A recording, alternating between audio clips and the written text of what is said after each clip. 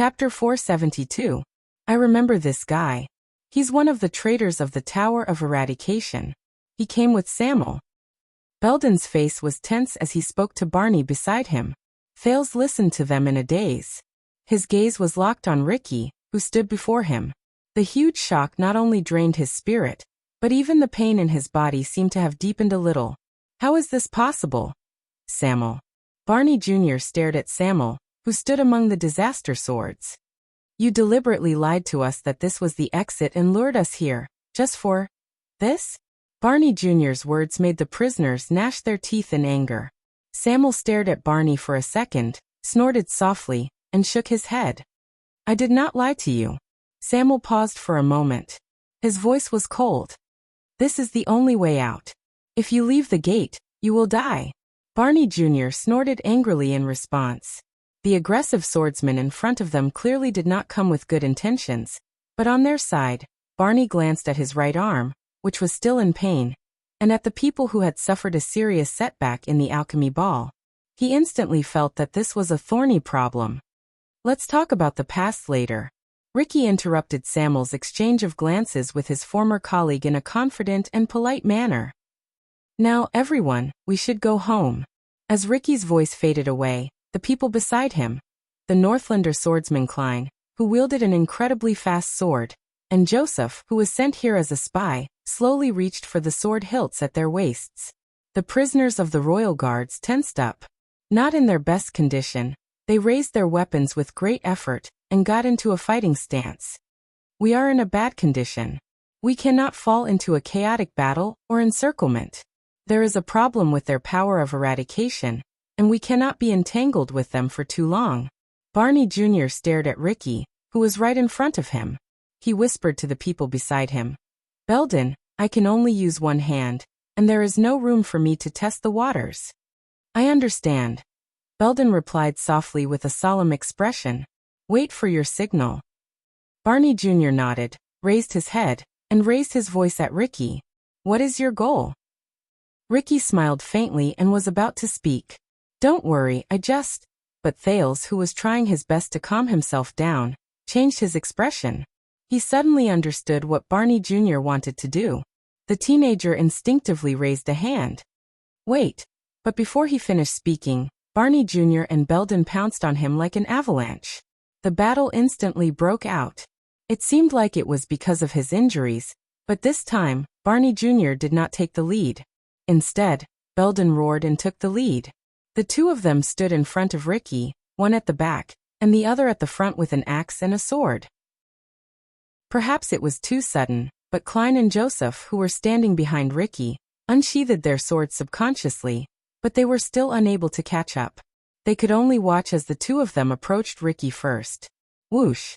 At the same time, Ricky's silver longsword, Everlasting Truth, drew a beautiful arc in the air, bringing with it the sound of wind as it enveloped the two attackers. Ding! With a soft sound, Everlasting Truth hit Belden's axe in midair. He was in the lead. At that moment, Belden suddenly had the illusion that he was trapped in an endless, scorching vortex, and he was about to suffocate. What was worse was that even though he had expected it, the disaster sword's power of eradication still affected his arm, making it even more unstoppable than before. Scorching, oppressive, heavy. The mercenary axe in his hand, which was rather heavy, began to tremble uncontrollably. As Ricky smiled, Belden could only watch helplessly as his attack deviated by more than an inch. It barely grazed past Ricky's wrist. Ricky sneered in his heart. He knew that Belden's attack was no longer a threat. He turned his longsword around and charged at the other person. But at that moment, Barney Jr., who was one step behind, finally arrived. What surprised Ricky was that Barney Jr., who only had one usable arm left, did not attack him. Instead, he straightened his body and charged at Belden. Thud. A muffled sound rose. Belden grunted and let go of the axe handle, which seemed to be out of his control. He used Barney Jr.'s charge to change his direction. He wrapped his fist in his palm, bent his elbow, and charged at Ricky. Ricky, who had been calm and composed, finally changed his expression. The axe is just bait? But Belden, who seemed to have lost control, had already arrived in front of Thales. Thales suddenly came to a realization. This was a variant of the Northland military sword style, counterattack. However, Barney Jr. used his comrade as a shield. He was secretly shocked. What kind of tacit understanding do they need to work together to execute this style from a shield in their hands to a living person beside them? Thales did not have time to think about it in detail. Ricky had no choice but to crouch and move, but he could not withdraw his long sword in time. He could only use the hilt of his sword as a shield. He struck Belden's abdomen violently and deflected his attack. As Belden grunted, Barney Jr. used this opening to finally thrust his longsword, which he had been preparing for a long time, straight at Ricky's abdomen. The sound of flesh being torn rose. "Aha!" Ricky's enraged roar echoed through the underground prison. At that moment, it was as if the air around them had been compressed. Barney Jr. and Belden, who were already confident in their victory, shuddered at the same time. Thud. Before Thales could react, Barney Jr. and Belden staggered around Ricky like drunkards who could not control themselves. They fell to the ground in a disheveled manner. Clang. The axe and sword fell to the ground. Thales sighed in anguish. No. Tardin, who had taken over his duty to protect Thales, cried out in alarm. His eyes widened so much that they looked like they were about to pop out of their sockets. In the next second, the disaster swords reacted. Joseph and Klein caught up to them at the same time. They pressed their long swords against their necks and firmly suppressed the two men who had failed in their ambush. Ricky's body swayed. He stabbed his long sword into the ground and tried his best to maintain his balance. He lowered his head with a pained expression. Blood seeped out from the gaps between the fingers of his left hand, which was pressed against his abdomen. In just a few seconds, back and forth, the dangerous battle ended just like that. The people around them watched with their mouths agape. Damn it! Klein, the Northlander swordsman, stared at Barney Jr. by his feet in exasperation. How many times have we been ambushed tonight? But just as he was about to continue speaking, Ricky stopped him. No, they are very powerful. Ricky panted and waved his hand to reject Samuel's kind offer to help him up. They have been imprisoned for many years and are heavily injured, but they still managed to find such an opportunity. Ricky stared at the bloody wound on his waist and sighed. As Barney Jr. and Belden failed and were captured, Thales' heart became increasingly heavy and bitter. Cool Barney, right? Ricky's face was pale. He watched Barney Jr., who was dragged up from the ground by his subordinates. Barney Jr. was in a pathetic, if not tragic, state. He looked at the man's indignant and resentful expression. Samuel mentioned you to me before. He said it was very ridiculous. Ricky's eyebrows furrowed back and forth, as if he was enduring pain. He told me that no matter how bad Barney Jr.'s condition is, as long as you are alive, even if you only use your teeth, you can still deal the most fatal blow. Ricky stared at his waist and laughed brokenly. I believe him now. As a response, Barney Jr. only spat. His gaze never left the serious wound on Ricky's waist. Damn it. Almost. Normally, you would definitely be a worthy opponent. But not today. Ricky's panting gradually subsided. He turned to Thales, whose expression was incredibly unpleasant. I am very surprised, and also very impressed. Your Highness, in such a short time, you found yourself a team of top-notch guards. Now we can wrap things up, right? As he spoke, a few mercenaries tightened their grip on the hostages' swords, as if they were demonstrating their strength. Thales' expression tensed. Ricky waved his hand with a tired expression. Take down the others. We are going out. The mercenaries, led by Klein and Joseph, received their orders and moved forward. Your Highness. Tardin watched the disaster swords who surrounded them nervously. Please stand back. But at that moment, Thales suddenly stepped forward. Wait. Under Tardin's worried and puzzled gaze, the prince walked past them with an unpleasant expression and stood at the forefront of the team. I have a question. Klein and Joseph frowned slightly as they held their swords in their hands. Knowing the teenager's importance, they turned around to look at Ricky. Ricky took a deep breath, pulled out his saber from the ground, and stood firmly. He took a step forward with his saber in hand. Come, Your Highness. I believe that you are very tired. Let's talk after we get out of here. Thales ignored Ricky's words. He only stared at him, trying to find out the difference in every detail of Ricky's body. But he was disappointed. Although Ricky was heavily injured at that moment and looked tired, compared to the corpse that was once submerged in a pool of blood, he looked like a brand new person. Thales took a deep breath. He felt the pain and fatigue in his body become more obvious. Even his thinking seemed to have slowed down by half a beat. But he had to persevere. Especially when he was facing. I saw it with my own eyes. Your head was pierced through. Thales braced himself and stared at Ricky with suspicion in his heart. But how did you do it? As they listened to the conversation between the prince and Ricky, all the guards were shocked. What do you mean? Tardin whispered to Cannon, who was beside him. Pierced through the head. Cannon and Bruley just stared at each other. They could not understand. Ricky smiled again. It was a very natural smile. But it made Thales nervous and agitated. His head started to hurt again. Didn't you have the answer a long time ago? Ricky stared at the teenager with a smug look on his face. Once you think it through, you will understand that you are powerless to resist. I have the answer a long time ago. Thales suddenly realized something was wrong. That's right.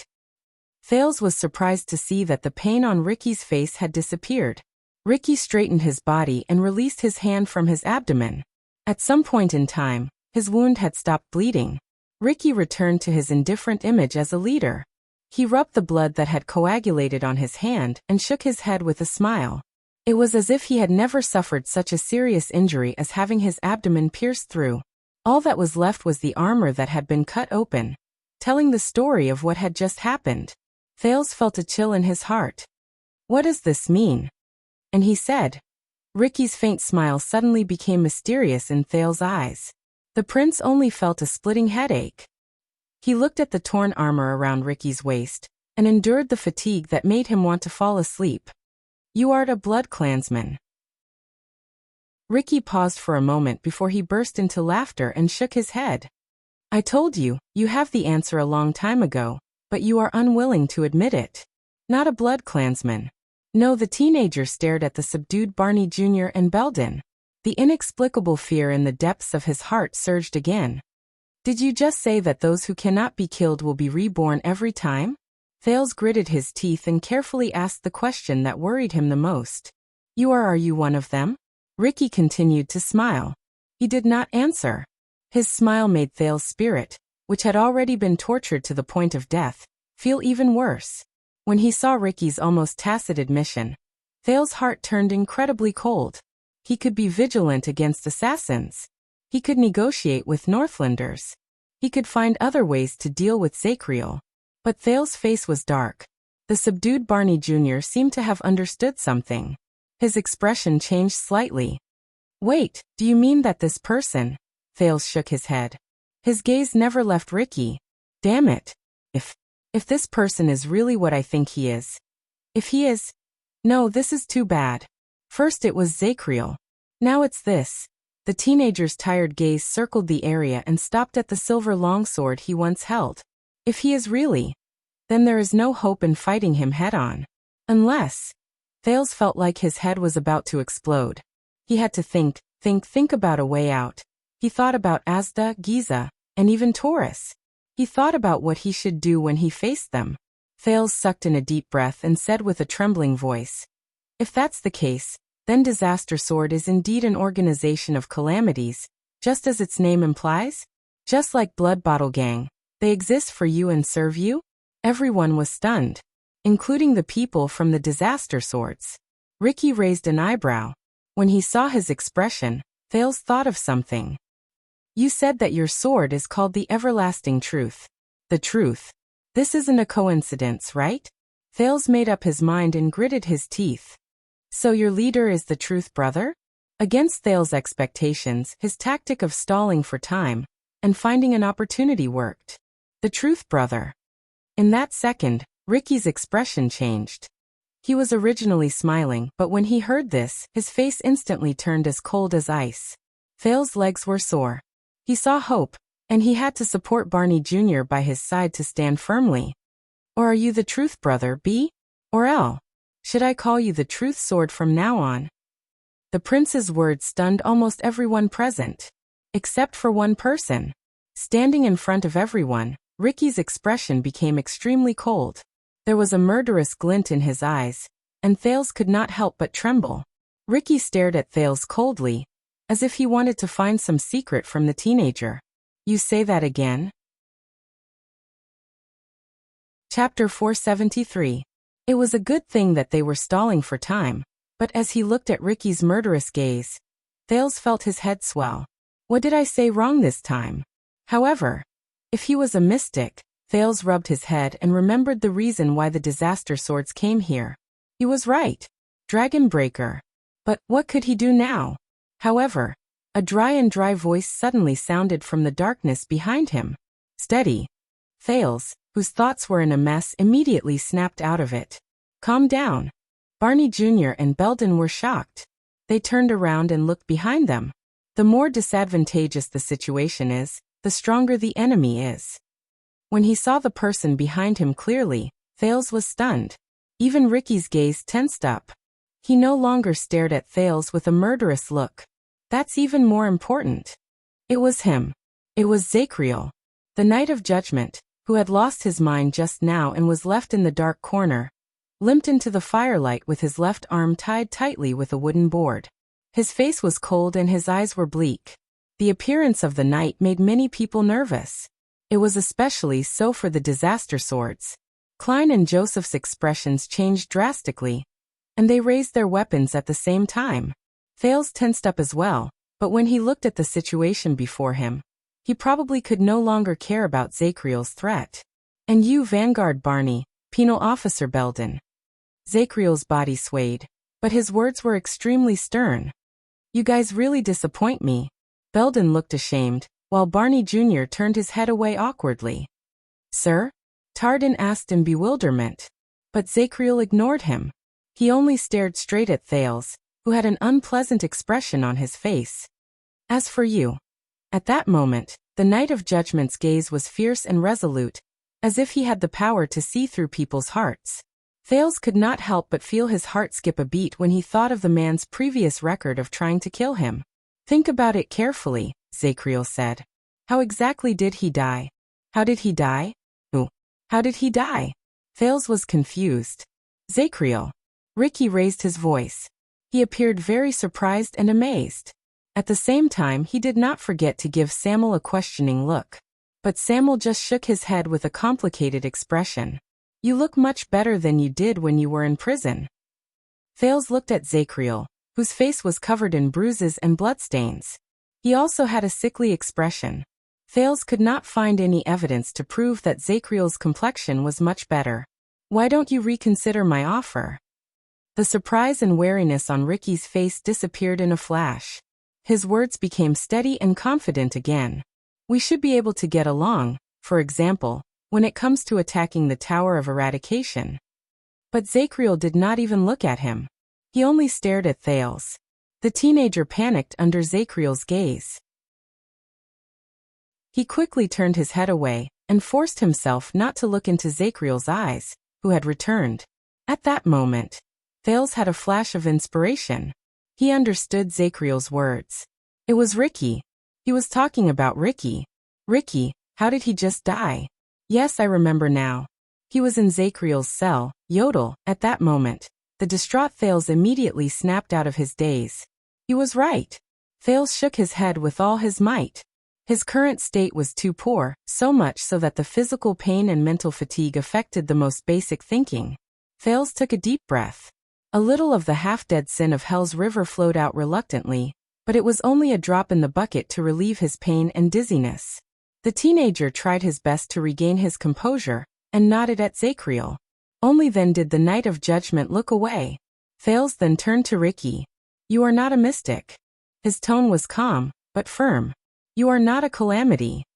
The moment that word appeared, the royal guards were slightly surprised. Barney Jr. widened his eyes. Belden stared at Ricky stiffly. Ricky raised his eyebrows slightly. Thales took a deep breath. He felt the uneasiness in his heart gradually disappear. Absolutely not. The royal guard's surprise quickly subsided. They looked at Thales together. Oh, Ricky's smile slowly cooled down. Why are you so sure? Why are you so sure? As if to continue convincing himself, Thales, who had just breathed a sigh of relief, subconsciously blurted out. Because you are a man. Ricky frowned. He was puzzled for a while. A man? But his expression immediately relaxed. I see. Ricky looked enlightened. Because I am a man. So you heard what we said about the Magic Empress, right? This time, it was Thales' turn to be stunned. The leader of the mercenaries smiled faintly. He looked around, and his eyes sparkled. Your Highness, where is your masked friend? Thales' heart tensed up. He instinctively wanted to look at Zacriel, who was the last to see Yodel, but Ricky's words forced him to divert his attention again. So the sword he used to kill me, should be a legendary anti-mystic equipment, right? Thales' arm froze. Ricky was still as calm and composed as ever in front of him. His eyes were fixed on Zacriel. So the legend is true. Other than the 4 weapons in the hands of the 3 marshals and the King of Constellation, there is another one in Renaissance Palace. By the looks of it, it is a sword? Most of the disaster swords and royal guards were confused. They could not keep up with Thales and Ricky's train of thought. But Thales' gaze on Ricky became more and more solemn. This is bad. He believed that Ricky was not a mystic based on the clues Zacriel gave him, and the fact that Ricky died to the Supreme Sword. But Ricky quickly grasped their logic. He deduced that the sword in Yodel's hand that killed him was a legendary anti-mystic equipment from Thales' baffling words of "You are a man." Thales subconsciously glanced at Zacriel behind him, but the man did not even look at him. He only stared coldly at Ricky. No, I can't count on him. Thales shook his head. Zacriel's mental condition had always been problematic. Besides, after going through a series of battles and being baptized by the alchemy ball, Thales did not think that it would be a good idea to place all his bets on Zacriel, who had returned after leaving for a while. Zacriel looked like he was limping and could not even walk steadily. Thales had no choice but to brace himself and continue. So your death was also planned by you? Then. Thales stared at the disaster swords before him and counted their numbers. Then you watched us kill each other and reap the benefits? There were at least 30 to 40 of them. More importantly, there was Ricky, the biggest variable. But if he's not a mystic, Thales thought of Ricky's magic of resurrection. He felt that after he got rid of his fear of mystics, he had sunk into a deeper layer of the unknown. Planned. Ricky chuckled. His gaze never left Zacriel. Your Highness, you have to understand that this world is very complicated. Nothing is planned. Like tonight, isn't it? Nothing is planned. Thales clenched his fists. The mysterious and terrifying Shadow Shield, the Northlanders with terrifying backgrounds, the famous kingdom's secret intelligence department, the Northland secret room, the former prisoners of the royal guards, and even the Constellatiate nobles in the camp. About half of the people in Blade Fang's camp are involved. Ricky clicked his tongue and shook his head. Of course, there's also us and you, Your Highness. When they are intertwined, all preset plans will be broken. Only accidents will be the main theme. Ricky narrowed his eyes, and a vigilant look appeared in his eyes. We never planned anything. Or rather, the only reliable plan we have is to act according to the situation. Act according to the situation? Thales recounted everything that happened that night in one go. From the tavern to the dungeon, from the mercenaries to the assassins, from the prisoners to Zacriel. His expression changed slightly.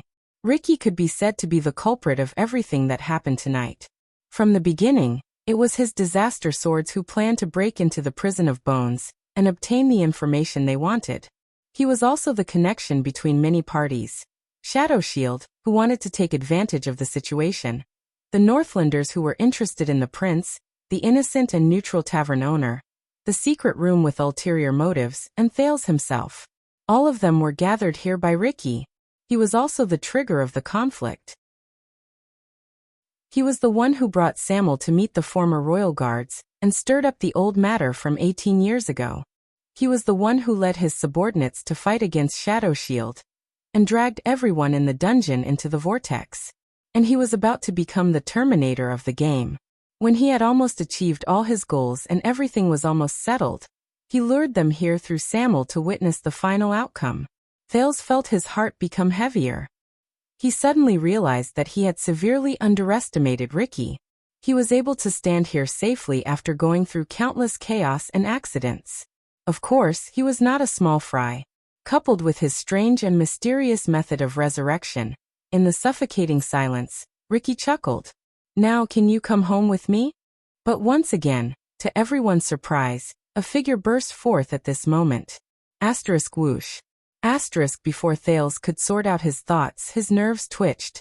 He heard the sound of wind by his ears, and he saw a limping figure move past him to attack Ricky, who had just finished speaking. It was Zacriel. The former watchman's expression did not change. He did not move quickly, but with great determination, he moved his legs, which were no longer agile due to his injuries, and charged forward. Thales was completely dumbfounded. What happened to the promised steadiness and calmness? This time the disaster swords, who had been prepared for this a long time ago, no longer reacted passively. Instead, they roared and launched a counterattack to block the attacker. At least 5 or 6 people went up to Zacriel. Only Samuel's expression changed drastically, and he spoke up to stop them. No, not so many people. But it was too late. In the next 6 seconds, Thales felt as if he was watching a comical acrobatic performance. In the first second, a mercenary swung his hammer fiercely. He was pulled away by the Knight of Judgment, but he inexplicably bumped into his companion on his left.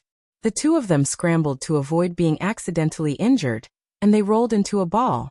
In the second and third seconds, Joseph clashed head-on with Zacriel's axe. Then, when he retreated and moved, he found himself standing in the path of his companions, who came to his aid. He tripped 2 people in succession. In the 3.5 seconds, Klein thrust his unparalleled sword accurately, and it miraculously helped Zacriel, who had his head lowered, block another attack. In the 4th second, the last mercenary who stood in front of Ricky cleverly chose not to engage with Zacriel. Instead, he shot 3 darts. Zacriel nimbly dodged 1 dart, and it pierced the foot of a pursuer behind him. In the 5th second, the second dart hit the handle of Zacriel's axe. It coincidentally changed its direction, flew into the crowd and pierced Barney Jr.'s butt, who was pinned to the ground by 2 people. In the 6th second, the third dart accurately hit the splint on Zacriel's left arm, which was used to stabilize the injury. The Knight of Judgment turned his head, bit the splint and spat. The drooling dart immediately appeared in the air. It was struck by Zacriel's axe, and it shot towards its original owner's crotch. In the 7th second, Ricky was shocked to find that the mercenary who threw the dart in front of him had curled up into a ball in pain. He fell backwards and coincidentally fell towards Ricky's right foot. At the same time, Zacriel's axe flew through the air and shot towards Ricky's left foot. Ricky had to take a huge step back to avoid his companion's screams as he rolled on the ground. Then he used his sword to parry Zacriel's throwing axe. But when he was done, Zacriel had already appeared in front of him. Oh no! Ricky, who was trying his best to maintain his balance, only managed to say half a word before the indifferent Zacriel raised his right arm and left arm at the same time. Asterisk crack. Asterisk there was a terrifying, muffled sound of bones cracking. Thales shuddered. In the next second, Ricky's head was turned in an impossible direction on his shoulder. Asterisk thud. Asterisk a soft thud rose.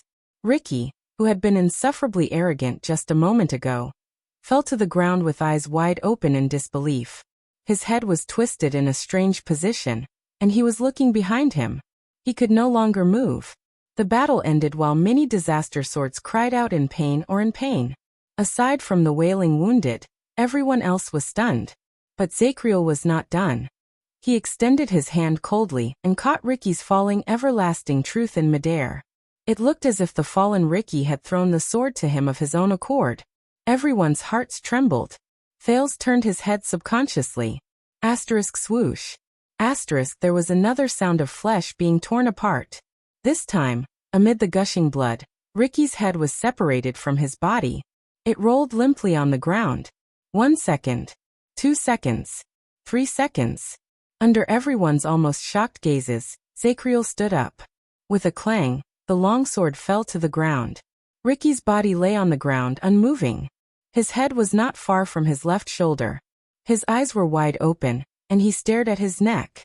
Once he was done, Zachriel grunted. He covered his chest and hunched his back. Obviously he was not unscathed. The mercenaries around him reacted, and were about to step forward. But Zachriel only took a deep breath, turned his head, and swept his gaze around him. The mercenaries all froze and retreated one after another. They retreated like a tide, or a flock of sheep that ran into hungry wolves. On the disaster sword side, Klein supported Joseph, who was coughing. He stared at the ghost-like warrior in front of him in shock and fear. Damn it. It wasn't a coincidence that we were in the prison. This guy can really. The people on Thal's side were also dumbfounded by what they saw. 40-40. Quick Rope looked at the wounded and Ricky's corpse on the ground. He mumbled in horror. What the F***CK? F***CK. Could it be true?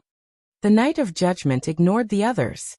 He only turned his head around and stared at the headless corpse on the ground with a grave expression. It felt like a long time had passed. But the corpse on the ground did not move. Zachriel breathed a sigh of relief and turned around. Thales and the others also breathed a sigh of relief. As expected, he remembered to deliver the finishing blow after killing someone. It's the right thing to do. But a few seconds later, Zachriel froze in his tracks as he walked back. Because a strange, rustling sound came from behind him. On the other side, Thales, Tardin, Cannon, Bruley, and Quick Rope looked behind the Knight of Judgment, and their faces instantly turned pale. Even the disaster swords in the area turned pale. They turned their heads and avoided him. Zachriel's pupil shrank. In the next second, without thinking, he kicked up the axe on the ground, grabbed the handle with his right hand, and turned around. Asterisk splat. Asterisk it was the sound of steel sinking into flesh. Zachriel pushed the axe into the chest of the person behind him. But this did not make Thales and the other onlookers feel any better. Because they saw the corpse, who stood up again, grab Zachriel's arm, and nonchalantly stare at the axe that had sunk into his chest and was bleeding profusely. It was as if it was not his own chest. How ruthless, beheading him. At some point in time, the corpse Ricky, whose head had returned to his body, laughed. You really know how to cause trouble for me. Bookmark for easier reading. Chapter 474. Ricky's voice was hoarse. It sounded as if his vocal cords had been cut off and had just been reattached. Ricky's head reappeared on his neck. Thales watched all of this with his skin crawling. The terrifying fracture between the head and the neck was still vivid in his eyes. Above the fracture was a pale face that was devoid of blood, and below the fracture was the bright red skin of the neck. It looked like a head that had been sewn back into a corpse's body, but the stitches could not be seen. What exactly are you? Zachriel could not believe his eyes. He glared at Ricky, who was wrestling with him, and refused to give up on trying to cut him open with the axe. What exactly are you? But Ricky did not answer him directly. Crassus of the disaster swords only chuckled with a smile as pale as a corpse's, and the terrifying fracture on his neck. This made many of the mercenaries under him nervous. Joseph even closed his eyes and turned his head away. I have to admit, between the two of us, Ricky's voice was weak, but it made his laughter sound even stranger. You are still stronger. In the next second, the dead came back to life. Ricky, who was so strange that everyone was stunned, suddenly exerted strength in his arms, lifted Zachriel up, and slammed him down. Asterisk bang. Asterisk a loud noise was heard. Commanding officer. As Tardin roared at the top of his lungs, Zachriel fell to the ground like a lifeless sandbag. He twitched in pain and vomited blood. Ricky sneered and shook his head. He pulled out the axe embedded in Zachriel's chest and threw it on the ground. Asterisk clang. Asterisk Thales was stunned. That person. What exactly is he? The terrifying scene of Giza putting his head back on his body appeared in his mind, and he shuddered. Is he really not a mystic? As the axe fell to the ground, Zachriel trembled and tried to get up. But he did not know whether it was because he was too heavily injured or because he no longer had any stamina, but his arm only supported itself on the ground for a few seconds before it bent again. He fell to the ground again. Thales breathed in a daze. He had never seen Zachriel so powerless before. But what chilled his heart was, Thales lifted his head in horror, and saw Ricky twisting his neck without a care in the world. With a rustling sound, the terrifying fault on his neck gradually disappeared, and was filled with new skin. The color of the skin on both sides also gradually became the same. Crackling sounds came from his chest. It sounded like the bones that had been broken by the blade of an axe were being reset. He's healing. But fortunately, I'm always better than my opponents. Ricky extended his hand. Under the fearful gazes of his subordinates and enemies, he quietly tidied up his collar and armor. One more life. An extra life? Thales stared at Ricky in a daze. Oh, sunset. Barney Jr., who had always been tough, watched this scene and lost his composure. I know it's not fair, right? Ricky shrugged with a smile and pulled out an axe shard from his chest as he recovered at a speed visible to the naked eye. Welcome to the real world. Ricky took a deep breath, as if he was learning to breathe again. He walked towards the dying Zacriel. No. Tardin and Bruley roared as they charged forward. Only Cannon, whose eyes were bloodshot, was left to guard the incredulous Thales. Ricky chuckled and picked up his longsword. The disaster sword surrounded him as well. Zacriel, who was lying on the ground, suddenly shouted angrily. Stop! As if they were born to obey this voice. Even though Tardin and Bruley's emotions were surging, they instinctively stopped moving. Zacriel coughed up blood and pain as he spoke to them. Do your duty. Tardin and Bruley froze. They looked at their heavily injured officer with conflicting expressions, then at Thales, who was so furious that his eyes were about to pop out of their sockets. Ricky, who was standing beside him, looked at them with interest. Ricky. Samuel walked up and glanced at the others as though he didn't care. They are all excellent warriors. They will be very useful. And we are short on manpower. Ricky's eyes flashed as he looked at Samir. Samuel did not dodge. His expression remained the same. Humph. Finally, Ricky snorted softly and nodded. Of course. Then capture him alive. Thales breathed a sigh of relief and let go of the dagger in his hand. One more life. Thales subconsciously repeated the words. Even now, he still could not believe what had just happened. They could not fight head-on anymore. The strangeness of Ricky was really, at that moment. What exactly are you? Ricky lowered his head. Zacriel was panting in pain. It was obvious that he had used up the last of his strength. The Knight of Judgment looked at him in a daze.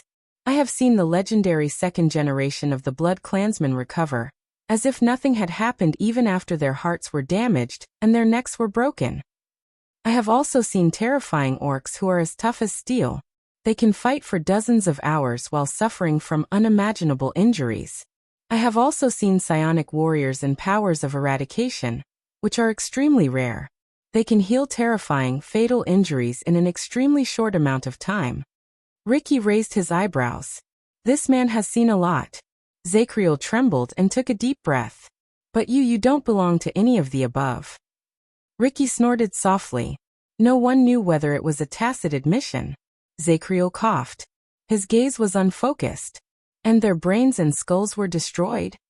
His gaze cleared up for a while, and determination appeared in his eyes. No. Under such circumstances, no matter how powerful the long-lived species is, they cannot withstand it. No matter how powerful the orcs are, they cannot survive. No matter how terrifying the psionic warriors and powers of eradication are, they have their limits. Zacriel, who was lying on the ground, raised his head. His bloodshot eyes stared straight at Ricky, as if he wanted an explanation. Thales and the others were also vigilant and solemn. They also looked at Ricky expectantly. Ricky smiled. A strange expression appeared on his face. It was as if he was reminiscing. There were all sorts of miracles in this world. The man who came back from the dead shook his head absent-mindedly. And you are just too ignorant. Zacriel coughed again. Ignorant? For some reason, the Knight of Judgment chuckled. There is only one way to prove it. In the next second, Zacriel suddenly extended his hand and picked up a torch dropped by a mercenary from the ground. Ricky's expression changed. Zacriel flipped over, and the torch flew straight to the leader of the disaster swords. You. Ricky clenched his teeth and swung the torch away, but he was still hit by countless sparks. A few mercenaries had already pounced on Zachriel, who was at the end of his tether, and firmly suppressed him. Thales watched Zachriel's actions in surprise. What is he doing? But unexpectedly, in the blink of an eye, Ricky's upper body burst into flames. It was as if he was the torch that was lit on fire. Ah! Ricky roared and slapped away the flames on his body with all his might. What is this? Zachriel chuckled under the suppression of a few people. This is oilcloth I removed from the torch. The Knight of Judgment suffered a heavy kick from a mercenary, but he still insisted on finishing his sentence. I stuffed some in your clothes. A little bit will set you on fire. After a few seconds, Ricky slapped away the flames on his body and lowered his hands. The smoke dissipated from his body. But at that moment, when Thales saw Ricky's face clearly, he cried out in surprise and took a step back. He was not the only one who reacted this way. The prisoners of the royal guards, and even many of the disaster swords were shocked. Ricky was different. Even though it was only for a few seconds, the skin on the parts of his body that were burned by the flames peeled off inch by inch, like the paint peeling off a wall. It was especially so for the left side of his face. Thales stared at the person in front of him in horror. The skin on the left side of Ricky's face was gone. In its place were layers of dark folds that overlapped with each other. They looked like muscles, but also like the veins of leaves. As Ricky gritted his teeth, they trembled from time to time. The skin on his left eye had also peeled off, leaving only the same dark muscle lines and a terrifying eye that shone with a strange yellow light. It was not just the left side of his face. His left shoulder, left abdomen, right hand. All the places that were touched by the sparks or flames revealed layers of dark muscles that squirmed as if they had a mind of their own. The other parts of his body were still intact, like a perfectly normal human being. However, the combination of human skin and pitch-black muscles, human and inhuman, made everything seem even more bizarre. Thales was stunned. What is this? What the F***ck is this? The Ricky in front of him was like a human whose skin had been removed, and there was a strange yellow-eyed monster with dark black muscles that could even squirm. It had an incredibly terrifying and hateful face. Oh my God! Quick Rope was dumbfounded. Am I living in a horror story? Tardin subconsciously grabbed him, and did not let him continue speaking, even though Tardin himself was almost scared out of his wits. Ricky trembled. The human part of him showed anger. Of course, Thales could not tell what emotion the non-human part of him was feeling. The black and white monster cast a glance at the prince in the distance. Its strange and terrifying face shocked Thales so much that he shuddered. By Ricky's side, Joseph handed him a hooded jacket in a practiced motion. Thales could tell that Ricky had done so while suppressing great fear or disgust. The disaster swords around Ricky also instinctively moved away from him. Ricky put on the coat and used the hood to cover his half-human, half-ghost appearance. He spoke slowly, I know. In that second, Thales' hair stood on end. He only felt that the moment Ricky opened his mouth, what came out of his throat was a rough, hoarse, and sharp noise that sounded like grinding stones. It was like someone scratching a steel plate with their fingernails. It was a sound that could only be heard in everyone's worst nightmares. He was not the only one who felt that way. Quick Rope's face even turned pale. He subconsciously covered his ears. Thales did not know whether the nightmarish voice had negative magic, but as the voice spread, everyone in the area became nervous and uneasy. The mercenaries who were close to Ricky moved away nervously. They wanted nothing more than to be further away from their leader. So much so that they even forgot to be on guard against the enemy. I know that I don't look good right now, Ricky said coldly. Every syllable gave people goosebumps. Thales even felt his entire body tremble. I need some time to recover. The moment he stopped speaking, Thales breathed a sigh of relief. Ricky stared coldly at Zachriel on the ground with his terrifying yellow left eye and normal human right eye. And you, the moment Ricky opened his mouth again, Thales truly felt as if he was tormented in a horror story. But when the Knight of Judgment saw Ricky's face, even though he was shocked and puzzled, he was the first to speak. As expected, the flames, they made you reveal your true form. Thales breathed a sigh of relief. He was very grateful that Zachriel interrupted Ricky. The repulsive Ricky shuddered a little and clenched his fists. Zachriel stared straight at him, gritted his teeth, and spoke in an aggressive manner. Tell me, which of the 7 sovereigns do you serve? Under the hood, Ricky's exposed human pupils shrank. At that moment, many people were stunned, including Thales. 7 great kings? Wait, little rascal. Ahem, Saroma seems to have mentioned this to me before. 7 kings. But before Ricky could answer, Zachriel continued to speak loudly. His voice was fierce and resolute. How do you appear in this world? Possession? Pollution? Confusion? Or a crude and direct invasion? Everyone was dumbfounded. The strange and unfamiliar term interrupted Thales' train of thought and added to his puzzlement. Perhaps it was because they could not keep up with the conversation, or perhaps they were too shocked after they understood it. But all the royal guards, including Thales, watched the conversation between Zachriel and Ricky in a daze. A few seconds passed. Finally, Ricky's hood trembled a little. As expected of the watchman of the royal guards. You know quite a lot. That trembling voice that could tug at people's heartstrings was heard again. Thales subconsciously shuddered. Zachriel stared at him for a long time. I see.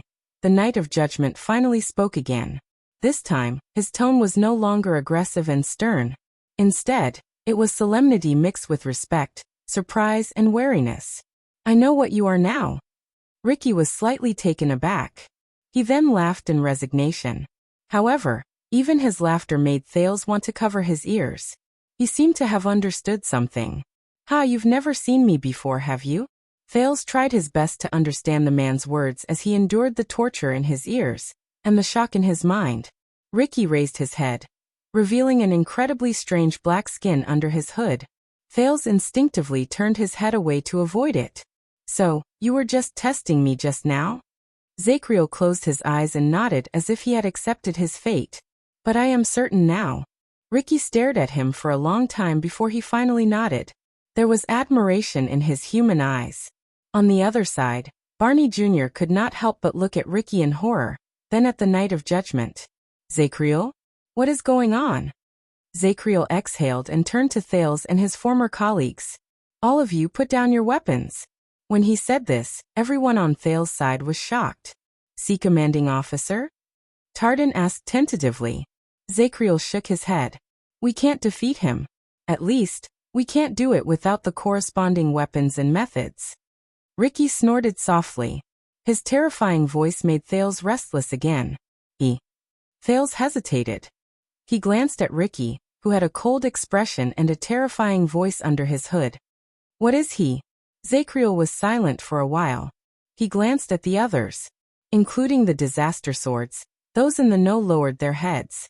Those who did not know had puzzled looks on their faces. They are like the gods, an illusory legend. Zachriel stared at Ricky.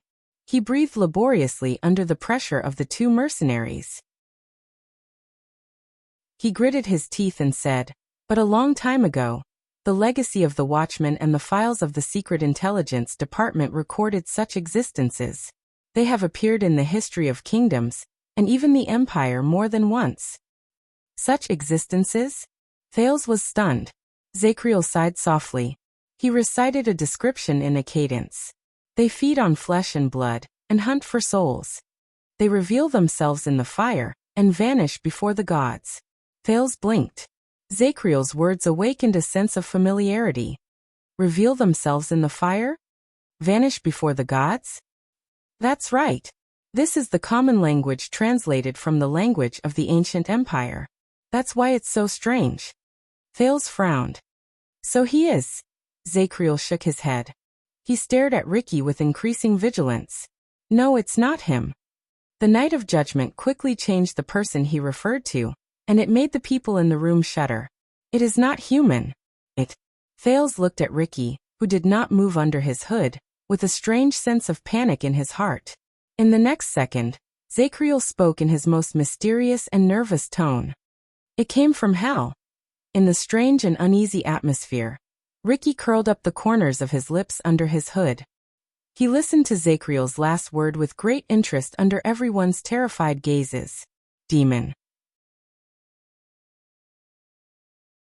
Chapter 475. Under the light of the fire. Thales stepped onto the stone stairs in the storage room while being guarded by Klein and Joseph vigilantly. There was an indescribably strange stench in the air, causing Thales to frown repeatedly. He could not believe it. A few hours ago, he was escorted into the prison of bones by the disaster swords, and a few hours later he was still forced to leave with them under the watchful eyes of the disaster swords. It was an unconventional way to have a beginning and an end. The heavily injured Zachriel was supported by Cannon and Bruley as he staggered in front of Thales to his left. The security around them was even more exaggerated than Thales. Ricky, with his hood on, walked beside them. He did not move an inch away from them. Not far behind the prince, Tardin and Quick Rope returned to being tied up. They endured the wary gazes of the people around them with gloomy expressions. Barney Jr. and Belden, who had injured Ricky before, were probably considered dangerous. The two of them were separated from the others. Their hands were tied behind their backs, weapons were placed on them, and they were monitored separately. When he thought of this, the weak and tired Thales could not help but sigh. After Zachriel fell to the ground weakly, they had no choice but to accept reality and surrender. It was not just because of Ricky's uniqueness and mysteriousness, but also because all the royal guards were at the end of their tether after experiencing many fierce battles and the sensory torture from the alchemy ball. They could not fight head-on. The secret stone stairs in the storage room brought them to a new platform. Through the torches held by the disaster swords, Thales could vaguely see a dozen figures waiting for them in front of the tunnel. The moment he saw them clearly, Thales' pupils shrank. Looks like you are the winner tonight, Honorable Crassus. A fair-skinned man with a swollen face and tied up sat on the ground. He cast a glance at Thales and Zachriel, and put on a fake smile before he looked at Ricky. Wow. It's Stake. Thales looked at the subdued leader of Shadow Shield on the ground in surprise. He did not run away. Instead, he fell into the hands of the disaster swords. Stake turned to Thales and smiled weakly. He maintained the last semblance of a leader. Look, Your Highness, if you had chosen to go with us, at least. The assassin leader shook his head at the murderous disaster swords around him and shrugged. He had a look of pity on his face that said, "Why don't you listen to my advice?" Thales frowned at him. Ricky ignored Stake's words and looked at Samuel, who was behind him. Samuel nodded and walked forward. Suppressing the disgust on his face, he questioned, "Why are you here? When will the people you left on the ground start moving to distract the camp's attention?" Thales was slightly stunned. The captured Stake was also stunned. Divert attention. His eyeballs began to roll. Operation. Stake seemed to have thought of something, and a smug look appeared on his disheveled face. "Let me tell you. Look at me now. Do you think they will still act?" Samuel's expression turned cold, and he strode forward. "I'm not Ricky, Stake. I'm not as polite as him." Stake smiled. "Very well. Then, I hope you don't mind that I would like to speak to Crassus directly, if you still want to escape Bladefang's camp with our help." He looked past Samuel straight at Ricky. Ricky did not speak. His face was still covered by the hood. However, in the next second, Samuel furrowed his eyebrows and kicked Stake's head hard. Stake fell to the ground with a groan in pain. Blood flowed from his nose. "Listen up, assassin." Stake was drenched in cold sweat. He gritted his teeth and endured the pain. He wanted to struggle to get up, but Samuel's boot was pressed against his chest. It was clear that he did not want to let him have an easy time. "You can still negotiate like this in our hands," Samuel said coldly. "But if you fall into Constellation's hands with us, don't forget, the letter that proves that you killed Herman Jadestar is still with us." When this name was spoken, Zachriel, Cannon, Bruley Tardin, and all the prisoners who heard it were shocked. They raised their heads in unison and looked at Stake. Stake, who was struggling with all his might, froze. Thales raised his eyebrows and remembered the letter in his bosom. Samuel snorted coldly. "So, do you want to go with us, or become a guest of the kingdom's secret intelligence department? Whether it is King Kessel or the Black Prophet, they will definitely welcome you." There was silence. The disaster swords stared at their conversation coldly. Stake gritted his teeth and panted for a while on the ground. In the end, the leader of Shadow Shield sneered, sighed, and said in resignation, "That's right. he said in resignation. Half an hour later, the abnormality in the prison of bones will be discovered. According to the plan we agreed on. But now you have ruined it. My people will first burn down the military supply warehouse, then assassinate a certain Western Desert noble who is hated by the heavens and hated by the people, and create unprecedented chaos in the camp. Thales lowered his head and sighed. Stake tilted his head and revealed a cold and fierce expression. I guarantee that the group of Western Desert nobles who came from afar and are not used to the climate will be in a flurry, and they will only be able to figure out what is going on after 2 hours. Samuel frowned. Can you do it? Stake gave him a look that said, what do you know? And snorted coldly. Williams, who is the most difficult to deal with, is not in the camp. So yes, we can do it. Samuel looked at Ricky. The latter nodded under his hood. Samuel raised his leg and let Stake, who was panting in pain, sit up again. Very well, we will take action at that time. However, the moment Stake caught his breath, he smiled again and said, but there will be a small problem with our follow-up plan. Samuel, who was halfway through his turn, turned his head back again. His expression was one of displeasure. What trick are you trying to play now? Stake quickly shook his head. He understood the temper of the person in front of him, and he had a submissive look on his face. He said in resignation, you have to understand, once my people meet up with us outside and find out that I was captured, don't misunderstand, they will not fight you to the death. But you have to know that Shadow Shield has an outstanding tradition of cutting off one's tail to survive. Cutting off one's tail to survive. Samuel narrowed his eyes slightly. Stake turned his head and wiped the blood from his nose that flowed to his chin with his collar. He sighed in resignation. My subordinates will cut off our escape route and leave without hesitation, leaving us in the chaotic camp to fend for ourselves. The disaster swords were silent for a while. Samuel looked up. Cutting off one's tail? Even if you are their leader? Stake showed an embarrassed smile. It is precisely because I am their leader. Then, Stake said in his heart, the Dragon Cloud City branch will have a new leader of Shadow Shield. Thales looked at Stake, who was covered in blood from his nose and was covered in wounds. He suddenly had a new understanding of Shadow Shield. Stake shrugged again. He had an expression of resignation that could not be faked or real. He gestured at the rope that bound him with his chin. What do you think? I can give up on the prince, but our cooperation doesn't seem to be over yet. At least help me untie me, and put on an act in front of my subordinates. At this moment, a terrifying voice rose in the air. It sounded like the hissing of a sand snake, but also like a gust of wind blowing through a cave. It made Thales feel uncomfortable. Don't worry. The people around him subconsciously retreated and covered their ears. Ricky walked through the crowd. With his hood on, he came before Stake and continued to torture Thales' ears with his inhuman voice. We have our own way. But Thales did not know whether it was because he was already used to it or because Ricky deliberately controlled it, but when he heard Ricky's inhuman voice again, the discomfort and desire to tremble were no longer as strong as before. Stake was also affected by the voice, and he trembled for a few seconds. He was puzzled for a moment, then he instinctively asked, Crassus, why is your voice so strange? Ricky gave a signal to the person behind Stake with his eyes. In the next moment, a slender figure behind Stake walked forward and knocked him out with the hilt of her sword. Thales saw the person who knocked Stake out clearly. Once again he was stunned. We're done. Prepare to leave. Klein, who was beside Ricky, walked forward and spoke to the person who was waiting there. Well done, miss. The information you brought back is worth 1,000 taels of gold. You will be rewarded in the end. It was Marina. Under Thales' surprised gaze, the disaster swordswoman who tied him in quick rope up in the tavern, Marina Novork, who wielded dual swords, nodded.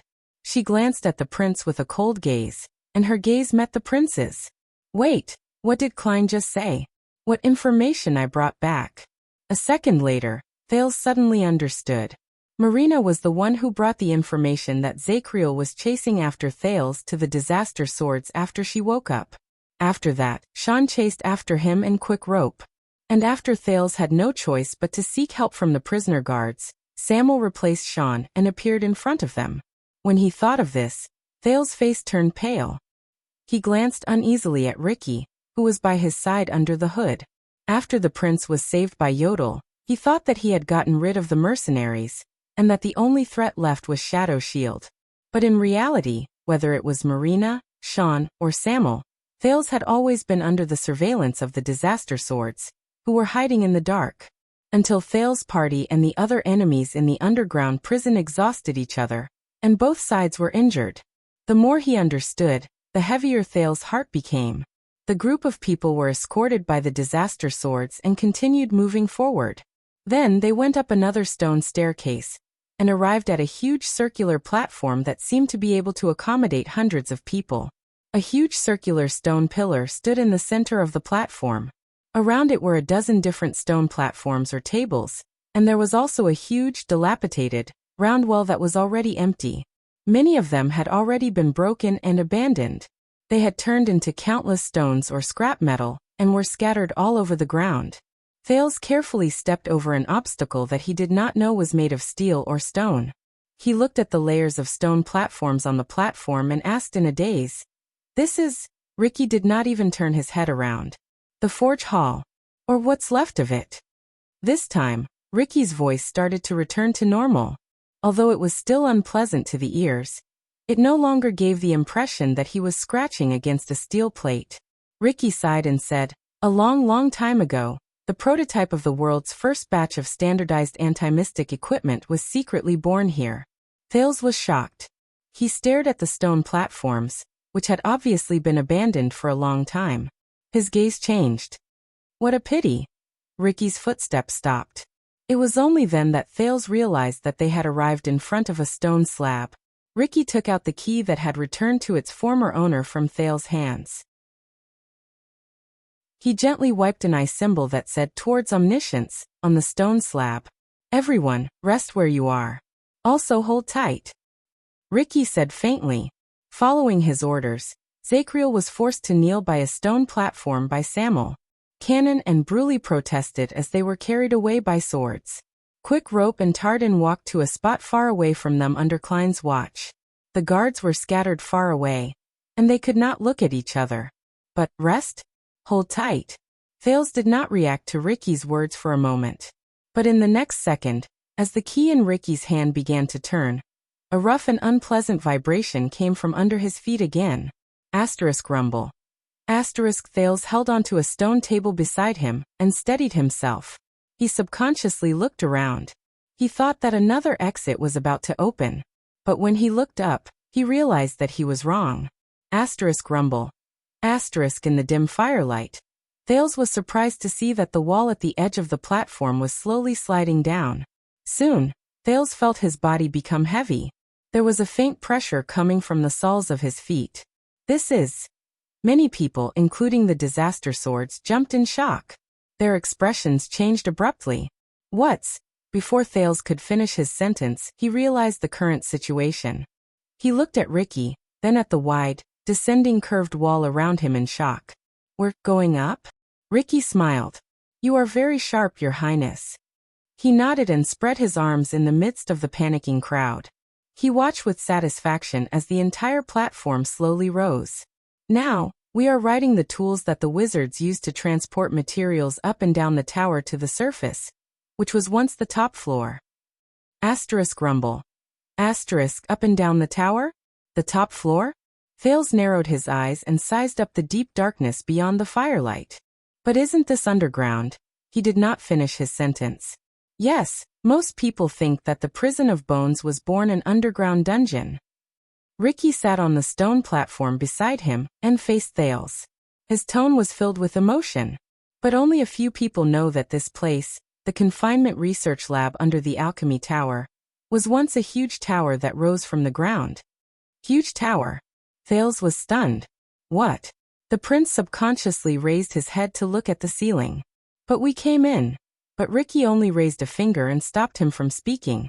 "You know, thousands of years ago, before the empire was built and before humans rose to power, the Great Desert was not called the Great Desert." Ricky sighed softly and knocked on the stone platform he sat on. At that time, dozens of sandbanks of various sizes had yet to be connected. The lakes and oases were not covered by layers of yellow sand. This magic tower stood among them. Unfortunately, too many years have passed, and countless sandstorms have buried most of its body. Now many people think that Bladefang's camp was born as a sturdy and reliable sand dune. They are not surprised as to why so many fortresses can be built on soft sand. They are used to it. There was a hint of regret in Ricky's voice. Rest well. We will be able to reach the surface soon. Thales was silent for a long while amidst the slow but rhythmic, and to a certain extent, intimidating rumbles. You know this place so well? Thales said quietly. So, you have seen how this tower used to look like? At that moment, Ricky quickly raised his head. His terrifying yellow eyes were revealed under his hood. Thales subconsciously leaned against the stone platform behind him. You do not have to spend so much effort to test my background, Your Highness. Unknowingly, Ricky's voice had returned to normal, just like his face. Other than that yellow eye, he was almost like a normal person. Ricky stared at Thales for a long time, making the latter even more uneasy. Yes, I am older than I look, Ricky said softly. But I am not that old either. At least, I do not have as much history as you think. Thales subconsciously gulped. Looking at him, Ricky laughed involuntarily. I know what you want to do, Your Highness. I can see that you have a special quality. Ricky stared straight at Thales. The teenager suddenly realized that Ricky's yellow left eye was changing color. It changed back to its normal human color. Even now, even in the most disadvantageous, worst, and most hopeless situation, you still refuse to give up, right? Ricky chuckled and pointed a finger. I wonder, did you obtain the sin of Hell's River because of this? Or did the sin of Hell's River turn you into this? Thales was slightly stunned. Most disadvantageous, worst, most hopeless. Thales turned his head and glanced around. On the slowly rising platform, Zachriel narrowed his eyes and stared at them with a tired expression. He completely ignored Samuel's words beside him. Bruley and Cannon were tied together, and sat on the ground in a sorry state. Tardin leaned against a stone pillar, and looked elsewhere angrily. He seemed to have been provoked by his nephew, Quick Rope, who was crying and chattering non-stop beside him. Barney Jr. and Belden were in the distance. Thales could only see their blurry figures. But based on their history of ambushing people, he guessed that the two brothers would not be treated too well. The disaster swords stood all over the place. All of them were vigilantly watching the seemingly exhausted captives. Thales sighed. They were all in trouble, and there was nothing they could do. But, I'm used to struggling in the dark. Thales stared at the dust on the ground. He leaned against the stone platform to relieve his fatigue and said quietly, Even if there's no light in front of me. His words made Ricky silent for a while. Me too. Ricky curled up the corners of his lips and smiled faintly. We all are. No, you're not. Thales sneered in his heart. You can even be reborn. Don't worry, my dear. Ricky looked at him and subconsciously changed the way he addressed him. You'll be safe. Thales exhaled and answered in resignation. Thank you. But Thales immediately remembered Ricky's identity, and he felt even stranger. Just now, he was comforted by a living demon? Ricky suddenly reached to his waist and took out a cloth bag. High-quality jerky. Do you want some? Thales was startled again. What? Don't be shy. I know that the sin of Hell's River is a huge burden on the body. Ricky unceremoniously took out a piece of jerky from the bag. It would be strange if you weren't hungry. Ricky put the jerky into his mouth and tossed the cloth bag to Thales. And I need to replenish a lot of my energy. Thales caught the cloth bag in a flurry. He stared at Ricky dumbly, then at the cloth bag in his hand. In the end, Thales sighed and took out a piece of jerky. He had no choice but to imitate Ricky and start eating. As a result, an unusual scene appeared on this platform. Thales sat by the stone platform, and Ricky sat cross-legged across him. The man and the demon sat opposite each other in silence, and they both tried their best to bite the jerky in their hands. At this moment, Zachriel's voice suddenly cut in. Why? Thales and Ricky turned their heads at the same time. Zachriel leaned against the stone platform not far away with a weak expression. Demon, what is your goal? Ricky frowned slightly. When he saw the weakened Zachriel, Thales subconsciously wanted to hand him the jerky, but Ricky glared at him and stopped him. Zacriel ignored the jerky and said airily, "That's right. After the Battle of Eradication, it has been a long time since a demon dared to appear on the ground and in the human world. After the Battle of Eradication, Thales seized this timing." "Not for a long time?" Ricky stared at Zacriel and smirked. "Are you sure?" Zacriel did not answer immediately. He looked at Ricky for a long moment. Finally, when Ricky turned his head around impatiently, Zacriel spoke with a hint of hesitation. "All right. A long time ago, there was a suspicious record in the inheritance records of the Watchmen. It was said that a king of Constellation was muddle-headed. His subsequent actions brought about countless disasters and chaos to the kingdom. There were countless disasters, and the people were plunged into misery and suffering." Thales was shocked.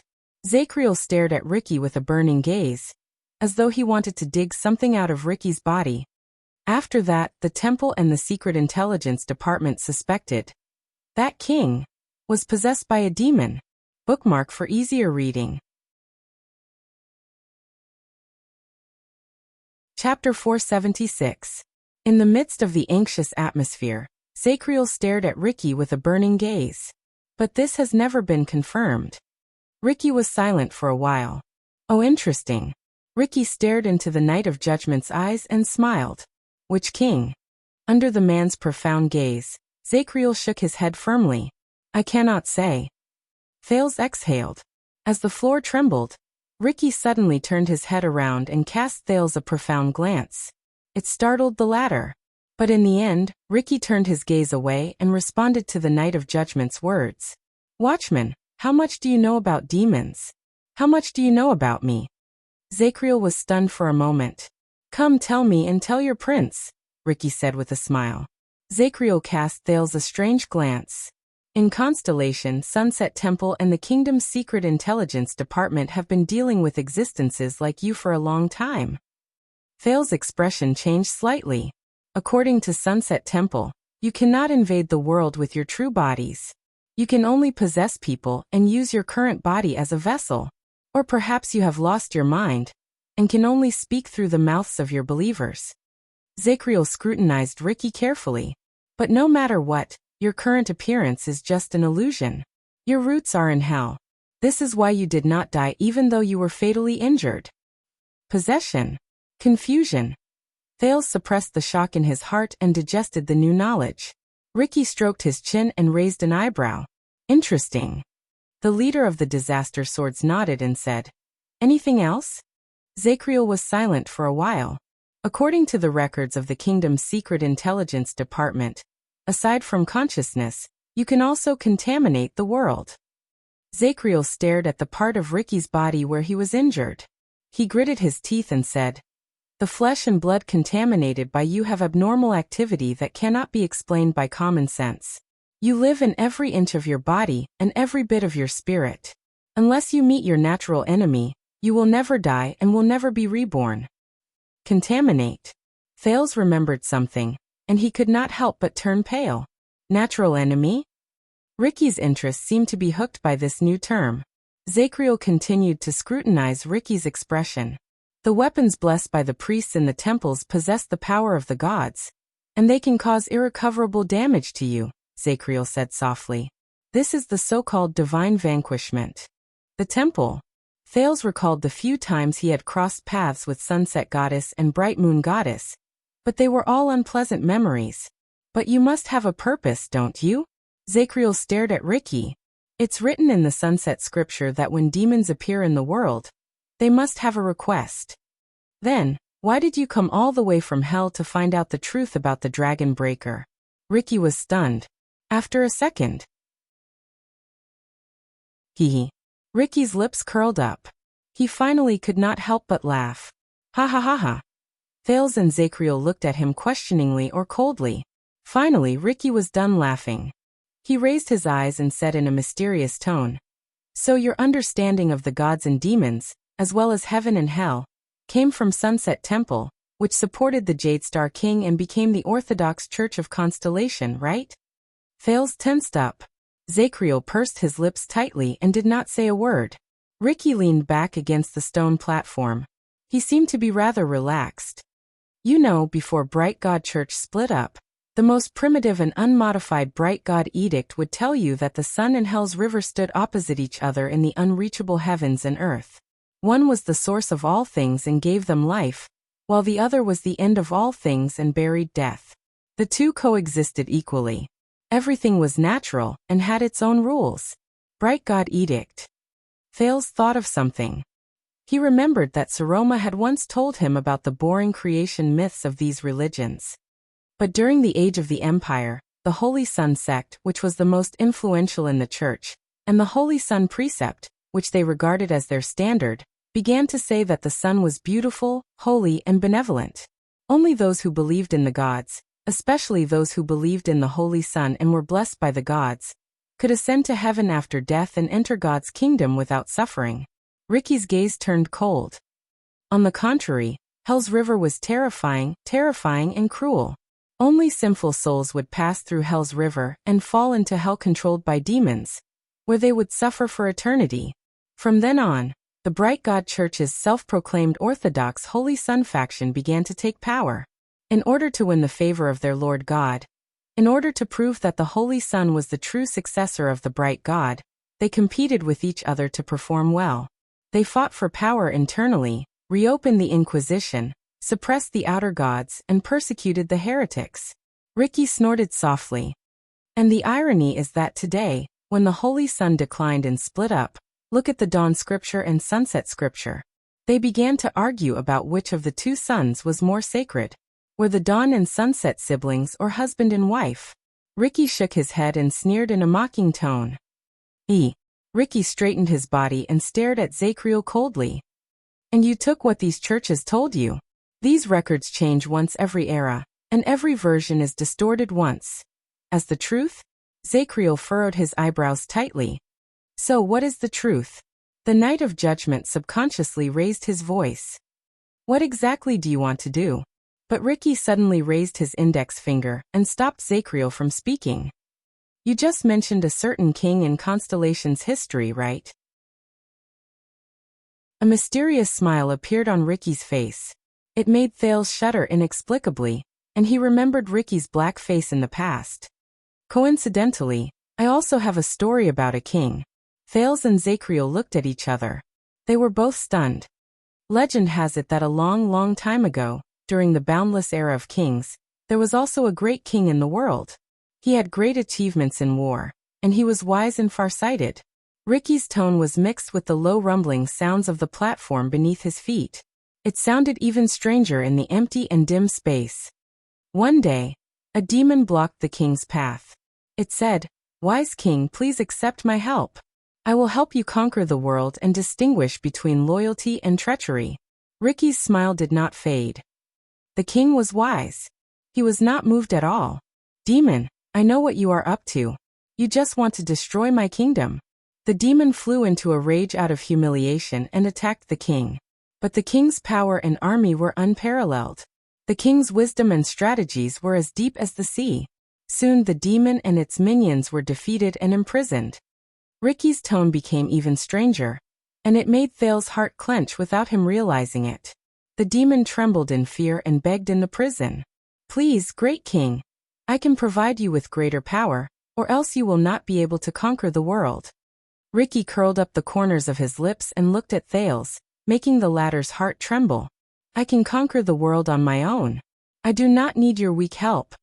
The king wisely rejected it. "Demon, I know what you are up to. You just want to destroy my kingdom, but in the face of my power, you are nothing." The king conquered the world, but wherever he went, there were cries of war victims everywhere. Wherever his army passed, blood would be everywhere. Soon, everyone began to oppose his conquest. The king remembered the demon's words and was extremely angry. So he went to the prison and tortured the demon. Ricky took a deep breath. His words continued. The demon trembled in fear and begged in the prison. "Please don't torture me. I can provide you with wiser advice. Otherwise, you will not be able to distinguish between loyalty and treachery." Zacriel's gaze froze. "I can distinguish between loyalty and treachery. I do not need your foolish advice. The king wisely rejected it. Demon, I know what you are up to. You just want to destroy my kingdom, but in the face of my wisdom, you are as stupid as a pig.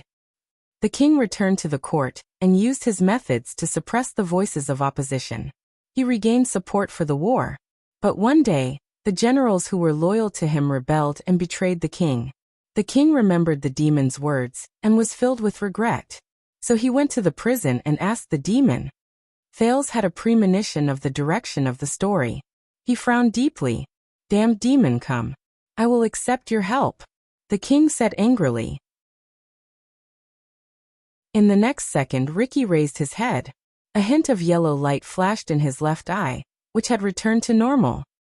But I have already destroyed your kingdom, the demon said with a smile and disappeared before his eyes.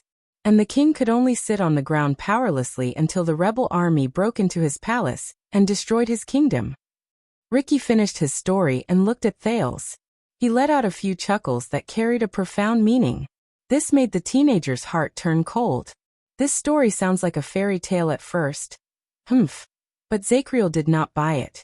It sounds like a foolish king who brought disaster to the country and the people. He was falsely accused of being a demon. Ricky shook his head nonchalantly. He did not seem to be offended at all. You know, the servants of the monarch of annihilation are the most delicate and extravagant. They love to bewitch kings, attach themselves to the nobles, and witness death and chaos through the whispers and murmurs behind the scenes. Most of the time, wherever they are, there will be war. And the believers of the monarch of annihilation are a group of opera fans. Their favorite actors are the believers with firm beliefs in the temples. Oh, they will never get tired of watching these actors' beliefs crumble on the stage of life under their guidance. In the end, they will betray and blaspheme the gods. Ricky said a few terms that Thales had never heard of in a seemingly casual manner. Monarch of annihilation. Infinite monarch. Zacriel finally became solemn. He looked at Ricky with a grave expression. So you do not belong to the above two monarchs. You are the lackey of the other 5. Ricky laughed involuntarily. Yes. There are 7 layers of hell. So there are only 7 monarchs who rule over hell, right? Ricky said perfunctorily. Let me guess. Where did you hear this from? Sunset Temple? The kingdom's secret intelligence department? He then shook his head. Mortal. As he listened to their conversation, Thales blinked furiously. Indeed, when he was in Dragon Cloud City, he had read quite a number of religious works, but held demons. But did you know that the King of Silence has a group of the most violent pets? They love to pollute powerful warriors and soldiers with strong wills, because they can taste blood and violence the fastest. Ricky looked at Zacriel with a smile in his eyes. Like you. At that moment, the Knight of Judgment was stunned. But Ricky continued. They like to torture people's will, challenge people's limits, and enjoy human pain. For example, they will show boundless illusions to certain prisoners who have been imprisoned for many years, as well as the past that they miss the most and the people that they can't let go of. They will evoke the greatest regret, the most intense pain, and the worst nightmare in his heart, making him think that he has lost his mind. As he listened to Ricky's bewitching and meaningful words, Zacriel completely froze.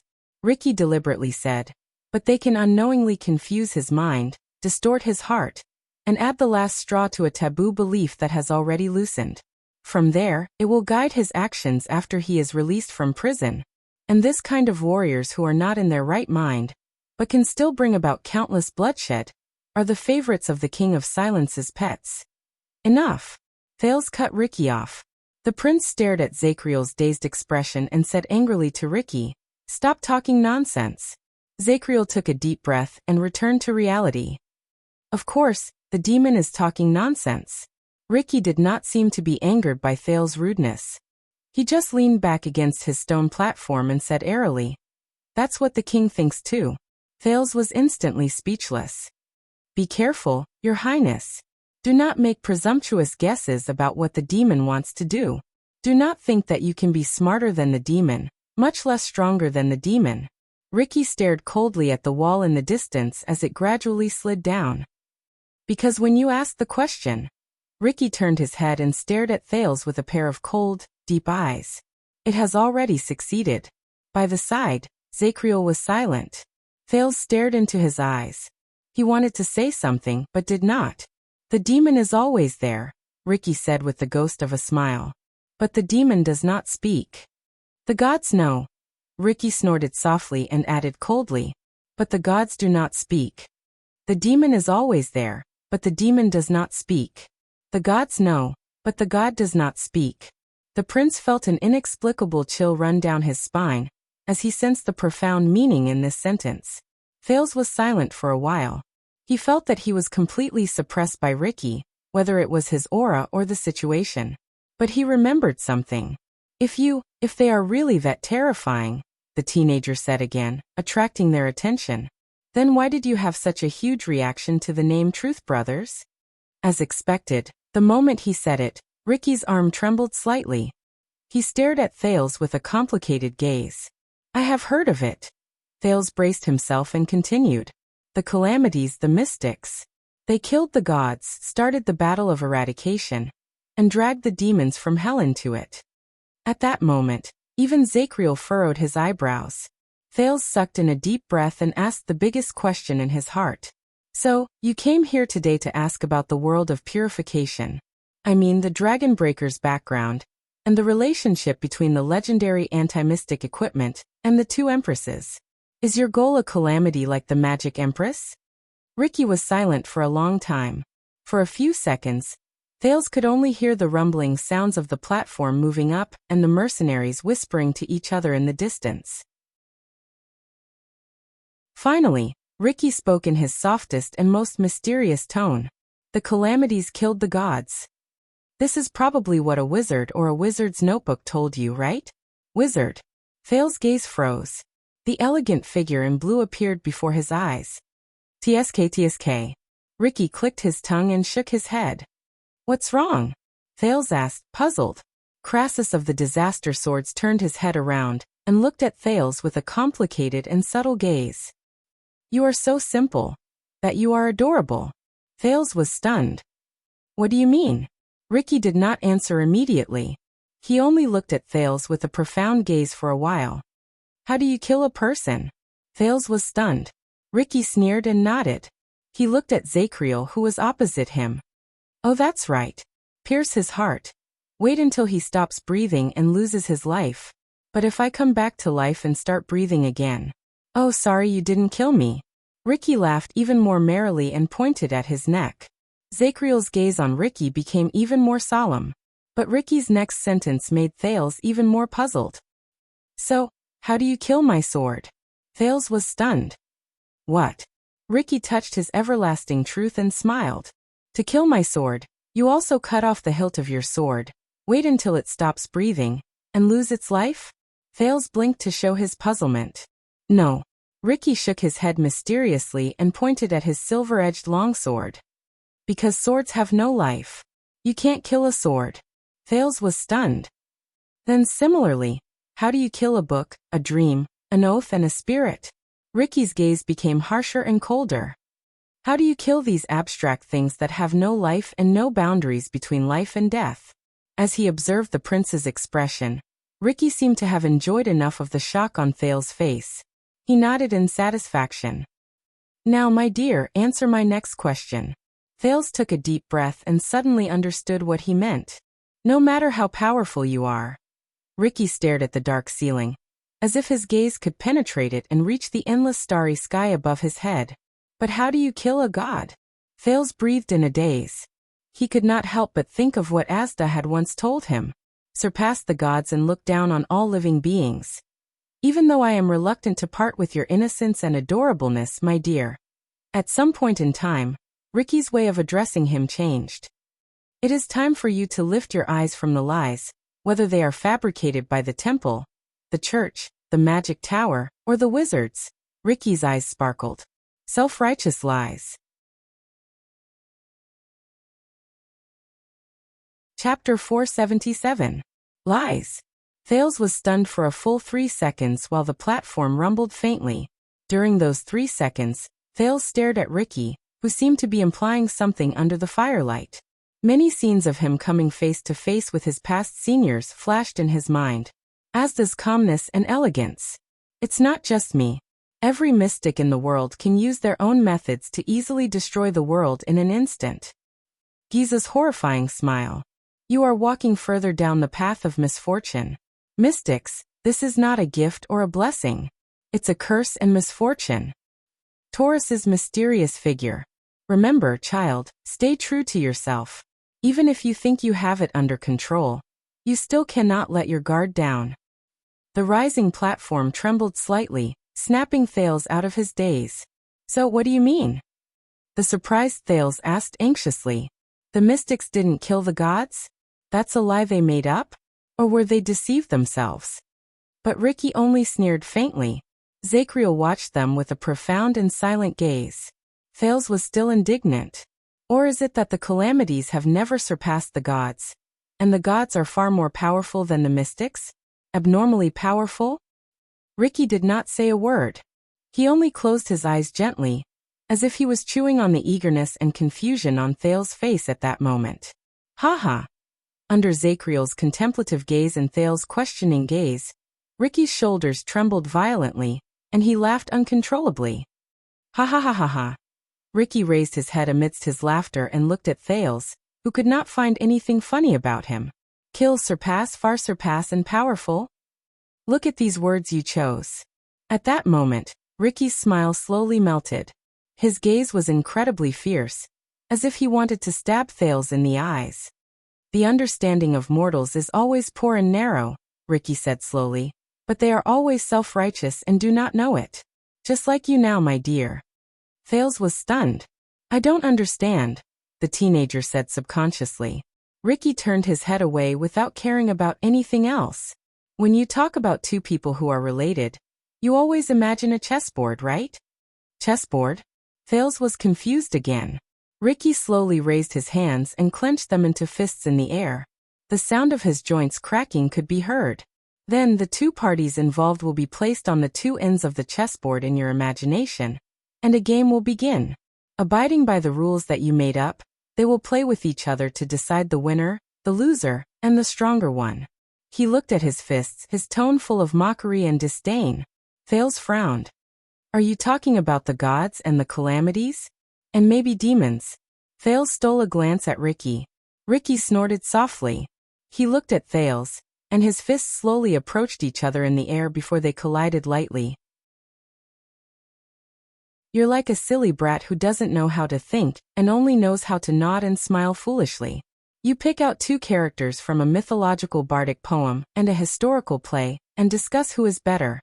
Your standard is, let's see who A or B can lift the big, smelly, and hard rock covered in mud in the gutter at the second corner of his house.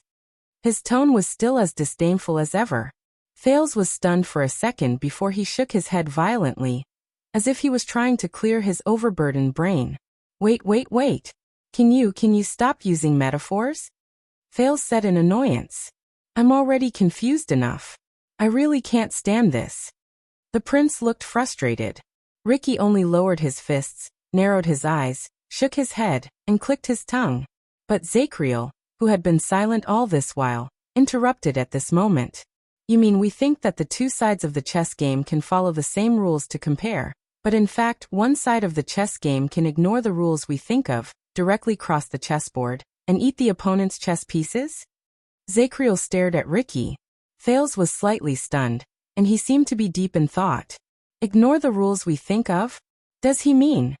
This time, Ricky finally put away his teasing and looked at Zachriel seriously.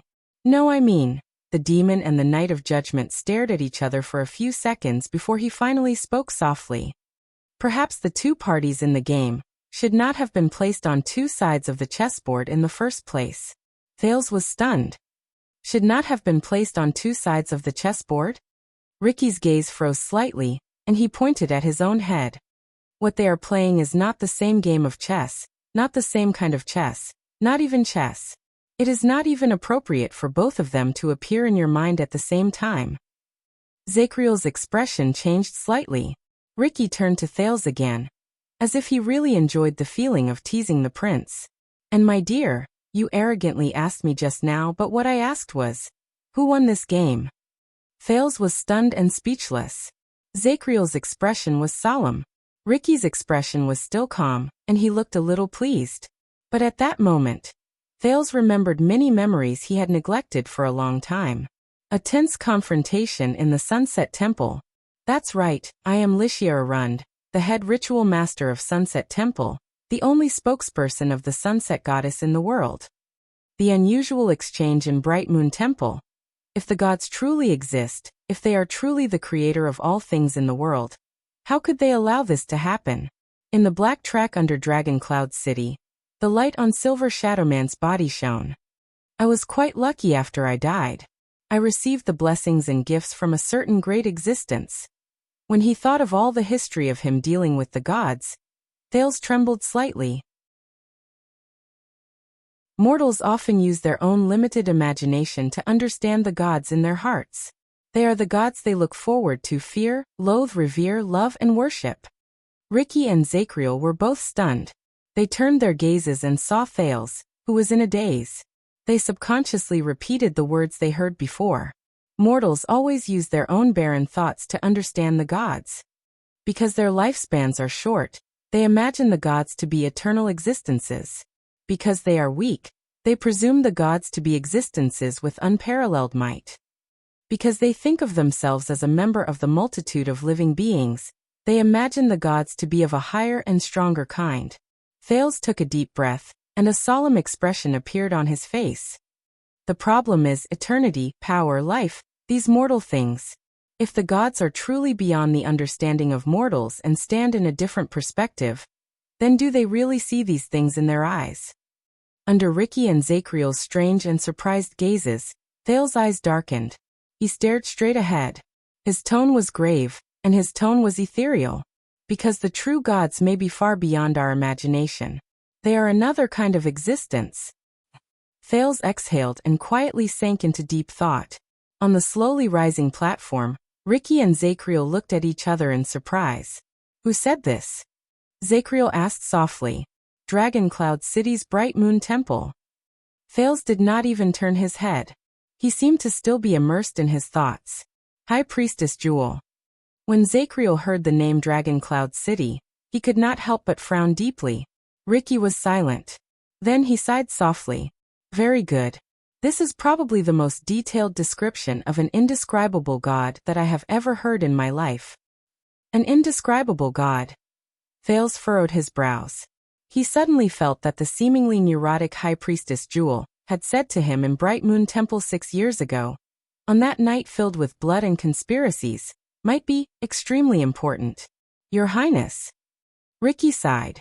Even the way he addressed Thales became formal without him realizing it. You always surprise me. Ricky's gaze became solemn.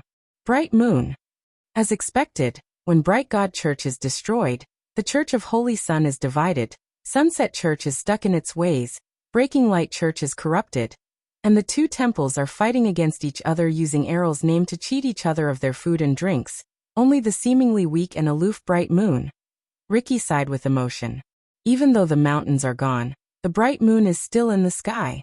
The Northlanders do have their ways. But in the next second, Ricky retracted his rare solemn tone and changed the topic. But if she said that, are you sure her salary won't be deducted? This joke brought Thales and Zachriel back to reality. Ricky pulled the cloth bag over him and took out a piece of jerky. Eat it. There's only one. Ricky smiled and tossed the jerky to the weak Zachriel. For the sake of your prince. Zachriel was slightly stunned. He glanced at Thales. The prince shrugged and revealed a complicated and resigned smile. The knight said nothing else. He lowered his head and quickly bit off the piece of jerky. The three of them were silent for a while. Each of them had their own thoughts. You haven't answered my question. Zachriel's eyes were clear. He put the last piece of jerky into his mouth. What are you trying to do? But this time, the Knight of Judgment raised his head and looked at the mercenaries around him. Also, as an underground demon, how did you become the leader of the traitors of the Tower of Eradication? How did they willingly follow an inhuman existence? Zachriel narrowed his eyes and sized up each member of the Disaster Swords. Do you trust these people that much? Ricky followed the Knight of Judgment's gaze and looked at each of his subordinates. Crassus of the Disaster Swords was silent for a while. Do you know Knight of Judgment? Ricky's gaze was profound, but there was a hint of pity and sentimentality in his tone. Do you know why we are always short on manpower, and why we even need to rely on Shadow Shield for this operation? Zacriel did not answer. He only waited quietly. In Thale's eyes, Ricky supported his chin with his hand, sighed softly, and pointed not far away in a very human-like manner. He pointed not far away, Salander Klein. Thale's and Zacriel's gazes followed the direction of his finger, and turned to look at the middle-aged disaster swordsman, who wielded his sword extremely quickly. He comes from the Tower of Reformation, and he is one of the dishonorable products of the Northlanders' land expansion war decades ago. His father is a Northland noble with a title, and his mother is a barbarian who was kidnapped in the mountains. Because of this, he will never be accepted as a member of either side of his parents. Klein, who was not far away, turned his head around in alarm. When he realized that Ricky and the others were looking at him, he immediately cast them a questioning look. Ricky waved his hand at him, indicating that everything was normal.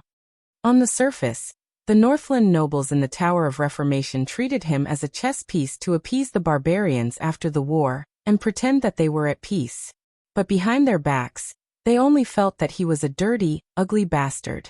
The barbarian elders relied on him to negotiate and bargain with the Northlanders, but at the same time, they despised him as a sign of their own subjugation and the shame of their tribe's defeat due to their rape. Ricky's tone became a little sad. No matter how much he honed his skills, Klein's identity will always be before his abilities. But he will never know who he is, because he is neither a Northlander nor a mountain barbarian. He will forever be a homeless orphan who wandered between two tribes. Thales spoke with a smile. Thales and Zacriel did not speak. They only looked at each other. Ricky snorted softly and turned to the other side. Falcon Joseph. He is a Kellanzani from Thornland. He once served as a special agent for the royal family in Olumbia Kingdom.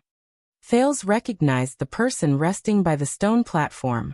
He was the spy the mercenaries had sent to the prison of bones beforehand. Like many of his peers, he lived in a muddled and muddle-headed world in Olumbia's laughable and pitiful political struggle. For the sake of the kingdom's mission, which he did not know was real or fake, he blindly obeyed his superior's orders. He did not hesitate to betray his conscience, and he was stained with blood. He captured, tortured, interrogated, and persecuted batch after batch of enemies of the kingdom. He thought that by doing so, he could gain a stable life in the world, so that he could lie to himself every night when he held his wife and children in his arms that he only wanted to support his family. Ricky's gaze was complicated. He shook his head at Joseph, who also sensed something and turned around to look at him. Until one day, his father-in-law was also labeled as an enemy of the kingdom, and was imprisoned. And Joseph's superior, who also wanted to support his family, turned Joseph's wife and children into bargaining chips to extort confessions from him. From that day onwards, the excuse he used to deceive himself shattered. Zacriel did not know if he had triggered something, but he sighed softly after he finished listening. Ricky's emotions seemed to have been stirred up. He turned to Thales, and his gaze became slightly gloomy. And Sean, who unfortunately died in battle, was a Nidarjan from Lagudin State in the Eastern Peninsula. Thales remembered Sean, who used an axe and was eventually killed in battle against Barney Jr. He could not help but be stunned. That's right. He used to be the most promising and representative occupation among the Nidarjans, a bandit. He was quite good at it, and his results were outstanding. Until one day he fell in love with a lady he kidnapped. Ricky stared at Thales in a daze, but it was as if he was looking at another person. Sean gave up on everything. He only wanted to marry her, get married, and have children. For this he did not hesitate to fall out with his gang, and become enemies with them. He killed them repeatedly.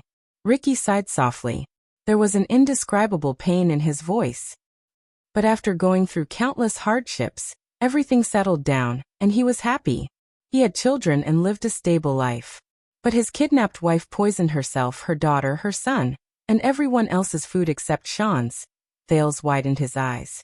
Ricky's words continued. As a weak woman who could not control her fate, she took her final, most miserable, most helpless, and also the cruelest revenge. Ricky said slowly. From that day onwards, Sean understood that perhaps the world had already decided that he did not deserve happiness. He only deserved to sink into hell. Zacriel pursed his lips and said nothing. Ricky sucked in a deep breath and looked into the distance as if he had snapped out of his daze. Of course, there was also your comrade in the Royal Guards, whom you knew the most. Colin Samuel, who lost everything after the tragedy 18 years ago, and his old acquaintance's daughter, Marina Novork, who was born a noble but ended up in a corner of the world. When he heard Samuel's name, Zacriel's expression became gloomy. He said out of the blue, "I'm sorry." Thales did not know who he said it to. Samuel. Marina. Thales stared at the two people in the distance in a daze. He then looked at Klein and Joseph. These are disaster swords? Ricky stared at the knight for a few seconds and shook his head, unbothered. Every person who becomes the scion of the outer tower has their own story, Ricky said. As he spoke, the light in his eyes became serious. Every person is an inhuman existence rejected by this world. Rejected by this world.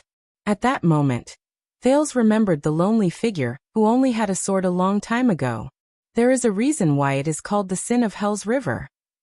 We should have left the mortal world forever, but we deceived the ferryman of Hell's River time and time again, and avoided death's summons at the last moment.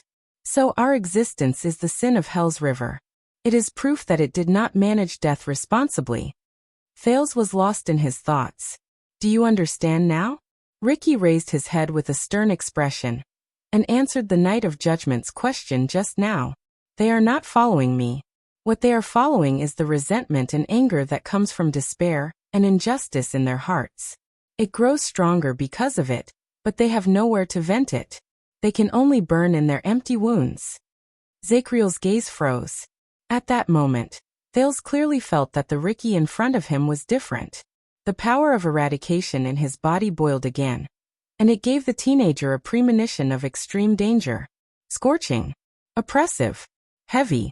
Thales shuddered. The scene of the disaster swords and shadow shield fighting against each other, in an oblivious manner appeared before his eyes. Ruthless, crazy, and merciless. Zacriel clearly felt something. The Knight of Judgment's entire body stiffened. His right arm trembled slightly, as if he was suppressing his desire to attack.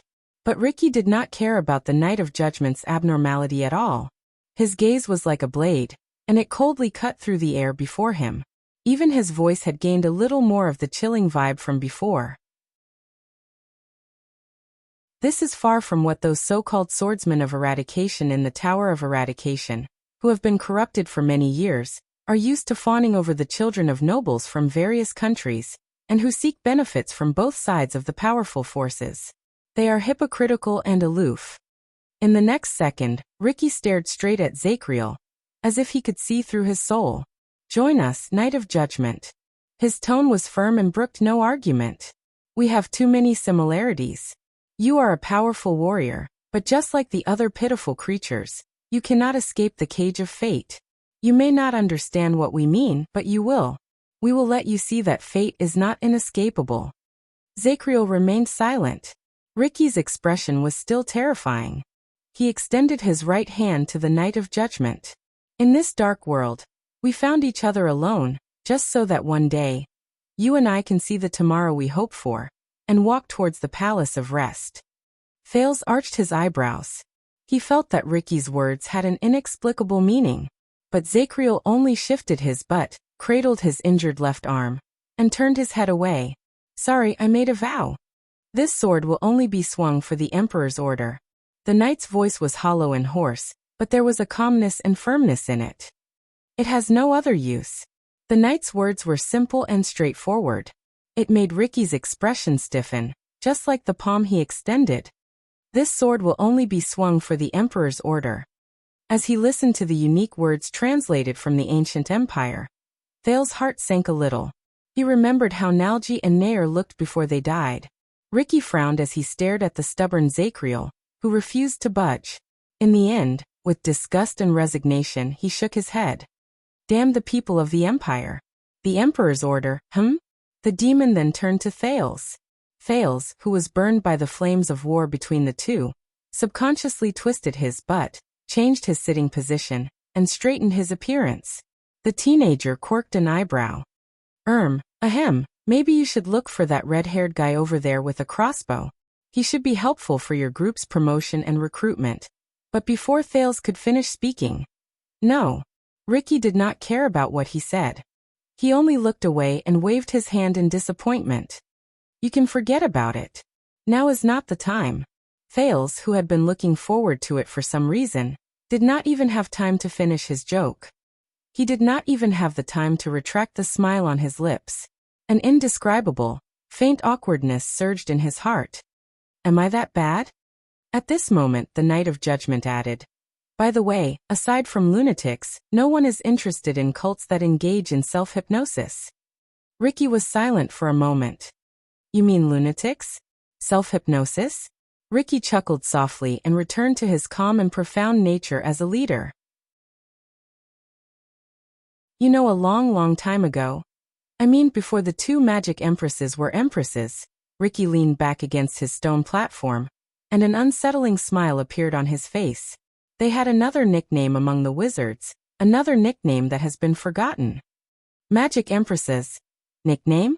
Thales tensed up, and he subconsciously pricked up his ears. Zacriel was also slightly startled. His gaze moved past Thales and returned to Ricky. Magic Empress? Ricky was not in a hurry to answer. He tilted his head and sized up the Knight of Judgment with great interest. Zacriel, tell me. Didn't you find it strange when you purchased mystic gun cores from the Empire? Why did only the Empresses have that kind of technology? Why did they affect the situation of the entire world? And 18 years ago, your colleagues, your kingdom, your past. When you look back on the past, do you feel that the world is so unfair? In the next second, Ricky's tone became deep, as if he was a mysterious fortune-teller. Do you feel that fate is so heartless? Fate? Ricky's series of questions almost made Thales and Zacriel dumbfounded. Zacriel frowned. What are you hinting at? Ricky smiled. He looked to his left and right, as if he was worried about something. Listen carefully, my dear.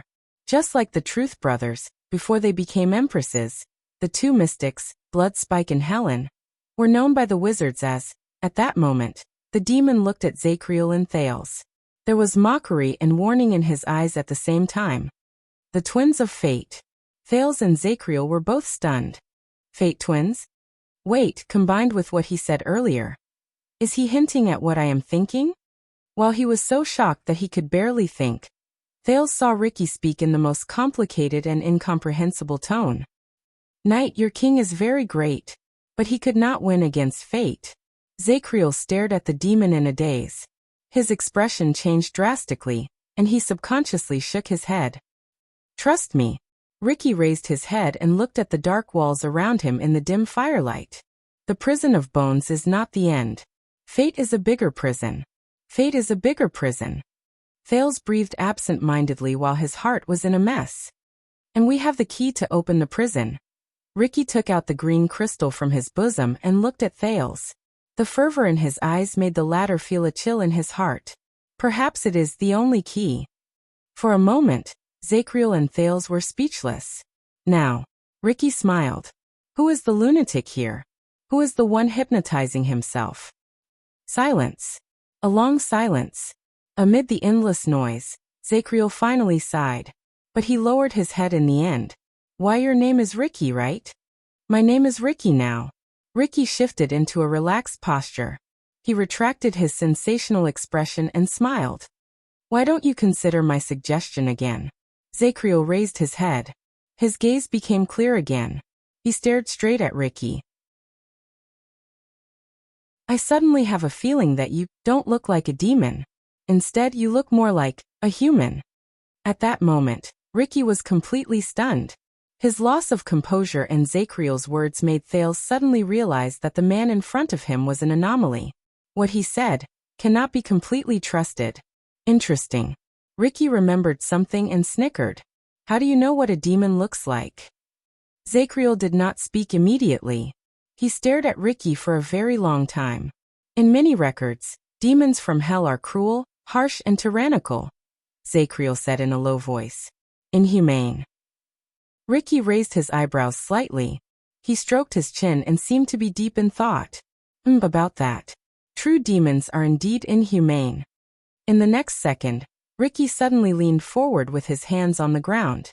He lowered his gaze and looked up at Zachriel and Thales. He flashed a mysterious smile at the two of them. For example, they can be so inhumane that they make you think that they are humane. Thales shuddered slightly. As he stared at Ricky's rather human-like smile and mulled over the hidden meaning behind his words, the teenager felt an inexplicable chill run down his spine.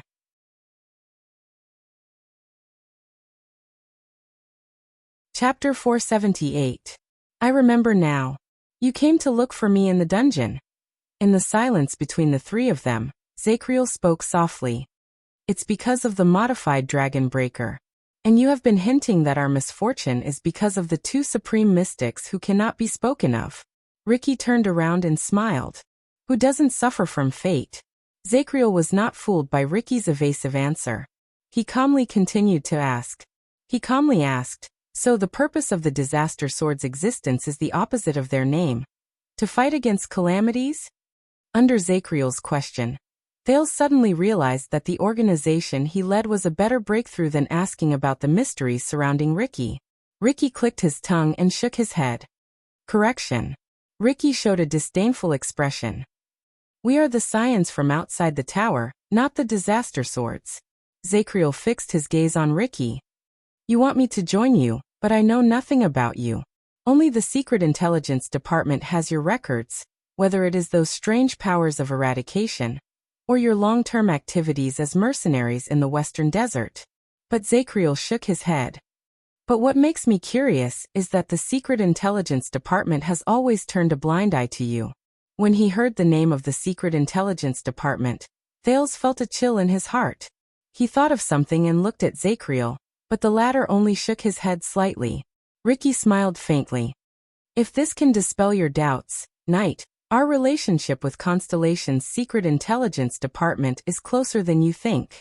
When he heard this, Thales became wary. He remembered Dragon's blood from 6 years ago. At that time, the relationship between the Secret Intelligence Department and Lampard was also closer than he thought. If only Thales was not the last one to know about it.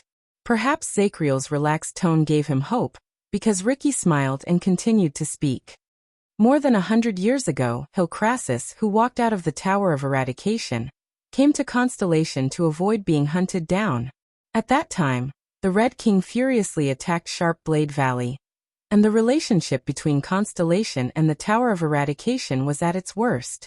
At that time, Crassus made a deal with the Red King, John II. He obtained the king's permission and protection, and was able to hide in the Western Desert in the name of a mercenary group. Zachriel and Thales were both stunned. Ricky smiled and gestured to the people around him. This is the origin of Blood Whistle. And it is also what you see today us. 100 years ago, Crassus made a deal with the Red King, and Disaster Sword made a deal with Constellation? A thought flashed across Thales' mind. What deal? The king has the royal guards and a group of vassals serving him. Why would he need to rely on an outsider? Zachriel asked in a grave tone. Convince your subordinates to join us, Knight, and I will tell you more, Ricky interrupted Zachriel confidently. Believe me, we don't have any conflict with your beloved kingdom. In fact, we even have a long history. And I can help you. Ricky's tone was bewitching. But to his disappointment, Zachriel only lowered his head and muttered to himself for a while. But there is a reason why the Tower of Eradication calls you the Disaster Swords, right? The Knight of Judgment asked softly. Ricky sighed. Correction, we've never admitted that we're calamities. He seemed to be very concerned about this. But at that moment, Zachriel suddenly raised his head.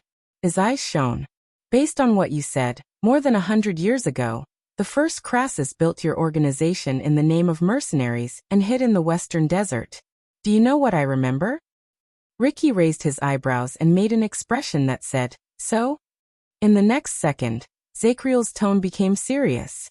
Coincidentally, At that time, a certain underground organization that started off as bootlegging merchants in the Western Desert also grew stronger in Eternal Star City with the tacit approval of many powerful nobles, until it controlled the entire underground world. Ricky was slightly stunned. When he heard this, Thales thought of something. The knowledge he gained while he struggled in the underground world, before he became a prince, returned to his mind. Started off as bootlegging merchants in the Western Desert. Underground organization. Powerful nobles. Gradually grew stronger in Eternal Star City. Control the underground world. Isn't that Blood Bottle Gang? Thales subconsciously uttered the name. He could not help but feel surprised. At that moment, Ricky's expression became unpleasant. Thales suddenly understood many things. Zacriel had built a bridge for him to obtain information. Of course. Zacriel confirmed Thales' guess with a cold tone. Later, we all knew who was behind Blood Bottle Gang. Blood Bottle Gang. Thales could not help but think of those two strange figures again. One was elegant and graceful, and the other was sweet and pleasant. However, Ricky furrowed his eyebrows. The demon suddenly realized something. He had underestimated the human before him. But Zacriel was like a knight who followed up on his victory. He said coldly, then when Blood Bottle Gang was flourishing, Crassus and the Outer Tower's legacy he had just built were called disaster swords by the Tower of Eradication? At that moment, Ricky's face turned ashen. Thales remembered. Ralph once told him that during the fight between gangs 6 years ago, Blood Bottle Gang had hired a swordsman with a strange power of eradication, and he listened directly to Asda. That was not all. Thales looked at Ricky, whose expression was getting worse, and remembered another detail. When he was in Dragon Cloud City, Asda said before he left, he wants to go to the Tower of Eradication. Thales could not help but clench his fists. He had never wanted to see the mastermind behind Blood Bottle Gang as much as he did at that moment. Asda and, well, maybe only Asda, built together with Blood Bottle Gang, and attacked together with the Calamities. Zacriel's tone was filled with mockery, as if he had seen through the lie. Yes, come tell me again. Are you not disaster swords? Ricky was silent. Thales watched their confrontation cautiously. At some point in time, the aggressive Ricky and the speechless Zacriel had switched places. The one who was on the offensive now was the Knight of Judgment. You don't intend to join us, do you, Knight? Ricky's gaze gradually turned cold, and he finally raised his head. You went along with my wishes just to get information out of me. Just like how you guessed that I was a demon just now. Zacriel snorted coldly. You did not come to me just to recruit me. Zacriel gritted his teeth and raised his voice. Blood Bottle Gang and the Calamities played a part in the turmoil 18 years ago. You, who had such a good relationship with them, were naturally part of it, right? Ricky did not answer his question. From top to bottom, from inside to outside, the attitude of the demons became incomparably cold. Looks like you're good at more than just fighting, Knight. I am only good at fighting. Zacriel met Ricky's gaze fearlessly. He even gave him tit for tat. But swords are not the only way to fight. The two of them stared at each other, their gazes like swords. Thales felt a chill down his spine as he watched from the side. Finally, after a suffocating standoff, Ricky turned around. Samuel. Ricky shouted coldly, that's right. I think Zacriel's legs are a little numb from sitting. Could you kindly accompany your old officer for a walk? Samuel walked over from afar. He cast a puzzled glance at the two people who were about to start fighting, and he nodded. My pleasure. Zacriel snorted and shook his head. The Knight of Judgment did not wait for Samuel to support him. He stood up, dragged his heavily injured body, and limped into the distance. So he can walk by himself. Ricky stared coldly at Zacriel's back. Wariness surged in his eyes. Just now he was just showing his weakness to me. This man was not a brute who only knew how to fight and kill. On the contrary, his insight was sharp, and his understanding was astonishing. Even when they were talking outside the battlefield, he would still bully his enemy, show weakness, and set up traps. He would obtain the information he wanted. The Knight of Judgment. Ricky tightened his grip on his sword. He made you nervous. Ricky turned around. Thales narrowed his eyes and looked at the demon with a hint of schadenfreude. You lost to a human in a battle of words, and got a lot of information from him, didn't you? Ricky's expression darkened. Thales sighed softly. But just now, you said that a real demon is so inhumane that you think he has a human heart. As he listened to the teenager repeat his words, the absent-minded Ricky furrowed his brows. What? Thales looked up. A real demon? Thales asked in puzzlement. What does that mean, Ricky? You mean that you are not a real demon? Ricky's cheeks twitched a little. But Thales was not done yet.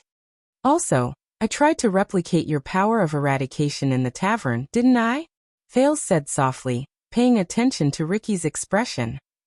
I know that the power of eradication is the pride of humans, and I also know that the blood clansmen and orcs have powers that are very different from the humans' power of eradication.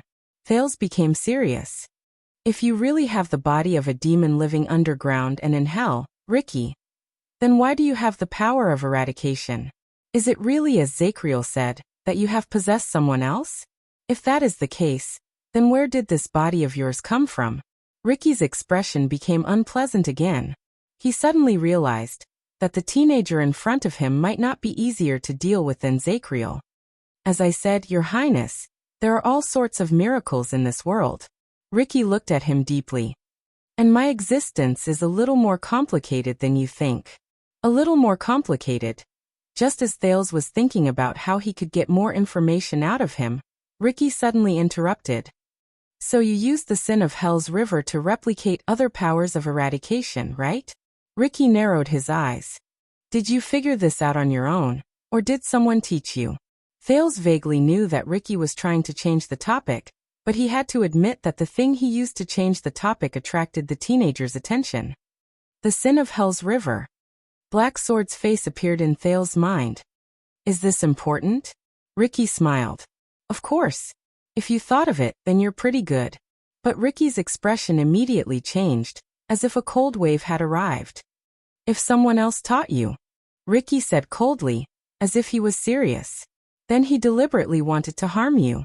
Or he didn't want you to improve at all. For a moment, Thales was completely stunned. Harm me? Thales was about to retort in disdain when he thought of Ricky's identity as a demon, but he suddenly remembered the scene when he parted ways with Black Sword. About the sin of Hell's River. After tonight, you better not use it again. No way? The teenager subconsciously clenched his fists. When he thought of this, the mocking words that Thales was about to say paused for a moment. Harm me? What do you mean? Ricky took a deep breath. Thales suspected that what Ricky wanted was the satisfaction of seeing others confused while he answered their questions. He leaned back, shook his head and said with a smile, because the sin of Hell's River's transformation characteristics have so many uses, and there are so many ways to improve yourself. But you chose the stupidest, the least effective, the most troublesome, and the most boring one. Ricky's eyes flashed, and his expression was profound. Imitation. Thales frowned. Is there a problem? Ricky snorted coldly. Of course there is. The first Crassus once discussed this problem. Thales thought of something. The first Crassus? That's him. I know that it might be very effective, interesting, and impressive in the beginning. This time, Ricky was not his usual self. He stared at him seriously and sternly. Omnipotent power of eradication. Is it? When he heard the words omnipotent power of eradication, Thales' expression changed. Yes, he does know something. When he saw Thales' tacit expression, Ricky sneered. So, you think that in the future, when you encounter powerful elites and useful powers of eradication, you will activate your sin of Hell's River, imitate and replicate them, and easily take them as your possessions, your spoils of war. You will then obtain their powers as if you were cheating? Thales asked. The teenager was stunned. He had never thought about this problem. Jayla's strange blade technique, Waya's edge of no return, Nicola's twist of fate. He had imitated quite a number of people over the years, but, so to you, the power of eradication is an apple or a sword. Ricky's expression grew sterner, and his voice was especially clear amid the rumbling sounds around him. You can eat it when it is delivered to your mouth, and you can use it when it is placed in your hands? Thales was a little dumbfounded by his sudden and fierce tone. Ricky then snorted softly. "Tell me, Thales." This time Ricky, who would either address him as Your Highness in a distant manner or call him my dear in a teasing manner, actually called Thales by his name. Ricky said coldly, "Do you think that this is the meaning of the sin of Hell's River, and even the true essence of the power of eradication?" Thales raised his eyebrows and twitched the corners of his mouth awkwardly. No? Of course he was not stupid enough to say yes. However, Thales had a feeling that Ricky would become a different person when he was talking about certain topics, regardless of whether it was the duel with Barney and Zachriel, the story of his subordinates, or the sin of Hell's River. It was as if that was the last respect he had left. At that moment, Ricky stared straight at Thales, as if he wanted to see through his heart. "Barney, if I remember his name correctly, have you imitated his power of eradication?" Thales, who was thinking about what kind of person Ricky was instantly stunned. Barney?"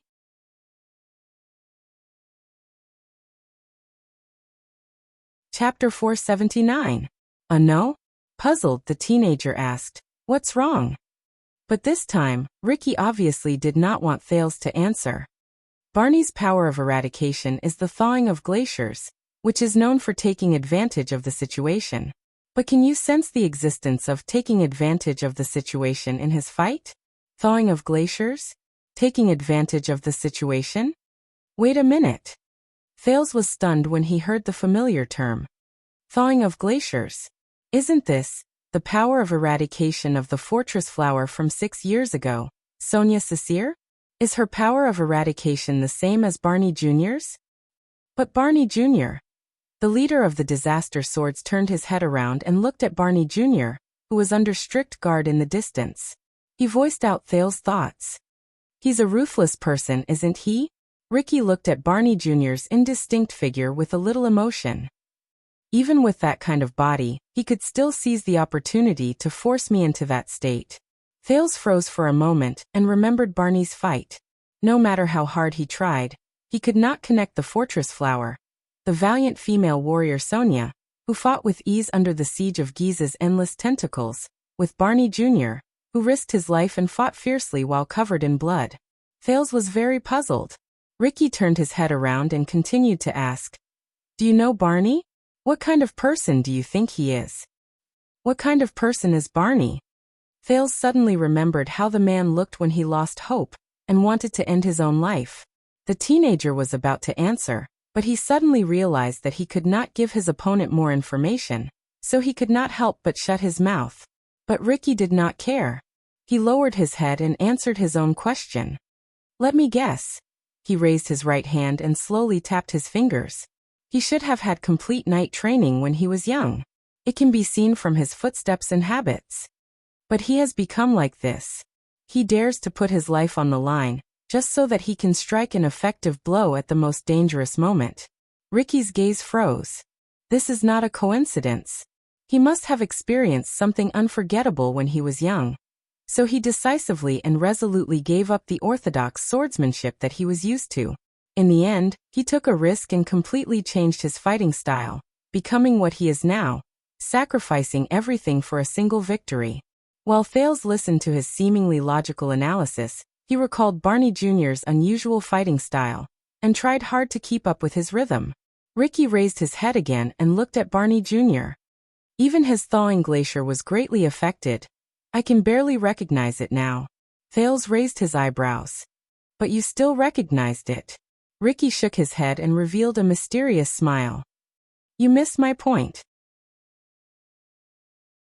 While Thales scratched his head in confusion, Ricky sighed, as if he was talking to himself. "I think cool Barney probably did not have a good life when he was young. He might even be antisocial, cold and gloomy. And his tragic experiences over the past decade or so have shaped his extreme, ruthless fighting style. Not only to his enemies, but also to himself. I think he is probably tenacious, stubborn, and even a little stubborn. He is not easy to get along with, just like his power of eradication." Thales recalled Barney Jr. in prison, then remembered the Royal Guard's experiences over the past 18 years. He did not speak. Ricky retracted his sighing expression and smiled. Tell me, am I right? Thales looked at Barney in the distance, then looked at Ricky suspiciously. You heard it from Samuel. They are old acquaintances. Ricky laughed when he heard that. But he only continued to turn his head and pointed at Zacriel, who walked beside Samuel. Zacriel, the famous Knight of Judgment. What kind of person do you think he is? Zacriel. Thales pictured him painfully trying to stop Barney from committing suicide. Ricky must have recalled the scene when Zacriel charged at him. He said absent-mindedly, Samuel told me about his power of eradication, and I have seen it for myself. That guy is basically a huge army with all kinds of soldiers. With just a wave of his hand, he can make everyone panic and throw them into chaos. What's rare is that he can move freely between movements and stillness without any sluggishness. At that critical moment, he still has the leisure to think about things other than fighting. God knows when he stuffed the tarp on me. Chaos of armies. Thales whispered in his heart. This time he subconsciously thought, if I want to imitate that power of eradication, to achieve that kind of result, he has to observe the complicated battlefield down to the smallest detail. He has to be extremely cautious, see everything, understand the enemy's situation in an instant, make accurate judgments, react immediately, and coordinate his body and mind.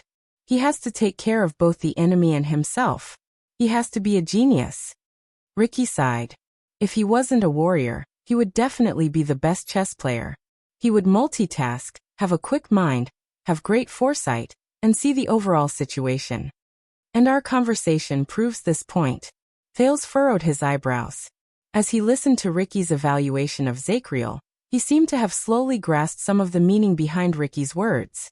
Ricky picked up his water skin and drank a mouthful. Then he tossed it to Thales without a care. So I guess that he is a cautious person in his daily life. He takes care of everything, has keen senses, and takes care of the overall situation. He is a person you can entrust your life to. But Ricky immediately sighed. This is probably also unfortunate. Compared to Barney, who sacrificed everything for a single victory, Zacriel has too many things to worry about. The factors he cares about are too complicated. His omnipotence and genius have become his curse and burden. But he obviously doesn't like to complain and vent. He only acts quietly and bears all the burdens alone. Those who carry too many burdens will always falter. Given time, they will either become self-contained and unable to extricate themselves, or they will become crazy and violent, unpredictable. As he listened to his narration, Thales was secretly shocked. Did Ricky know Zacriel before? After Ricky finished speaking, he smiled and said, Look, through the power of eradication, I can learn a lot about them. But why? Thales frowned and shook his head. Samuel must have told you this as well. You gathered information about your target beforehand. Ricky snickered. As Ricky laughed, Thales pursed his lips. All right. The teenager's thoughts turned, and he dug out a figure he had not seen for a long time from his mind. If there is a powerful supreme-class warrior, who has a rare power of eradication. Ricky listened to Thales' words with interest. Can make him change his momentum and posture, pull back his sword and stab the next. He can make many feints or feints. While he is caught off guard and is unpredictable, he can deceive his enemy and win. What can you learn from this? After Thales finished speaking, he remembered the person who defeated him countless times in the training field over the past 6 years. He also remembered Dragon Cloud City. Feints. Oh, that's not common. Ricky was stunned after he finished listening to the narration. He began to ponder, which was rare. You have to know that almost every warrior is taught to be resolute when attacking, firm when defending, steady in their footsteps, and focused in their minds. Once they make a move, they must not have second thoughts. If they are on the battlefield and still expect to pull back after swinging their sword and find a better posture, these people are usually new soldiers, and they die the fastest. Ricky raised his eyebrows and said uncertainly, But that friend of yours, he might be a rather special person. But that friend of yours, perhaps he is a rather special person. Perhaps he is a different kind of genius, able to turn his disadvantage into an advantage, giving him one more chance to regret his decision than his enemy. Thales chased away his memories and looked at Ricky seriously. Then what kind of person do you think he is? This time Ricky pondered for a long time. If I had to guess, he is confused. Thales was stunned again. Confused? Ricky nodded and made a guess. To pull back his sword and stab the next. I guess this kind of person might always want to do things better. To a certain extent, he is a perfectionist. So this kind of person, I'm afraid he doesn't live a comfortable life.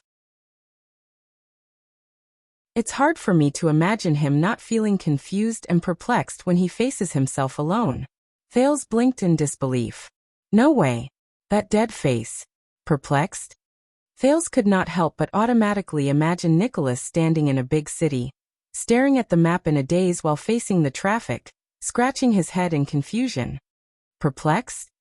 Or perhaps, the star killer standing in front of the neon lights at night, looking up at the sky, smoking a cigarette in melancholy amidst the breeze and steam whistles. Thales snorted and quickly covered it up with a cough. Impossible, he said subconsciously. No. The scene is too beautiful. The style is strange. I don't dare to look. I don't dare to look. Ricky also laughed when he saw Thales' expression. But after a few seconds, he suddenly put away his expression. Do you think this is funny? Thales immediately froze. Ricky's tone was rather formal. For a moment, Thales thought he was back in class, whether it was the class in his fragmented memories or the class in Asda in reality. This made Thales subconsciously put away his smile, and he sat up straight. Everyone's power of eradication is unique. It is formed through the user's long-term life and battles, and it gradually becomes one with them.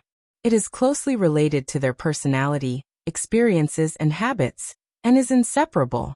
Even if it is the same power of eradication, in different people's hands, the difference will be like heaven and earth. Unique. The same power of eradication will be very different. Thales listened attentively and immediately remembered Sonia and Barney's thawing of glaciers. Ricky's tone became softer. Just like that, the style of the power of eradication matches the user's characteristics, echoes with each other, and reflects their understanding of battle, themselves, and their enemies. It is the unique emblem that is branded on every warrior. The unique emblem that is branded on every warrior. Unique emblem. Thales immediately remembered the topic of their conversation, and doubt rose from the bottom of his heart. But the sin of Hell's River, the so-called omnipotent power of eradication. Ricky stared at him. His gaze was cold and sharp, and his tone was crisp and firm. You, on the other hand, want to perfectly display the great strength that countless experts have accumulated in every battle, every life and death experience, and every kind of experience through only a few minutes of observation and contact? Do you want to demonstrate the great strength that has been shaped by their personalities, experiences, bodies, and even their enemies and opponents? Thales was stunned. Personality, experience, body. Even enemies and opponents. Ricky narrowed his eyes. When you were obsessed with imitation, the biggest mistake you made, Thales, was to treat the power of eradication as a tool that was separated from the warrior himself. You imagined the power of eradication as a platter made up of a few lifeless parts. You thought that you could take away one part at any time, and ignore the other. You thought that you could only choose their strengths, and ignore their weaknesses. You thought that you could only imitate the warrior's strength and benefits at this moment, and easily throw away the sweat, and price they paid in the past few decades of their lives. You thought that you could only remember the state you want to imitate at this moment, and ignore how they became what they are now from the past. Thales frowned heavily and began to think carefully about Ricky's words. Ricky leaned forward and stared at Thales intently. His tone became even fiercer. Did you know that even the most despairing suicide squad needed the help of Shaka wine during their suicidal charge on the battlefield in Western Desert? But Quill Barney, a man of noble birth, managed to do it so easily. This meant that he had to brush past the tip of a blade countless times. He had to train his spirit between winning by a hair's breadth and losing everything at the last moment.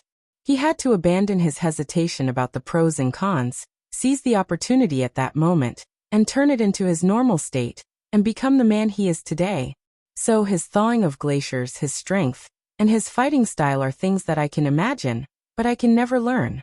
Because I can't feel the terror of a hair's breadth. I can't practice that kind of decisive fighting style. And I can't reproduce his fighting style, which is full of distinct characteristics. Ricky's eyes flashed and he spoke firmly. So no, Thales, the power of eradication is not a kind of power, nor is it a weapon, much less a state. It is the warrior himself. Thales trembled slightly. From Eternal Star City to Dragon Cloud City, and then to Western Desert Hill. Even though Thales himself had awakened to the sin of Hell's River and practiced sword arts, in truth, he had always been indifferent towards the power of eradication in his heart. It was very simple. Asda's words had affected his judgment. The power of eradication was just an accessory created by the wizards for the knights.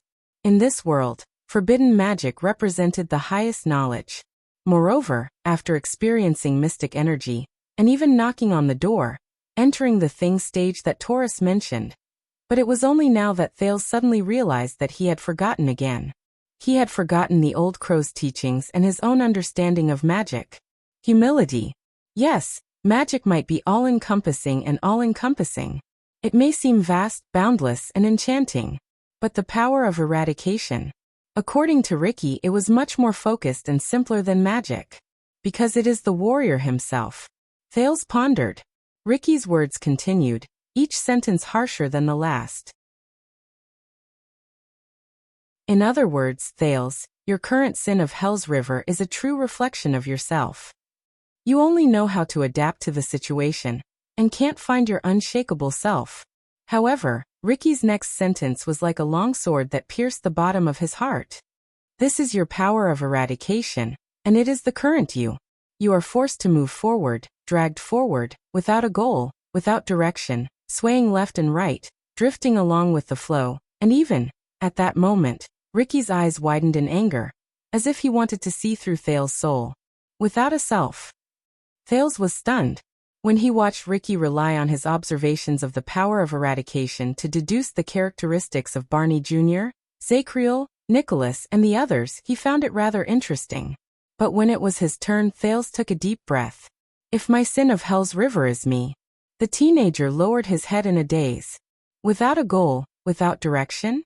Swaying left and right, drifting along with the flow? Without a self.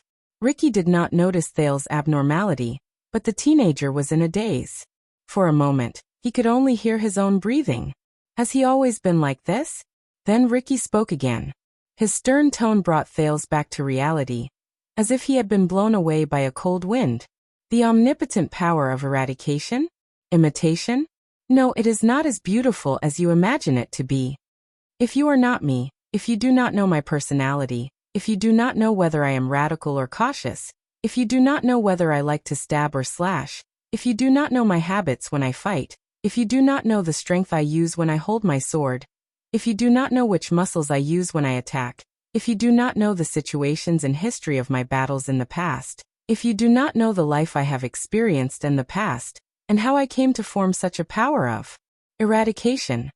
Ricky's gaze became more and more terrifying, as if he was looking at an unbearable humiliation, as if Thales had committed a heinous crime. Then you will not be able to imitate the most important and essential part of my power of eradication, the things that make it and I the way I am. Thales, who had been thinking deeply about a certain sentence just now, could only listen quietly. If you have not experienced the Night of Judgment's life, you will not be able to obtain Zachriel's multitasking, and ignore the terrifying burden he has to bear at all times. If you have not seen Barney's world, you will not be able to only enjoy Barney's terrifying lethality, and ignore the devastating price he has to pay when he cuts off all means of retreat. Ricky snorted coldly, and his reprimand was merciless. No matter how exquisitely you imitate the sin of Hell's River, the product of it can only be a substandard product, a nondescript dregs. Substandard. Nondescript. At that moment, as Thales stared into Ricky's eyes, he suddenly felt that the fixed impression he had towards the power of eradication, the complacency and pride he had towards the sin of Hell's River had been completely crushed at that moment. No, perhaps it's not just the power of eradication. And, Thales subconsciously clenched his fists and gritted his teeth. Himself. Ricky stared at the slightly dejected Thales and shook his head gently. More importantly, when you rely on imitation and ignore these things, it means that you lack the most basic things towards the power of eradication that other people condense with their lives, towards each of the people you imitate, towards each of your opponents, and even towards yourself. At that second, Ricky straightened his posture, and his gaze was incredibly serious. Respect. Lack respect? Thales was shocked by his attitude, but at the same time the teenager could not help but start thinking. Black Sword, the imitation and duplication he taught me 6 years ago, the so-called omnipotent power of eradication. Could it be not a good thing? Ricky's tone could almost freeze the entire underground prison. You are not imitating at all, you are plagiarizing. For a plagiarist, the sword in his hand or in his heart will never be his own. The imitation you imitated is just superficial, and will forever lack the most important core. You will never become those great warriors who have internalized the power of eradication in their lives. Ricky finished speaking and stared at Thales without moving. He waited for his response. Thales did not speak. He did not know how to respond.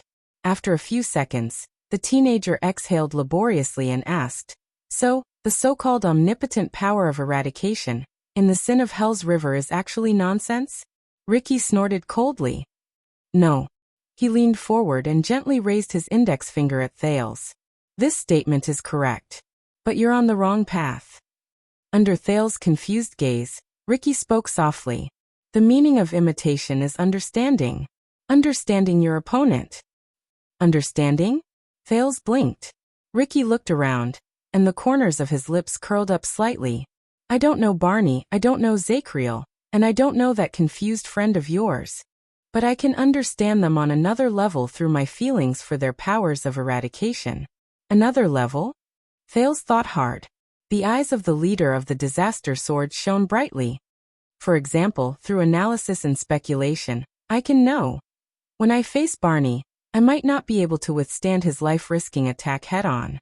Instead, I must use other factors from the side to delay, disrupt, and frustrate his attacks until I finally defeat him. When I face Zacriel, I can't compete with him in terms of being able to think about the entire situation perfectly. I can't even hesitate or think too much. Instead, I have to focus all my attention on what I'm strongest at. I have to use that to break through his defenses. Only then will I have the power to fight." As he spoke, Ricky suddenly froze. Thales, who had been listening to him with an open mind, had a puzzled look on his face. "I see. Huh." Ricky tapped his palm in realization. He looked in Barney Jr.'s and Zacriel's direction, and he seemed to have understood something. Barney going up against Zacriel will probably be a good duel. Ricky's excitement faded away, and he turned around. "And when I face that confused friend of yours, my best choice is not to fight him head-on, to fight him one after another, to drag out the fight, or to give him a chance to deceive me and launch feints to find my weakness. Instead, I should conceal myself, hide my motives, and before he can react, I will deliver a fatal blow from behind or even from the shadows. I will defeat him in an instant." Thales frowned, but Ricky immediately changed the topic. "But do you know?" He stared at Thales with a profound look. "You can do all these better than me." Thales thought of something. Ricky sighed. "My power of eradication has its own characteristics. My opponent's style has already become fixed, and this is how I can bring out my strongest points. But you, Thales, your sin of Hell's River is constantly changing. You can do more, understand more, grasp more details, and understand your opponent faster, better, and more perfectly through this so-called imitation. You can understand your opponent faster, better, and more perfectly than I can." Understand my opponent? Thales mulled over the meaning of this sentence as he compared it to Ricky's example. The power of eradication is one of the most amazing powers humans have. How many elites have gone through countless trials and tribulations to achieve such an achievement? Ricky seemed to be rather sentimental. And the sin of Hell's River's imitation is not to simplify this process. On the contrary, it is to better understand this process of your opponent, and then better adjust and strengthen yourself, increase your advantage in battle, and give you options to deal with the situation. Thales' eyes lit up. "You mean, I don't want to copy my opponent's advantage, but to find my chance to win?" Ricky smiled. The surprised teenager recalled the elites he saw through the sin of Hell's River.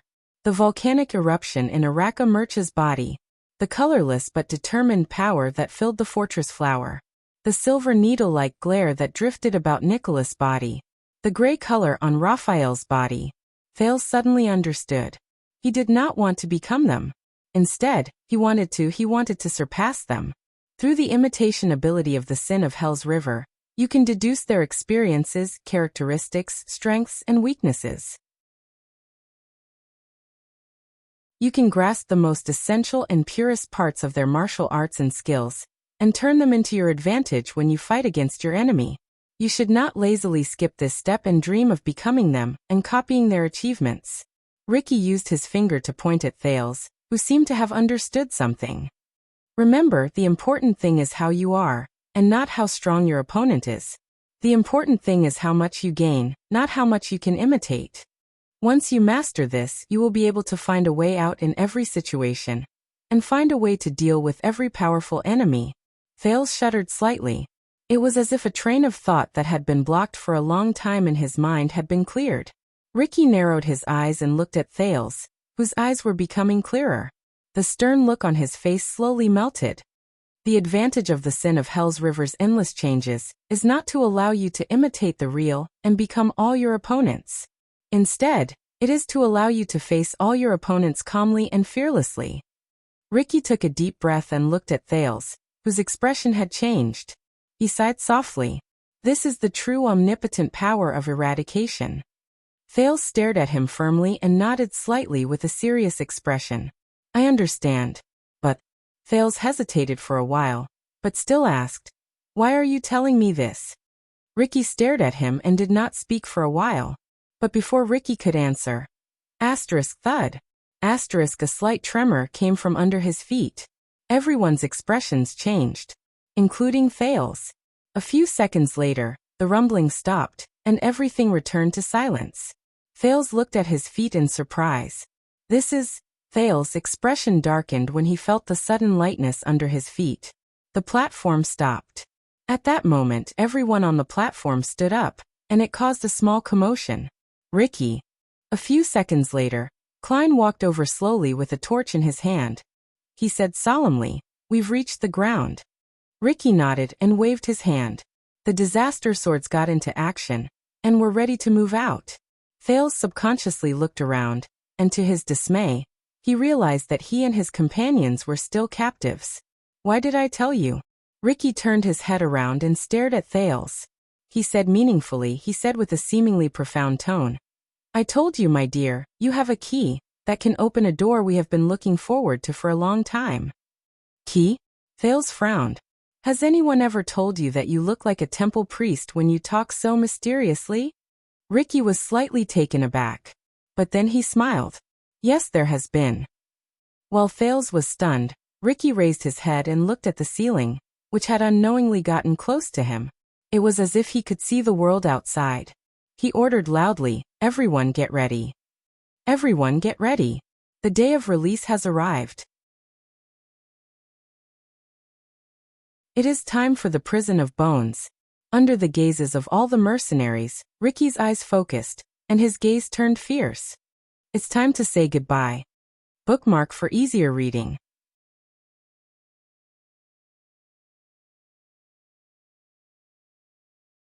Chapter 480.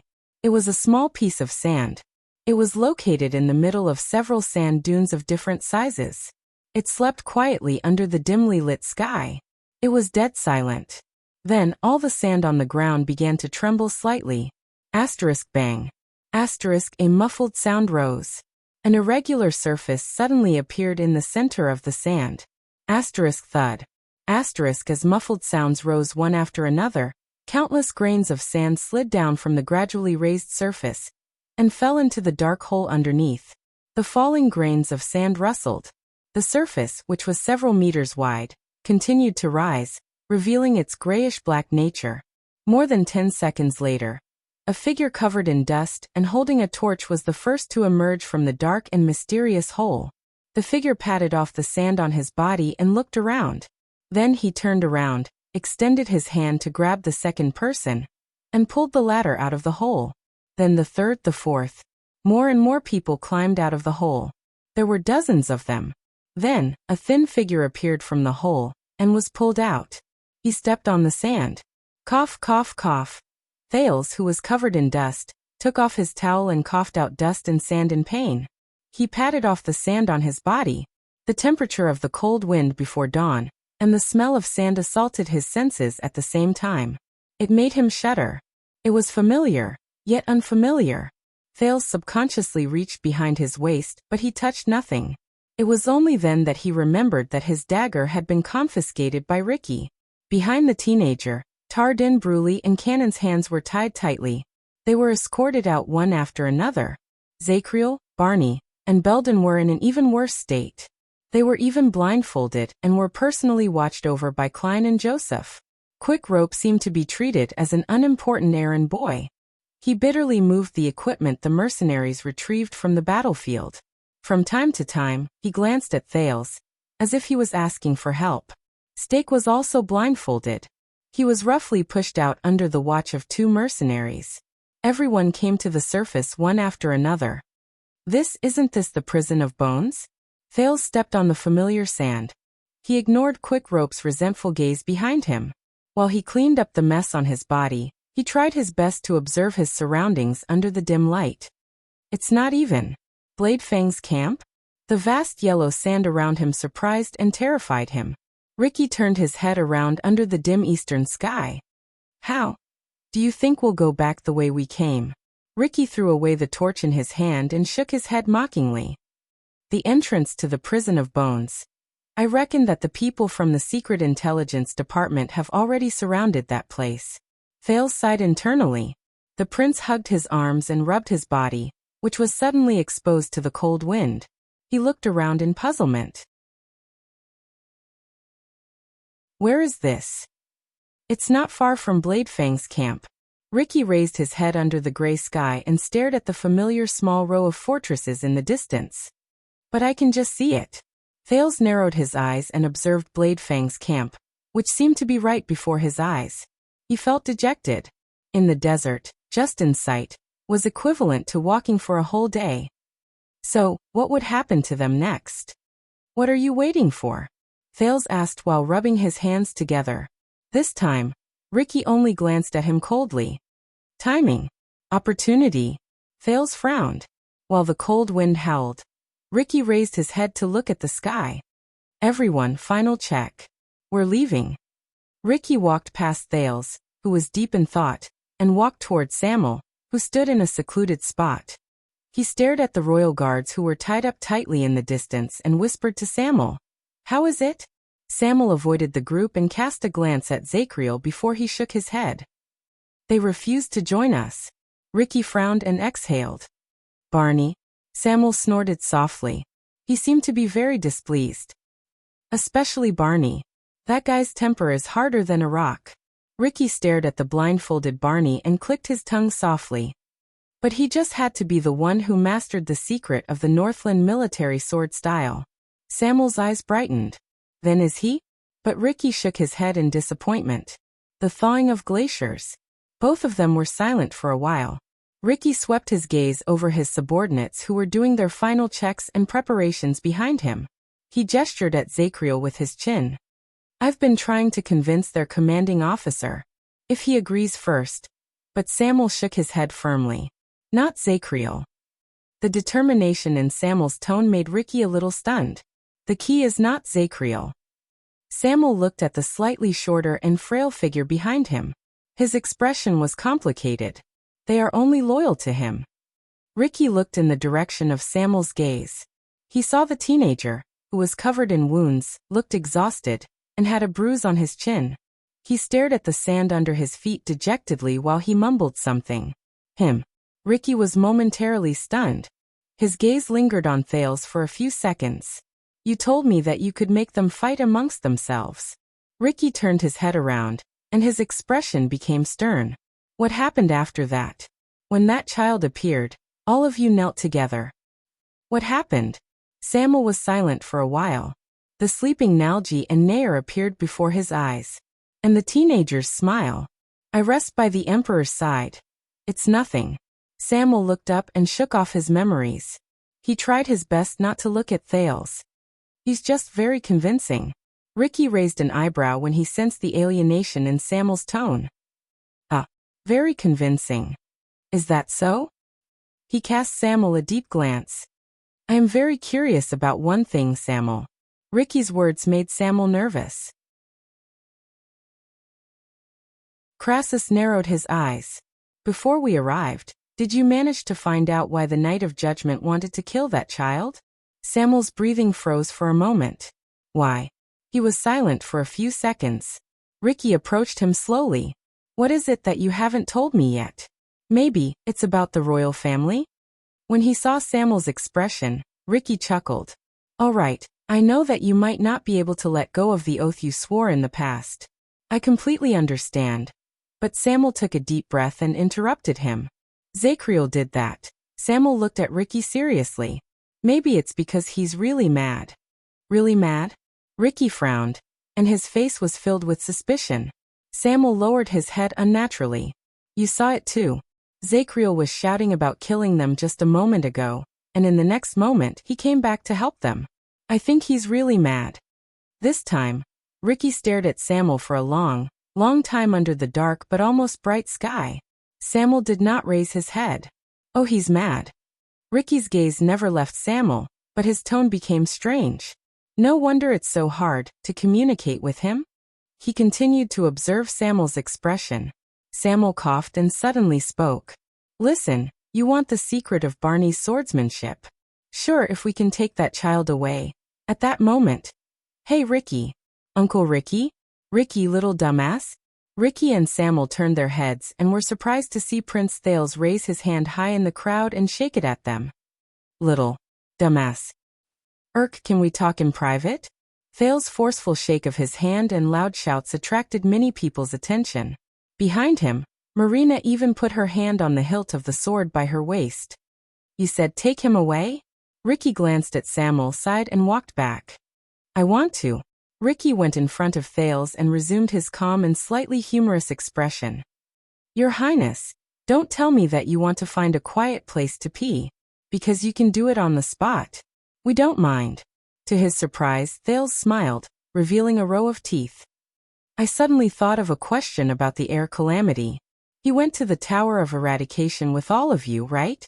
As soon as he said that, the mercenaries who were busy with their own things fell silent. Many people looked in their direction. Ricky's expression changed. He turned his head and said to Samuel with a gloomy expression, watch them. Once he finished speaking, Ricky grabbed Thales' shoulders in an extremely rough manner and dragged him to a quiet corner away from the crowd. Ouch, gentler. I'm still young, you can't. All right, I won't resist. Don't use any more force. While Thales stumbled and protested along the way, Ricky shook him off. Give me a reason not to knock you out, Ricky said coldly. But Thales only patted the sand off his body, panted and shrugged. That dragon breaker or something else, that's what the Heir calamity wants, right? Thales smiled and said, your behavior in the prison made me feel that all of you don't have that much desire for this. There was a subtle change in Ricky's expression. And what all of you want is black sword with the sin of Hell's River. Thales' tone became formal. Yes, I know. Black sword was the one who brought that weapon back. Ricky's eyes widened a little. He stared at Thales for 3 seconds. My dear, I realized that. Ricky's tone could probably catch up to the temperature of the night in the desert. You're cuter when you listen to me seriously. Thales bared his teeth in resignation. The teenager turned his head to look at the crowd and scratched his head. Those names you mentioned, they took me some time to recall, but... Ricky narrowed his eyes. Thales turned his head around, took a deep breath, and said solemnly, the Iron Blood King was the king of the north who died in a heroic battle against the ancient orcs before the era of multiple kings. There was a drama from the age of the Empire that talked about how the Black Knight was put on trial for murdering his lord. Shalon Tannen was a name from the Tannen family in Northland. They were stripped of prestige Orchid region and removed from the 10 archduchy families of Ekstedt because they attempted to murder the king. With every sentence Thales said, Ricky's expression became a little more gloomy. As for Hilcrassus, he was the person who betrayed the Tower of Eradication and established the disaster sword more than 100 years ago. Thales finished the last sentence. Ricky looked at him and snorted softly. This child, maybe Samuel is right. When he thought of this, Ricky said, "Correction, we are not called calamities." Thales interrupted him again. "Based on what you said, they were all people who awakened the sin of Hell's River, right?" Ricky raised his eyebrows. "You once said that the power of eradication is the person." Thales took a few deep breaths. "But it seems that every owner of the sin of Hell's River did not end up well, including Blacksword." This time, Ricky stared at him deeply, as if he had discovered something incredible about Thales. "I have a few friends who trained in the Tower of Eradication. They told me," Thales said tentatively, "the biggest difference between the disaster sword's power of eradication and theirs is that it surrenders to the worst aspects of power, madness, brutality, and pain. Even the opponent can feel it." "Am I overthinking things?"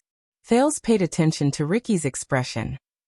"Or should I really give up on the sin of Hell's River? Madness, brutality, and pain." Thales did not know if it was the Tower of Eradication or the disaster swords that agitated him. But Ricky's expression became unpleasant. "Your friend must have an extraordinary status." Ricky was silent for a while before he spoke. "You must know that we are the secret scars that the Tower of Eradication is most unwilling to reveal. Also, correction, we are not called Disaster Sword." Thales could tell that Ricky was changing the topic. He could not help but sigh. "I have seen how you fight. You cannot deny that you fight like beasts." Ricky snorted and shook his head. "Then you should know that we are stronger than the average swordsman of eradication, and we are bound by fewer restrictions." But Thales did not buy it. "What you taught me today, and what you said about looking forward to the day I reach the true world. Will I become a beast like that in the end?" Ricky snorted in annoyance. He was about to answer, but he suddenly remembered something strange. Ricky raised his eyebrows. "Why are you suddenly so talkative?" Thales froze slightly. He looked behind him furtively, as if he was afraid of being seen. Then he awkwardly raised the thing in his right hand. "Because of this?" Ricky saw the thing in Thales' right hand clearly. It was a dagger that shone with a cold light. It seemed to be the one he had seized earlier. Ricky's expression changed drastically. He subconsciously lowered his head and touched his bosom. "When did you steal?" Ricky did not manage to finish his sentence. Shik. In the next second, a gray blade that he was very familiar with appeared in the air. Like a battleship that broke through the waves, it pierced Ricky's left forehead, piercing his skull. Swoosh. The gray blade pulled out the skull, bringing with it an endless amount of blood. It splattered the sand red. Thales gritted his teeth and ran a few meters to the side. Before he could greet the dark purple masked man who appeared again, he heard the mercenaries behind him, who had been paying attention to him, cry out in alarm. "Enemy attack!" Joseph gritted his teeth in hatred. He roared and drew his sword. With a few mercenaries, he rushed towards the figure in black who suddenly appeared. "CK me, it's him again." Klein was so angry that he laughed. He also brought a few people to surround him. "How many King times has it been?" But in the next moment, Klein noticed that something was wrong. Thud. A loud thud rose. Joseph felt a pain at the back of his head. His entire body spun, and he fell down. The three mercenaries beside him turned their heads subconsciously, and saw that the disheveled prisoner with his left arm in a splint had already squeezed into their midst. Klein lay on the ground and turned his head around while trembling. He watched in despair as Zachriel, who had broken free at some point in time and regained his freedom, easily and quickly knocked down 3 people. Or rather, he only knocked down one person, because the other 2 had knocked each other unconscious for some strange reason. Then he stepped over Klein's body. Zachriel limped towards the place where Ricky and Thales were. He only left behind a few words that floated in the air. The 4th time, Klein sucked in a breath in pain. "No. When did they break free?" Not too far away, Bruley, who had also broken free from his restraints, roared and sent a person flying. Barney Jr. knocked over the mercenary guarding him with a headbutt.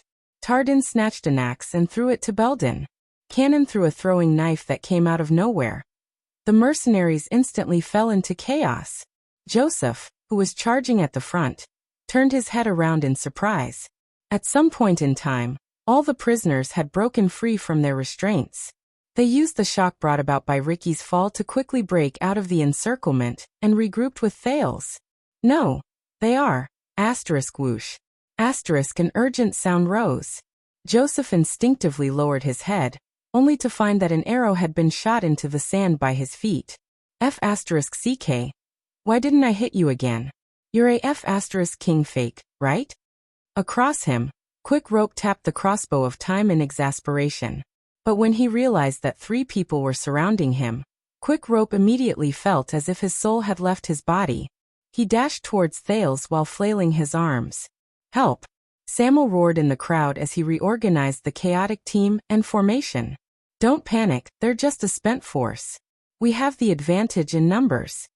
Thales breathed nervously in the chaos and uproar that lasted only a few seconds. He turned his head and saw Yodel throw something at Barney and the others, who were running towards him. But before the prince could say anything, he heard a chilling rustling sound coming from nearby.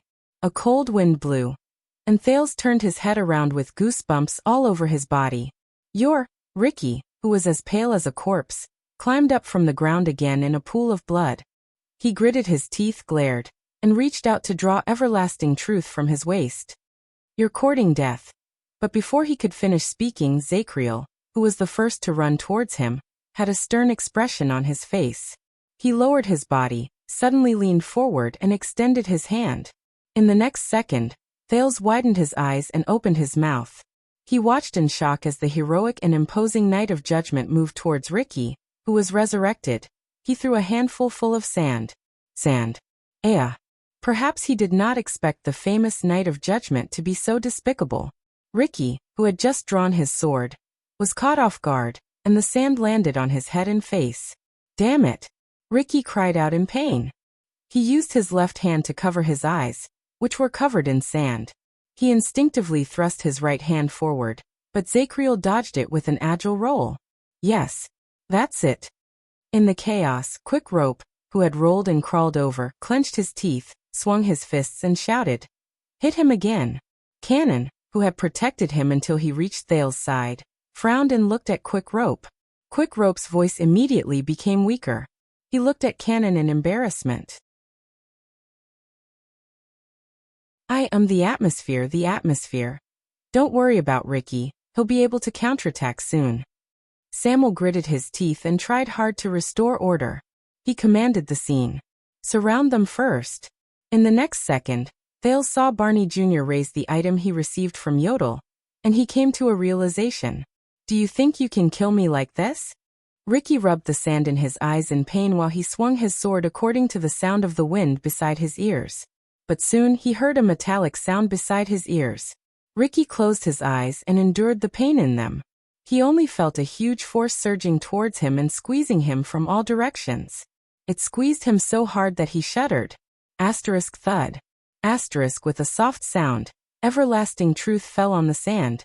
As the mercenaries cried out in surprise, Ricky tried his best to open his eyelids a little, and saw the scene before him. Chains. At some unknown point of time, a vicious chain with countless barbs had already surrounded him from top to bottom, locking him down tightly.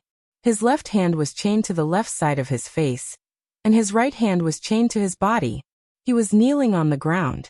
Barney and Belden held one end of the chain with cold expressions, while Bruley and Tardin held the other end. The 4 of them used their strength to pull the chain taut, one on the left and the other on the right, locking down Ricky's movements. Come on, we know we can't kill you. Zacriel panted while his arm was suspended. He came in front of Ricky. Then I'll just trap you. The Knight of Judgment ignored the strange gazes from his subordinates and Thales and Quick Rope. With a calm expression, he rubbed off the remaining sand in his right hand, picked up everlasting truth in front of the immobile Ricky, and turned towards the mercenaries. By the way, it's a good sword. Thales exhaled and supported Quick Rope as he stumbled towards him. He recognized the chain on Ricky's body. It was the chain Stake had used to trap Yodel. Aha! Ricky, who was chained down, could not suppress his anger and roared. Zacriel. But just like Yodel just now, the more he struggled, the deeper the barbs on the chain pierced into him. The harder it was for him to break free. Thales panted, smiled, and gave Yodel a thumbs up. Well done. It had only been a dozen seconds since Yodel appeared and Ricky was trapped, but he felt as if he had experienced it for a lifetime. Yodel turned the supreme sword upside down, placed the hilt in front of his chest, and bowed slightly to Thales. In the next second, ripples appeared on the masked protector in black, and he disappeared into the air again. A few seconds later, under Joseph and Samuel's lead, dozens of disaster swords surged forward. They spread out from the front and surrounded the guards. But another figure was already in front of them. The Knight of Judgment's body seemed to have a certain aura. Wherever he stood, the mercenaries who had seen his abilities would freeze. Stay calm. Samuel blocked all the angry mercenaries in exasperation. He stared at Zacriel in front of him. Don't forget his abilities. Joseph gritted his teeth. He's badly injured. We just need to. No. Samuel shook his head resolutely. I can't take the risk. Don't forget that mask. Joseph roared angrily. Thales managed to calm his breathing after much difficulty. He observed that the situation had returned to a stalemate between the two parties. Ricky's eyes were shut tight. He was chained by 4 people. Thales supported Quick Rope and stood behind him. Cannon guarded him vigilantly by the side. Zacriel raised Everlasting Truth and stood calmly in front of the remaining mercenaries. The small sandy area slowly regained its silence. Only the sound of breathing could be heard. My old friend with the mask. Ricky tried his best to open his eyes a little while he was chained up. He tried his best to search for the mysterious figure. Marina said that you were killed. When did you come back? There was no response. Thales sucked in a deep breath and said with a smile. Underground, when your people were resting and waiting, when I dragged you along to talk about demons and the power of eradication, so that you could enjoy the pleasure of being a good teacher. Ricky froze for a moment. The teenager continued. Your old friend was lurking in the dark. He was busy untying the ropes, sending messages and making plans. What? The pleasure of being a good teacher? Ricky's chest heaved violently as he was chained tightly. He struggled again, but the 4 guards' faces turned red. They locked him down tightly. And you used this opportunity to lower my guard. And when the time was right, you would step aside and talk? Ricky's eyes were shut, but his voice was filled with anger that seemed to want to burn everything. Thales chuckled to show his tacit agreement. Under the gray sky in the east, Ricky's face was filled with anger. He gritted his teeth and said to Thales behind him, I underestimated you again, Your Highness. You're really sinister, cunning, and full of tricks. Sinister, cunning, full of tricks? Thales sighed. He turned around and looked in the direction of Bladefang's camp. You praise me too much. Thales turned around and flashed a friendly smile at the exasperated mercenaries in front of him, baring his white teeth. After all, I'm not a demon.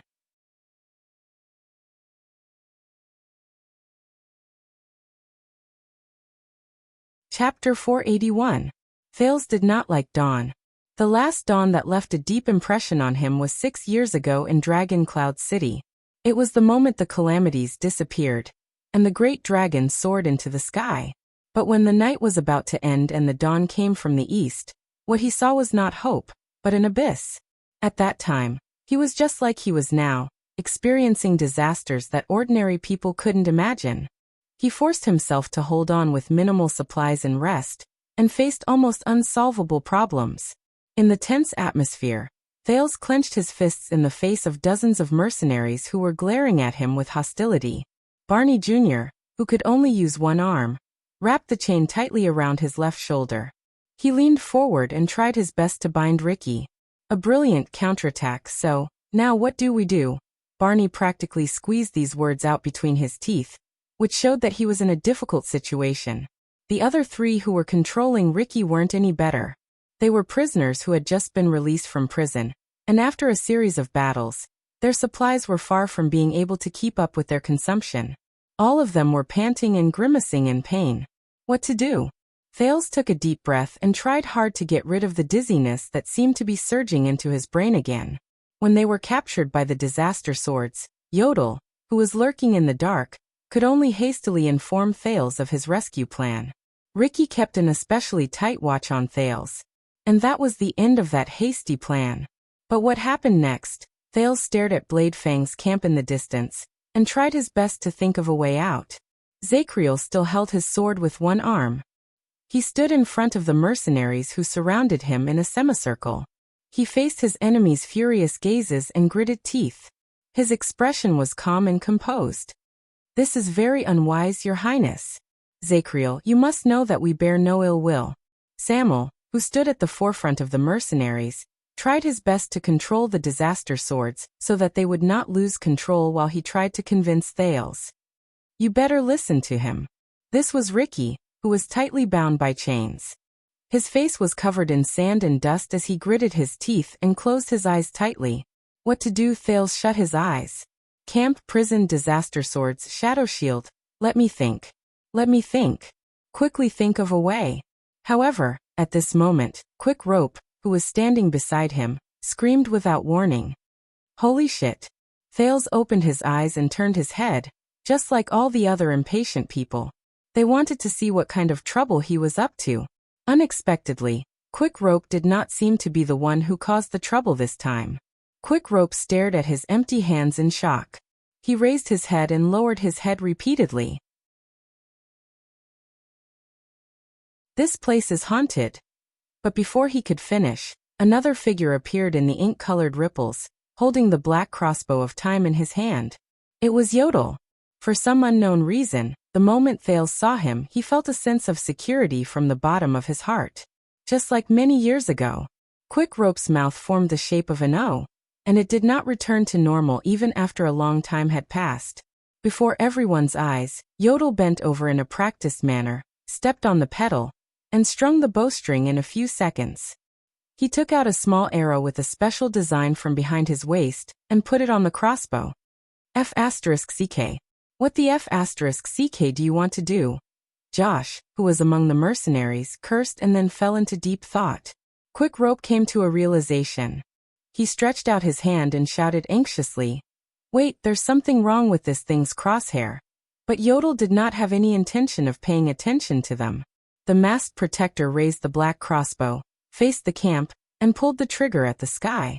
Asterisk whoosh. Asterisk, there was a rapid and piercing sound. Be it the mercenaries or the royal guards, everyone was stunned for a moment. Asterisk whoosh. Asterisk, the sound of the crossbow was sharp and resounding, and those who heard it were moved. It spread from the sky and did not fade away. It spread through the wilderness, and it could be heard clearly within a radius of several miles. Of course, that included Blade Fang's camp. Yodel tossed the crossbow back to Quick Rope. He ignored the latter's mutterings of "Why can't I?" who was greatly shocked. Asterisk whoosh. Asterisk, the sound of the crossbow began to weaken, but Thales' ears twitched. He had heard this sound before. This is the signal arrow of the White Blade Guards of Dragon Cloud City? Under the surprised gazes of the prisoners, the prince looked at Yodel in surprise and delight. The masked protector nodded silently. Thales widened his eyes. "But how did you?" Yodel bowed and nodded. His figure began to blur again. "The Star Killer. You didn't finish rummaging through his luggage." The masked protector's figure completely disappeared from everyone's sight. Only one sentence was left in the air. "Oh, I didn't waste it." Didn't waste it? Thales raised his eyebrows. He imagined the miserable scene of Nicholas the Star Killer waking up and realizing that he was lying naked on the wasteland. Everything from his horse to his luggage had been plundered, and he had no money at all. Thales put away his boring thoughts, and his mood lightened. "Very good. What we need to do now is to stall for time and wait for reinforcements." "Oh no, I recognize you." Tardin, who was tugging at the chains with all his might, widened his eyes. He stared at the spot where the masked figure disappeared and hissed. You're that little girl from Renaissance Palace." But Zacriel, who had been paying attention to the enemy, suddenly spoke and interrupted him. Tardin. Focus. We don't have time to talk about this. The Knight of Judgment's stern rebuke drew everyone's attention back to the enemy. I've had enough and you reminded me of it. Joseph, who was at the forefront of the mercenaries, strode past Samuel and stared at the Knight of Judgment, who was like a natural moat. Since we're outside, switch to crossbows. The dozen or so mercenaries at the back did not hesitate. Filled with anger, they immediately put away their melee weapons and pulled out crossbows or shortbows from their backs or waists. What? Thal's expression froze. Zacriel frowned slightly. Crossbows. Great. Another thing I hate so much. Fire as many as you can. Load them up. Joseph's expression was ferocious. He pointed his long sword at Zacriel, who was frowning as well. Cover fire. I don't believe that I can't kill this son of a B***TCH branded warrior. Thales watched with an unpleasant expression as the mercenaries brought out more than a dozen crossbows of different sizes, and a few ferocious bows. The crossbowman stepped on the pedal, bent down, and used a drawbar or a hook to load the bow. The archers quickly drew their arrows, knocked them, and loaded them on the bowstrings. The scene of countless crossbow arrows flying at him, and little rascal during the Night of Dragon's blood appeared before his eyes. No, however, beside Joseph, Samuel angrily pressed down on a bow that was knocked with an arrow. Ricky wants them alive. Especially that prince. The mercenaries froze for a moment. They hesitated while the two leaders disagreed with each other. But before they could react, Joseph turned his head around and grabbed Samuel's collar. He said angrily, "It's you who wants them alive. Because you can't forget that damn brotherhood. You royal guard. And I don't care about that. I care more about ourselves." Samuel seemed to be shocked by Joseph's sudden outburst. He was stunned for a moment. He looked at his former comrades, who were struggling at death's door, and then at the angry mercenaries. Continue to load the bow. Joseph pushed Samuel away and ordered through gritted teeth. He turned around and said to Zacriel, "Listen up, branded warrior. Listen up, branded warrior. If you want to become a target, then continue to resist. Ricky won't die anyway." The mercenaries' actions caused the guards' expressions to change at the same time. Cannon subconsciously moved Thales behind him to protect him. Quick Rope looked around like a frightened bird, then hid behind Thales without anyone teaching him how to do so. The atmosphere became more tense. "Oh no, we can't wait for reinforcements." When he saw that the situation was not right, Barney Jr. gritted his teeth and made up his mind. He said to the others, "Bruley later. You and Belden let go and cover Zacriel. Take down the leader at all costs, however." "No." The sudden interruption made Barney Jr., who was formulating a plan, choke on his words. "What?" The vanguard turned to the person who interrupted him with a displeased expression. The Knight of Judgment stood in front of the group and shook his head as he faced the countless crossbows that were about to be fully loaded. "We will retreat to the dungeon and seek cover."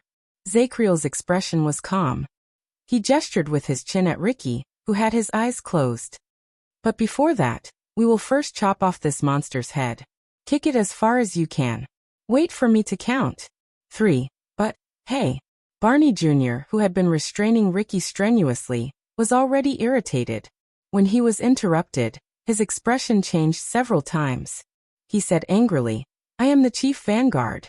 Thales, who had been feeling anxious, raised his eyebrows. "But he is the watchman." On the other side, Tardin tried his best to pull on the iron chain. He shook his head in agony. In the chain of command, he has to be a little higher? When he said this, everyone fell silent. Barney's expression froze a little. "No." Zacriel turned his head around slowly. He was incredibly calm, as if he did not care. "The legacy watchman is second only to the guard captain, and has the same rank as the vice captain when we are not at war. Higher. By a lot. High. A lot." Barney sucked in a deep breath. As if he was constipated, he turned his head back to its original position in pain. He bared his teeth and mouthed a rude word.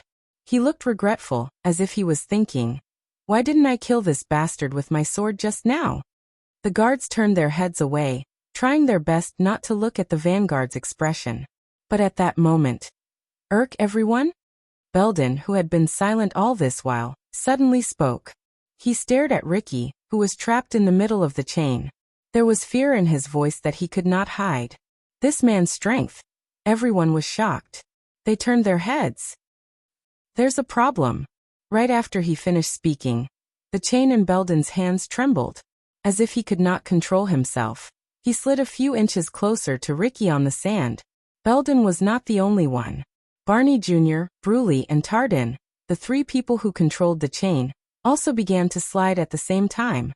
Thales glared at the chained Ricky.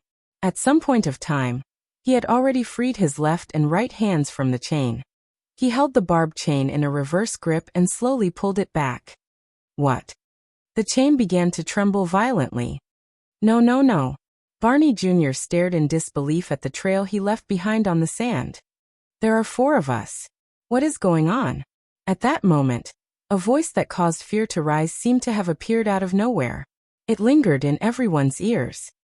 You think you've trapped me? Rough, sharp, hoarse. It sounded like the roughest scraping sound in their hearts. It was sometimes strong, sometimes weak, sometimes high, and sometimes low. Everyone in the area, be it the royal guards or the disaster swords, shuddered.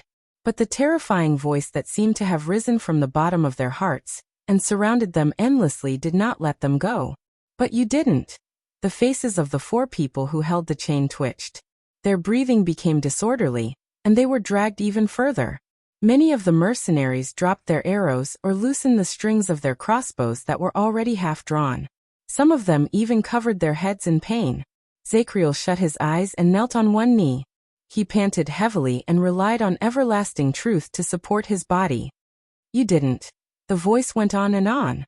Thales could not help but shudder. He instinctively turned around and grabbed Cannon, who was swaying. Quick Rope was in an even worse state. He even screamed in pain and knelt on the ground while covering his ears. You didn't. Thales tried his best to stabilize his body, which felt as if he was about to lose his balance. He stared at Ricky in horror. What is this? The moment he heard the voice, his heart raced, and his blood surged. He felt a cold wind blow around him, and goosebumps rose all over his body. It was as if someone had brought out an endless nightmare. In the next second, Ricky, who was in the middle of the chain, shook his arms. The guards on both sides could no longer bear it, and the chains fell from their hands. Asterisk bang. Asterisk an ear-piercing explosion rang out. While many people closed their eyes in pain, Thales, who tried his best to open his eyes, was shocked to see. The chain shattered inch by inch and fell to the ground at Ricky's feet. It revealed the bloodstains on his body caused by the barbs. No. But this was not the most terrifying thing. Ricky gently wiped the sand off his face and gave Thales a disturbing smile. Thales tensed up. He felt as if there was some kind of power in that stare under the yellow light. After he was freed, the man seemed to be a little different? Imposing manner? Posture? Or something else? I told you before, don't think that you are smarter than demons, and don't think that you are stronger than demons. Ricky's voice was still terrifying. Under the faint light of dawn, his pupils shone with a rare and ominous yellow light. He stared straight at Thales. Thales was shocked and came to a realization. *T. My first target after I'm freed is... In the next second, Ricky moved and rushed towards Thales. The sudden change only lasted for 2 to 3 seconds. Zachriel reacted the fastest. He roared, got up from the sand, and rushed towards Ricky. Stop him. The 4 royal guards who had their chains freed were second only to Zachriel. One after another, they gritted their teeth and got up to block Ricky's charge. On the other side, Klein, who had just recovered from his dizziness, pushed aside the crowd that was swaying left and right. He pushed aside Joseph and Samuel, who were at the front row and covering their ears in pain. He shouted in exasperation, "Attack!" The mercenaries roared in response. With the help of their powers of eradication, they stood up, drew their swords, and attacked. The once balanced situation became chaotic once again. The moment Ricky moved, Thales could not care about anything else. He instinctively turned around and ran towards the exit of the underground prison. But he had overestimated his own body. He had just eaten and rested so he could still walk slowly. But now the more he ran, the weaker his legs became, and the darker his vision became. At the center of the chaos, Ricky stopped, turned around, and swung his arm at Belden, who was trying to intercept him from the side. Asterisk thud. Asterisk the penal officer, who only had time to protect his head and face, grunted. He was thrown backwards by the terrifying force and fell into the soft sand. In just a moment, Barney Jr., Tardin, and Bruley, who were the closest to him, had already caught up to Ricky. Bruley roared and raised his arms to meet the attack head-on. Barney Jr.'s left elbow struck Ricky's waist, and Tardin kicked Ricky's knee. The three of them were prepared to suppress their enemy in unison. But at that moment, endless power of eradication surged from Ricky's body. It was like an endless abyss, allowing him to turn around calmly and face the three men. The three men who crashed into their enemy instantly felt the power of their attacks disappear without a trace. It was as if they had touched a ball of cotton that had no end, or a boundless abyss. Ricky only trembled slightly. Did you think that I was just a target that wouldn't die? The terrifying voice traveled into their ears again, causing the three men who held Ricky back to tremble at the same time. Oh no. Barney Jr. only managed to spit out half a word. In the next moment, Barney Jr., Tardin, and Bruley were either sent tumbling or flying in a straight line, like kites with their strings cut. They stirred up a cloud of dust on the sand, like splashing waves. At that moment, Ricky seemed to have become a different person. His gaze became more ruthless and fierce, and his movements became fiercer and faster. He became even crazier. Ricky snorted softly. He turned around and took a step forward, but Zakriel's sword had already closed in on him like a shadow. Ricky wanted to dodge, but he frowned when he realized that Zakriel seemed to be at the most perfect angle. He could not dodge at all. So he smiled faintly. Asterisk rip. Asterisk steel broke bone. Asterisk, but Zakriel was stunned. His sword cut into Ricky's cheek from the side. It even cut open half of Ricky's lips, but it stopped in his mouth. Did you say that you want to cut off my head? Ricky, who had half of his cheek cut open and was bleeding nonstop, bit the sword in his mouth, literally in his mouth, and revealed a strange smile. Beautiful skills. His teeth and lips did not move, but that terrifying voice rose out of nowhere in an incredibly bizarre manner. It made Zakriel's body tense up, and he shuddered. Stupid idea. Ricky grabbed the sword by the side of his face, pulled it out, and pulled it back. Zakriel immediately let go of the sword hilt, and only then did he avoid being pulled back by Ricky's great strength. In just a short while, the sounds of battle rose all around them. The mercenaries surrounded them. Barney Jr. and the others who struggled to get up had no choice but to fight against the enemies. Give up before more casualties occur. Samuel went up to Barney Jr. and advised him through gritted teeth. CKU. Barney Jr. cursed and flung a chain he had grabbed from the ground. Thales, who had finally reached the exit of the dungeon, felt his legs go limp. He needed quick rope support to stabilize himself. Go and help them. Thales tested the lifeless sin of Hell's River and the mystic energy, which was almost taboo, while he said firmly to the hesitant Canon, stall for time. Go. Canon's hesitation only lasted for a moment before he shook his head firmly. No. You're more important. Thales was so angry that he could only clench his teeth and gasp for breath. On the other side, Ricky retrieved his silver longsword. Without waiting for his half-cut face to recover, he charged at the unarmed Zakriel.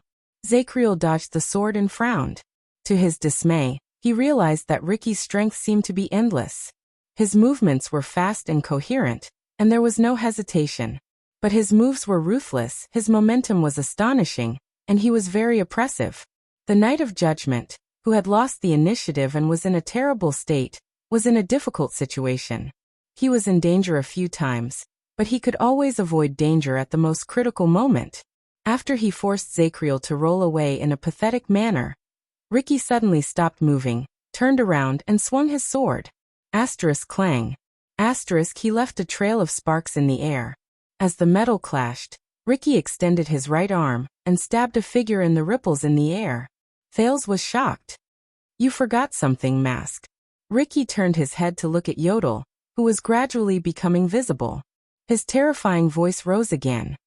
The night is over, and dawn has arrived in the desert. And when you attack, I can see your footprints. The masked protector trembled.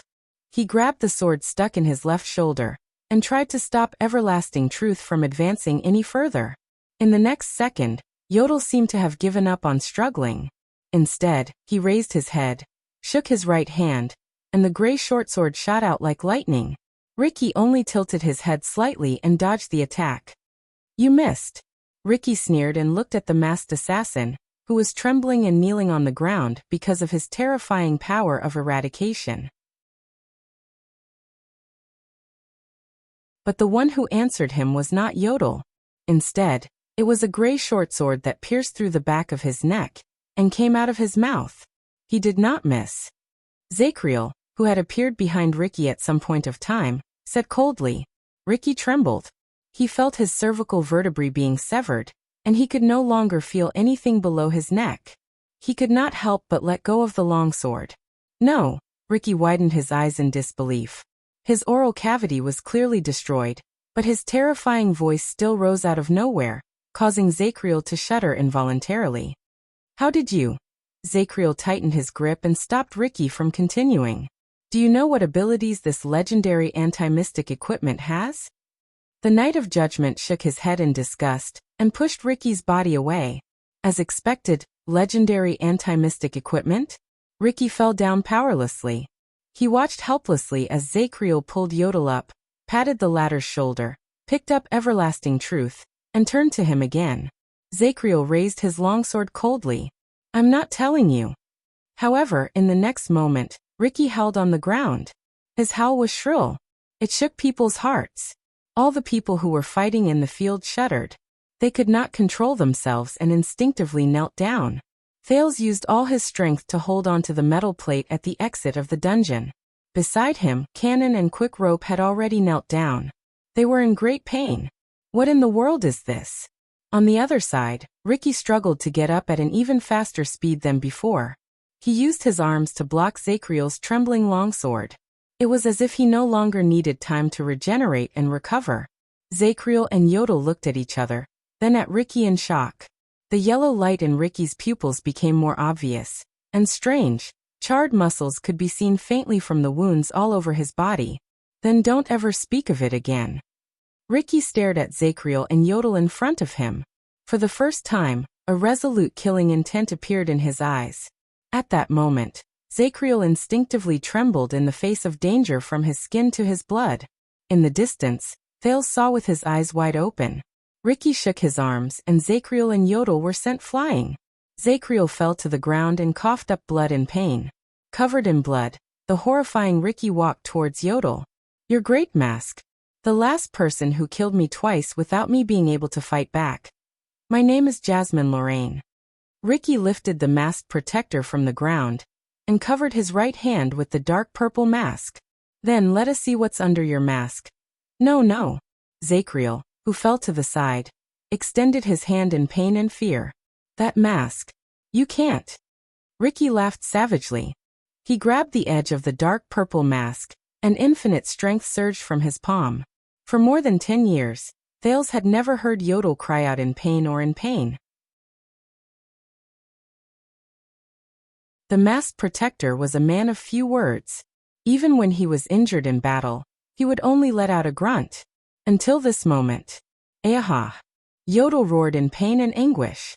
Under Ricky's incredibly delighted, savage laugh and endless strength, Yodel struggled even more. His limbs trembled uncontrollably, and the extent of his movements was so great that it was as if he was enduring the most terrifying torture. No, when Thales saw this, he gritted his teeth so hard that they almost shattered. He instinctively snatched the crossbow of time from Quick Rope's hand. Give me the crossbow. Quick Rope was shocked. But at that crosshair. At that moment, whoosh, a shrill, sharp sound rang. It was as if the morning light had broken through the darkness. What followed was an even more piercing explosion. Crack. The mercenaries, the royal guards, and everyone else froze and raised their heads. Under the faintly glowing sky, a dazzling spark flickered in the air. It flashed so much that the figures on the chaotic sand swayed wildly. The spark was not the only thing that broke the chaos. Woo. A melodious horn call came from afar. Clear. Loud. Penetrating the hearts of people.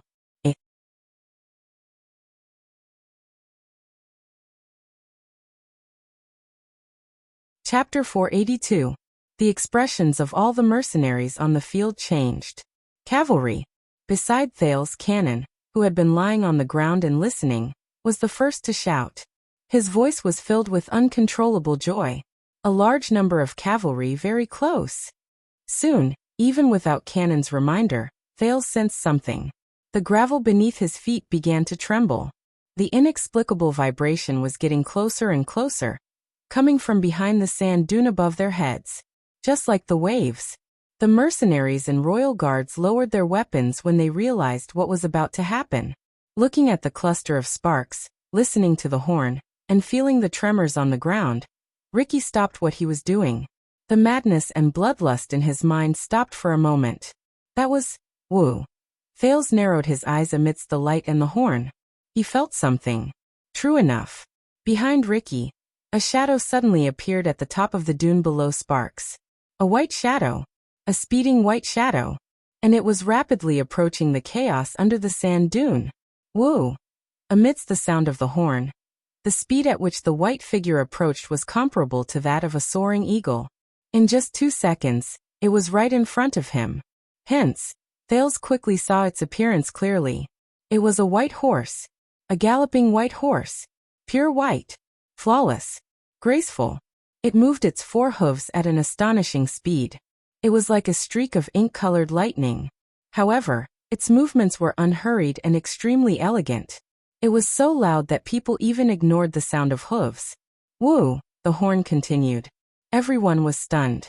That's... Barney Jr. stared at the white figure in a daze before Samuel pushed him away. Samuel panted as he wiped off the blood on his face caused by the chains. It's him. If you don't want to die, don't move. Thales also looked at the white figure in surprise, but when he saw the figure on the horse, he immediately realized that it was a knight. It was a knight with an equally elegant and calm posture, but his speed was so fast that he could not see his appearance clearly. Soon, the sound of galloping hooves became clearer and slower. Thales subconsciously raised his head.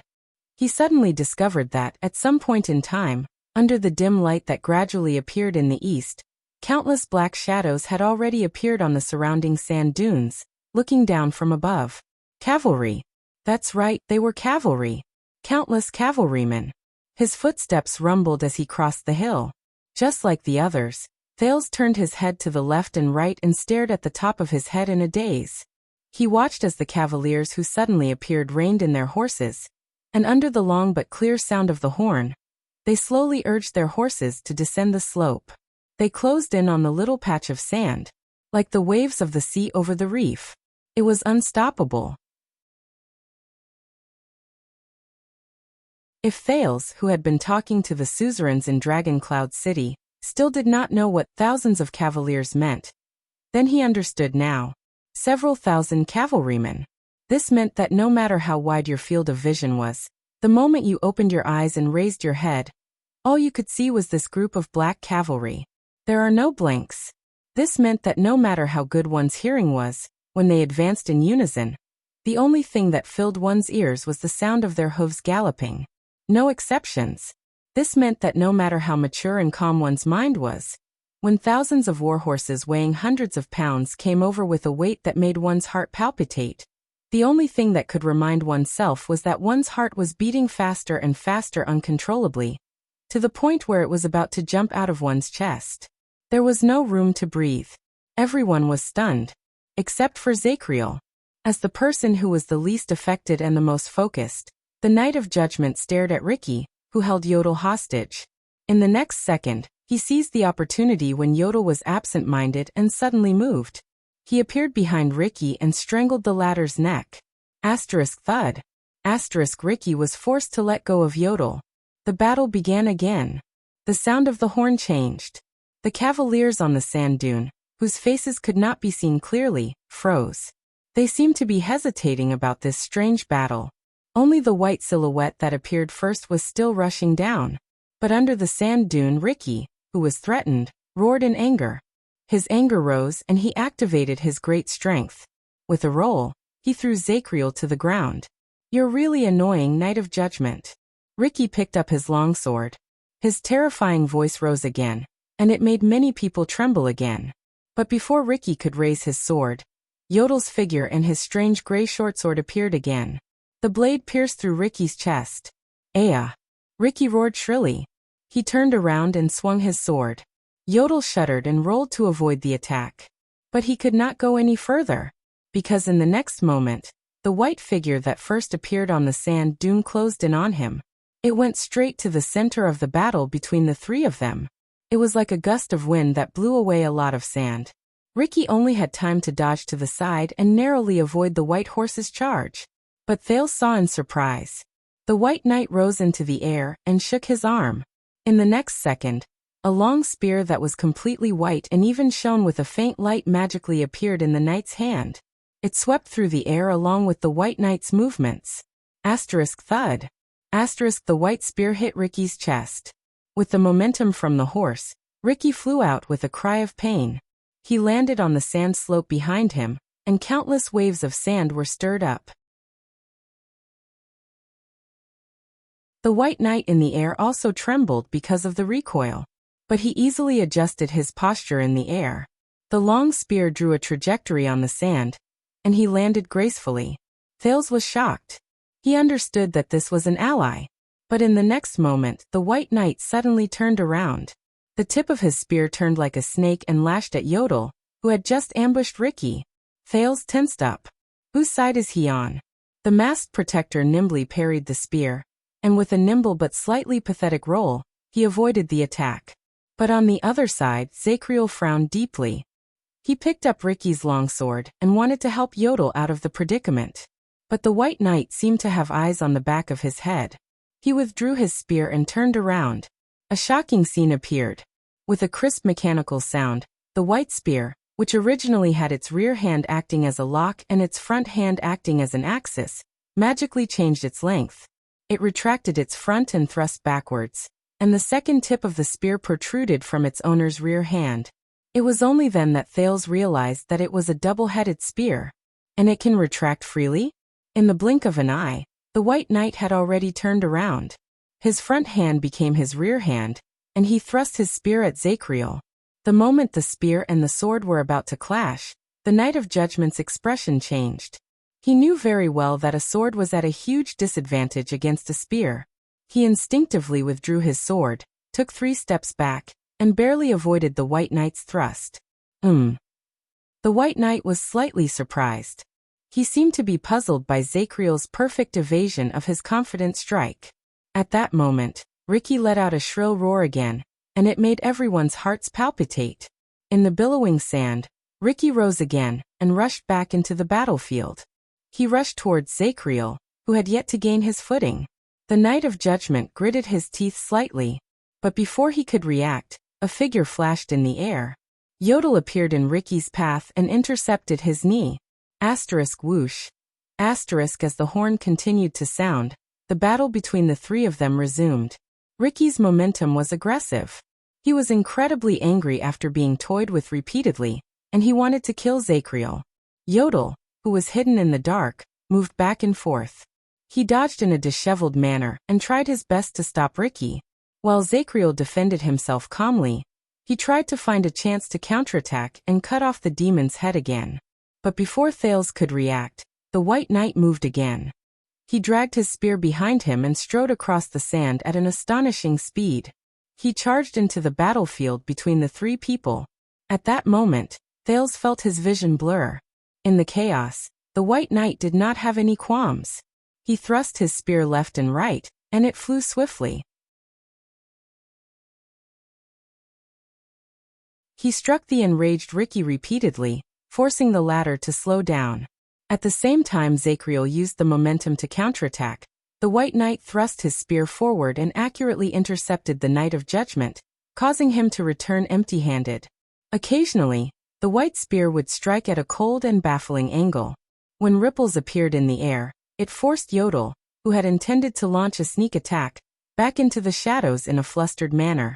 The three of them were like three wolves fighting against each other, but before they could touch each other, they were interrupted by the strange spear in the middle. Everyone, including Thales, stared at the chaotic battle in a daze. That white knight.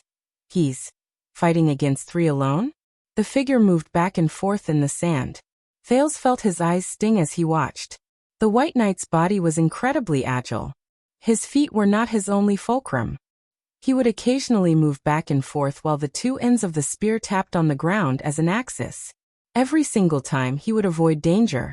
Thales could not help but be reminded of the flying locust blade. And his two-headed white spear was like the most amazing weapon. It could extend and retract at will. And its length did not matter. It could move left and right, front and back. It could be used in any position and from any angle to deliver the fiercest and most precise attacks. With his agile body and fierce attacks, the white knight swung his spear in the air with a whistling sound, and it brought with it an intimidating momentum. He did not need to defend. He could force the enemy out of the threat zone. Finally, after the chaotic battle lasted for nearly 10 seconds, Zachriel seized the opportunity. He rushed forward, turned his longsword, and changed his target from Ricky to the white knight. The new knight frowned. He moved his body and parried with his spear, but in the next second, he found himself in an awkward position. He was separated from Yodel, and could only watch as Zachriel pounced on Ricky. Rip. The longsword cut into Ricky's shoulder blade. That's it.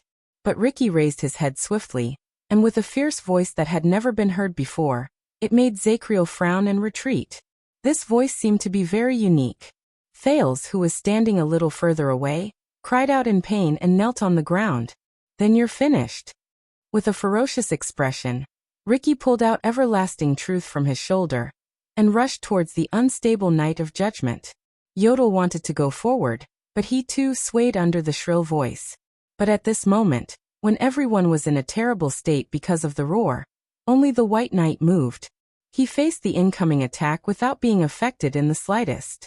Like a white feather fluttering in the wind, he gracefully and calmly swept past Yodel. Only the white knight's voice could be heard amid Ricky's terrifying voice. Quiet. It was a cold, clear voice. It was like a clear stream in an endless pool of filth. It cleansed people's hearts. It could not be questioned, refuted, or disobeyed. Ricky, who was still angry just a moment ago, instantly fell silent, as if he could not control himself. In the next second, the white spear lashed down like lightning. It struck Ricky's shoulder. Thud. That dull thud seemed to have come from the bottom of his heart. Ricky's longsword fell, and he knelt on the ground. Very good. The white knight said softly, and then withdrew his spear. Ricky did not stand up again. He shook his head, as if to wake himself up.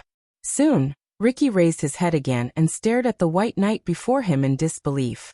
The yellow light in his eyes slowly faded away, and the wounds on his face slowly healed. You. Ricky mumbled. Thales, who was slowly approaching, finally saw the white knight's appearance clearly. The knight was of average height, and he was slender. He looked to be in his 30s. He was dressed in a white riding uniform, neat and clean. He walked with an upright posture, and he had a natural imposing manner, as if he could not be shaken by the chaotic battle just now. The only thing that stood out was, the knight's left shoulder, where his pauldron should have been, was covered with a grayish-white, ugly and huge skull. It added a murderous air to him. The white knight seemed to have sensed Thales' gaze. He turned his head warily. The moment he turned his head, the teenager felt as if he had used a blade to cut through the waves. The sharp mark he left behind was fleeting, but it was unforgettable. Under the light of dawn, Thales was stunned. Because Thales suddenly realized that the man who had descended from the white horse was really a little too handsome. He was so handsome that when his facial features turned to Thales, it was as if lightning had broken through the air. Even in broad daylight, he had the illusion of dispelling the darkness. His jet-black hair looked like the most ideal ink color for an oil painting.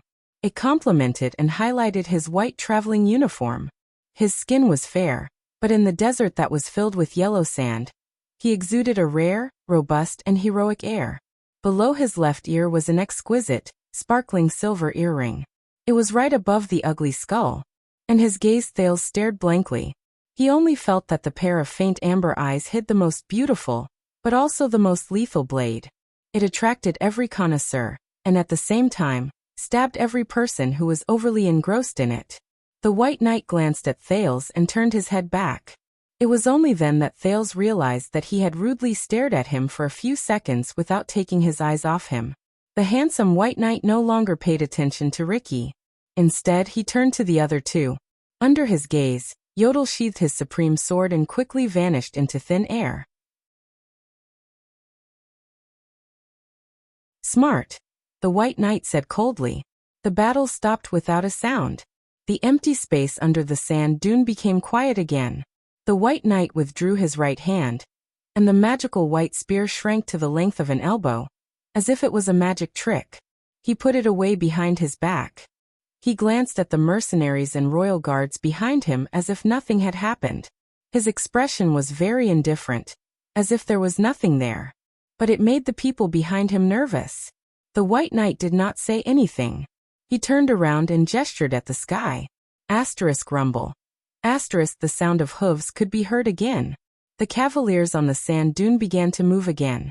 The mercenaries and royal guards raised their heads warily.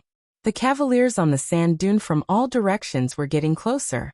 There were many of them, and there were already hundreds and thousands of them in sight.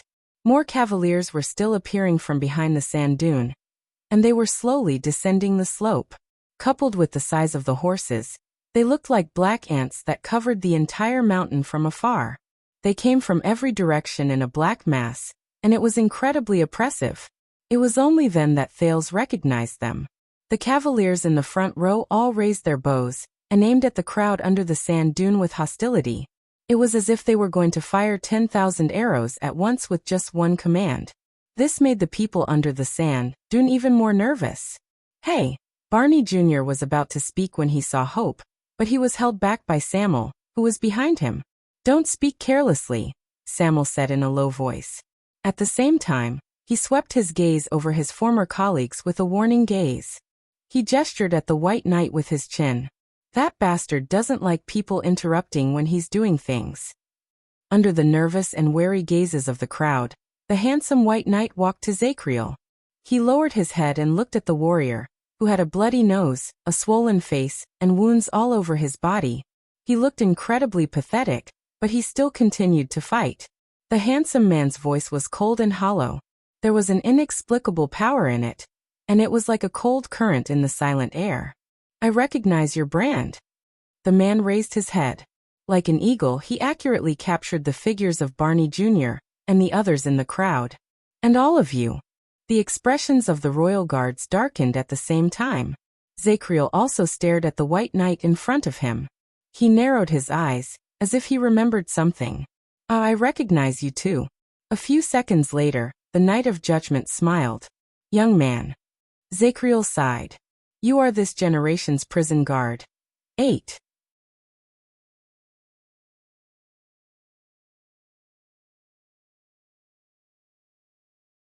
Chapter 483. Prison Guard? Thales' heart clenched. He remembered something and quickly walked forward.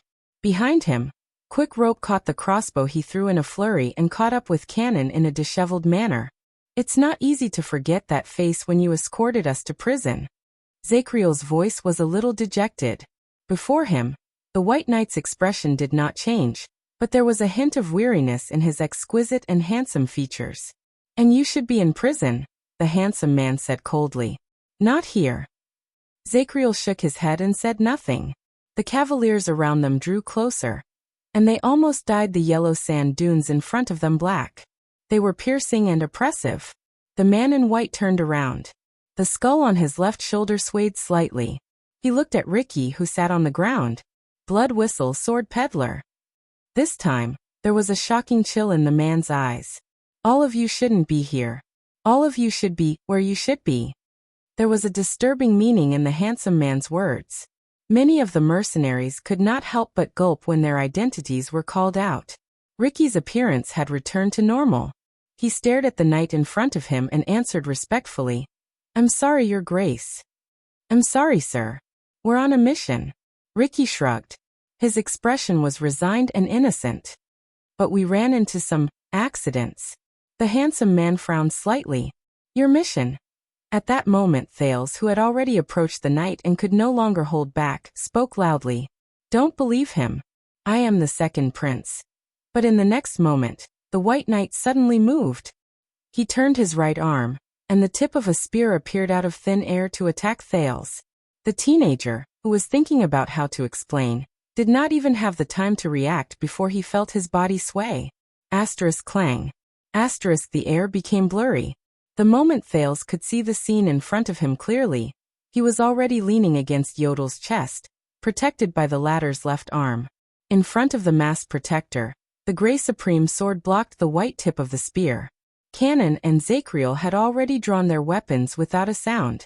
Their expressions were solemn, and they were ready to attack at any moment. Interrupt me again. The white knight stared at Thales. His amber eyes shone with cold, murderous intent, causing others to forget about his handsome face. I'll kill you.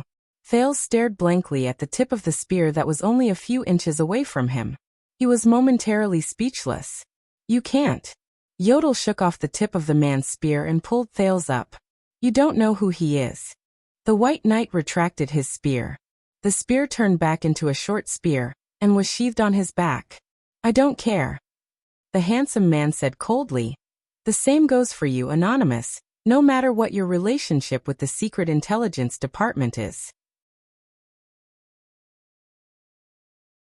The earring on his left ear swayed gently, still as exquisite as before, as if he had not seen the tense scene just now.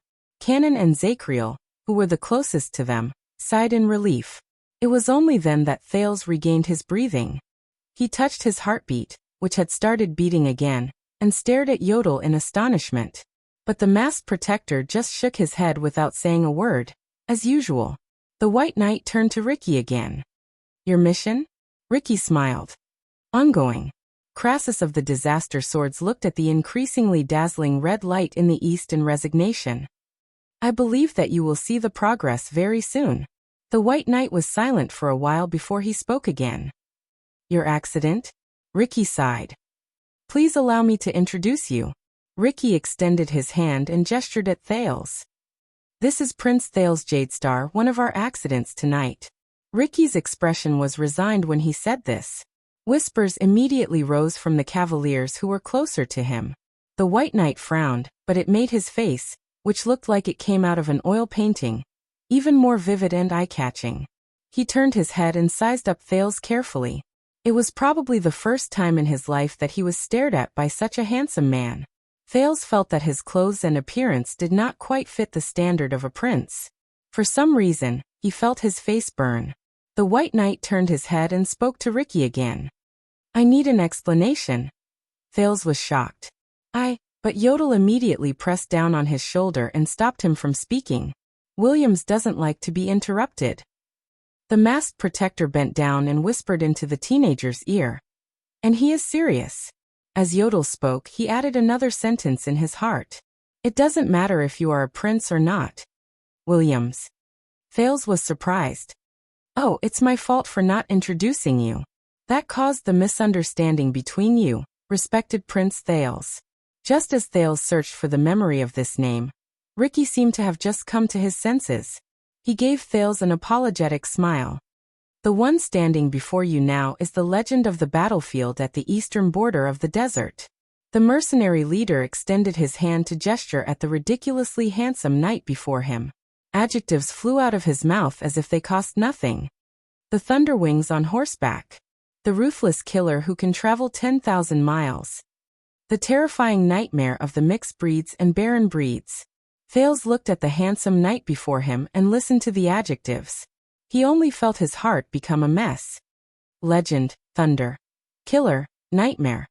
Compared to the black mass of cavaliers around him, the white knight's figure was particularly eye-catching. And the only master of Blade Fang's Dune. Ricky sighed slightly. The gaze he gave the man became more complicated.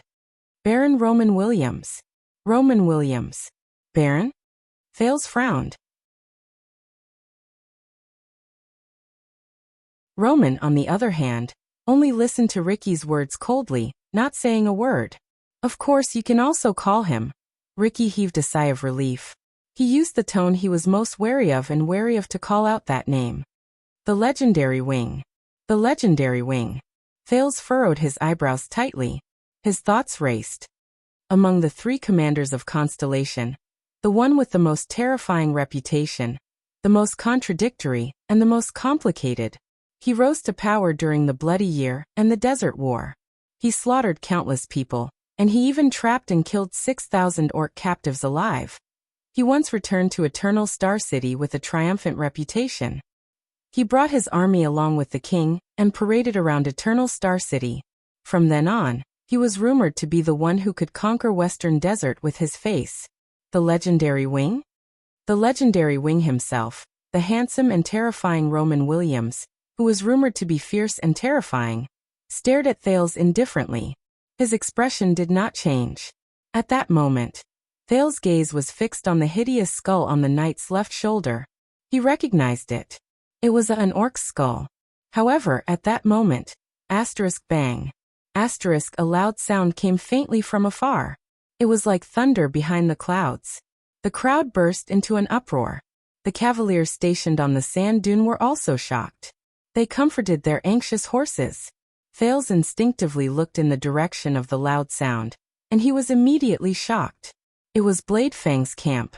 A puff of black smoke rose slowly from the direction of the camp. That's... Everyone stared blankly at the unique situation in Bladefang's camp. Only Ricky, who sat on the ground, exhaled and smiled. Roman turned his head around. Anger could be seen in his eyes. He roared angrily at the cavaliers on the slope. Frank. However, even his roar was clear and penetrating, as if it had the power to cleanse people's hearts. Soon, a gray-haired middle-aged knight in full armor walked out of the crowd and looked at the camp in the distance, where black smoke rose. The eternal oil has exploded, sir. The old knight named Frank frowned and said, "Those damn old soldiers. Those damn old soldiers. After we left, they didn't even know how to manage military supplies and logistics." But at that moment, a second puff of black smoke rose slowly from the other side of the camp. The legendary wing's expression became even worse. Wait, that is... Frank's gaze focused, and his tone began to change. The second source of fire, in the direction of the shops. It's arson on purpose. His voice caused a commotion among the cavaliers. Many of them began to whisper anxiously. But with just a turn of Roman's head, everyone who was swept by his gaze subconsciously shut their mouths. The army returned to silence. But as if the heavens wanted to play a joke on this handsome knight who liked silence, a few seconds later, a horn that was hurried and made people panic came from the direction of the camp. Woo. Woo. Woo. 3 consecutive blasts. The sound spread throughout the wilderness. This time, the mercenaries and the cavaliers finally erupted in a shock and uproar that was difficult to suppress. The handsome Roman seemed to be unable to take it anymore.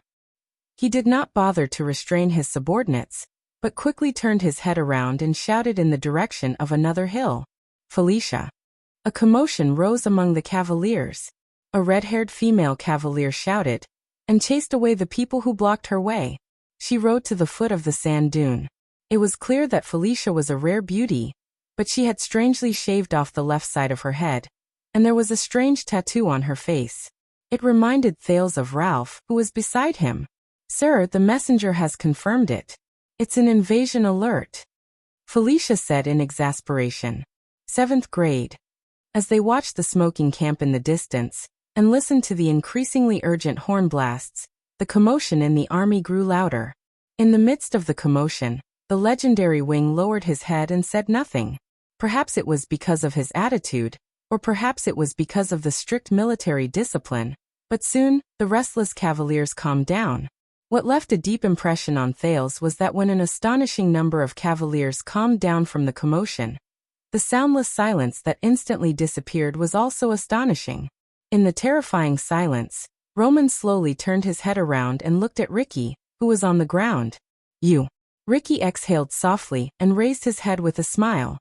He stared at the legendary wing, who had an overwhelming advantage in terms of strength and numbers, without flinching. "Yes, Lord Baron. What you are seeing now is our mission." Whispers rose among the cavaliers. Thales frowned and looked at the crowd. Stake had been knocked unconscious during the chaotic battle just now, and he was still unconscious. Roman's expression was calm. There was not a hint of emotion on his handsome face. "How did you do it?" Ricky shrugged and spread his hands in resignation. "Oh, this is all thanks to my comrades from Shadow Shield." This time, Roman interrupted him without hesitation. His tone was cold. "What happened?" Ricky was silent after he was interrupted. He lowered his gaze and pondered for a while before he raised his gaze. The prisoners in White Prison. Ricky's tone was natural, and he was not panicked at all. They have been released and they are looting and causing chaos in the camp. Ricky smiled and continued to speak. And the military supplies warehouse, which concerns the survival of the garrison army, is burning fiercely. It is shaking the army's morale. The cavaliers began to stir again. Ricky looked in the direction of the camp and clicked his tongue. But now, the suzerains of Western Desert, the only ones who have the garrison army in the camp and have the strength to deal with them, are on the verge of internal strife and mutiny, because of an assassination attempt by a feuding noble. As for the highest level of alert, level 7, Ricky listened to the indistinct sound of the horn beside his ears and chuckled. The gray mixed breeds and barren breeds led by Shattered Stone Tribe and Shuriran Tribe have sneaked back from outside the camp. They are preparing to use this opportunity to launch a surprise attack and invade Bladefang's camp while it is busy with its own affairs. They will plunder to their heart's content and wash away the humiliation they suffered during the Desert War 11 years ago. Shattered Stone Tribe? Thales was shocked. The army on the sand dunes around them finally burst into an uproar. The middle-aged knight, Frank, was first stunned before he roared in anger. F***CKU. But Roman suddenly raised his hand. Frankie's curse was stuck in his mouth. In the next moment, the army became quiet again. No one dared to whisper anymore. Roman raised his head and glanced at the camp where black smoke billowed out. "Indeed, they are selling swords," Roman said coldly. "You have exceeded my expectations." Ricky nodded. He looked rather sentimental. "Tonight is not an ordinary night. There are some small surprises." Both of them were silent for a few seconds. In the next moment, Roman suddenly spoke. "So, what do you want?" When he said this, the royal guards, Frank and Felicia, looked at the legendary wing in surprise. Ricky smiled. "You do have sharp reflexes, Your Grace." He stood up and gestured to his subordinates before he bowed respectfully. "We, the friendly and kind Bloodwhistle, are your mercenary companions, Baron." Ricky hooked his finger. Klein immediately patted an unconscious captive awake and brought him forward. "We will offer you the highest person in charge of Shadow Shield in Northland, Stake."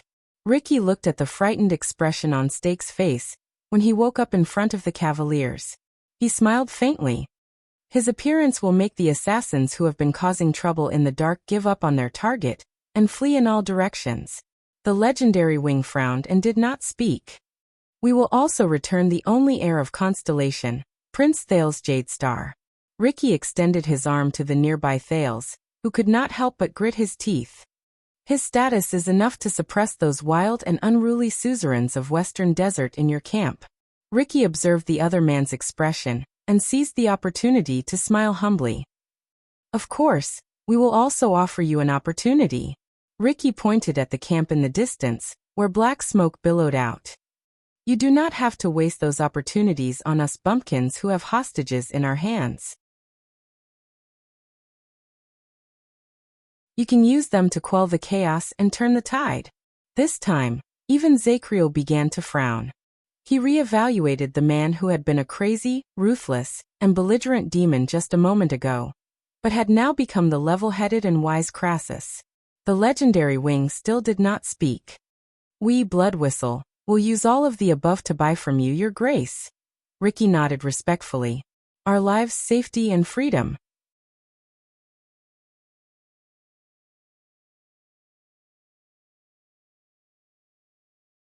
Chapter 484. The crimson hue in the east began to fade, and the sky became brighter.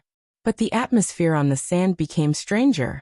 Under countless gazes, Roman, who was as handsome as a painting, stared coldly at Ricky, whose armor was damaged and covered in blood, but who was not injured at all.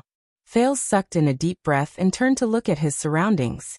The cavaliers who were ready for battle, the nervous mercenaries, the royal guards who had complicated emotions, and the many and exquisite blade fangs camp in the distance. He was deep in thought. Finally, the legendary wing turned to Stake, who was guarded by Klein. Shadow. Shield. Roman looked into Stake's eyes, which were filled with indignation and pain. Stake stared at the handsome man in front of him, and realized something. He no longer struggled pointlessly, but frowned and fell into deep thought. More.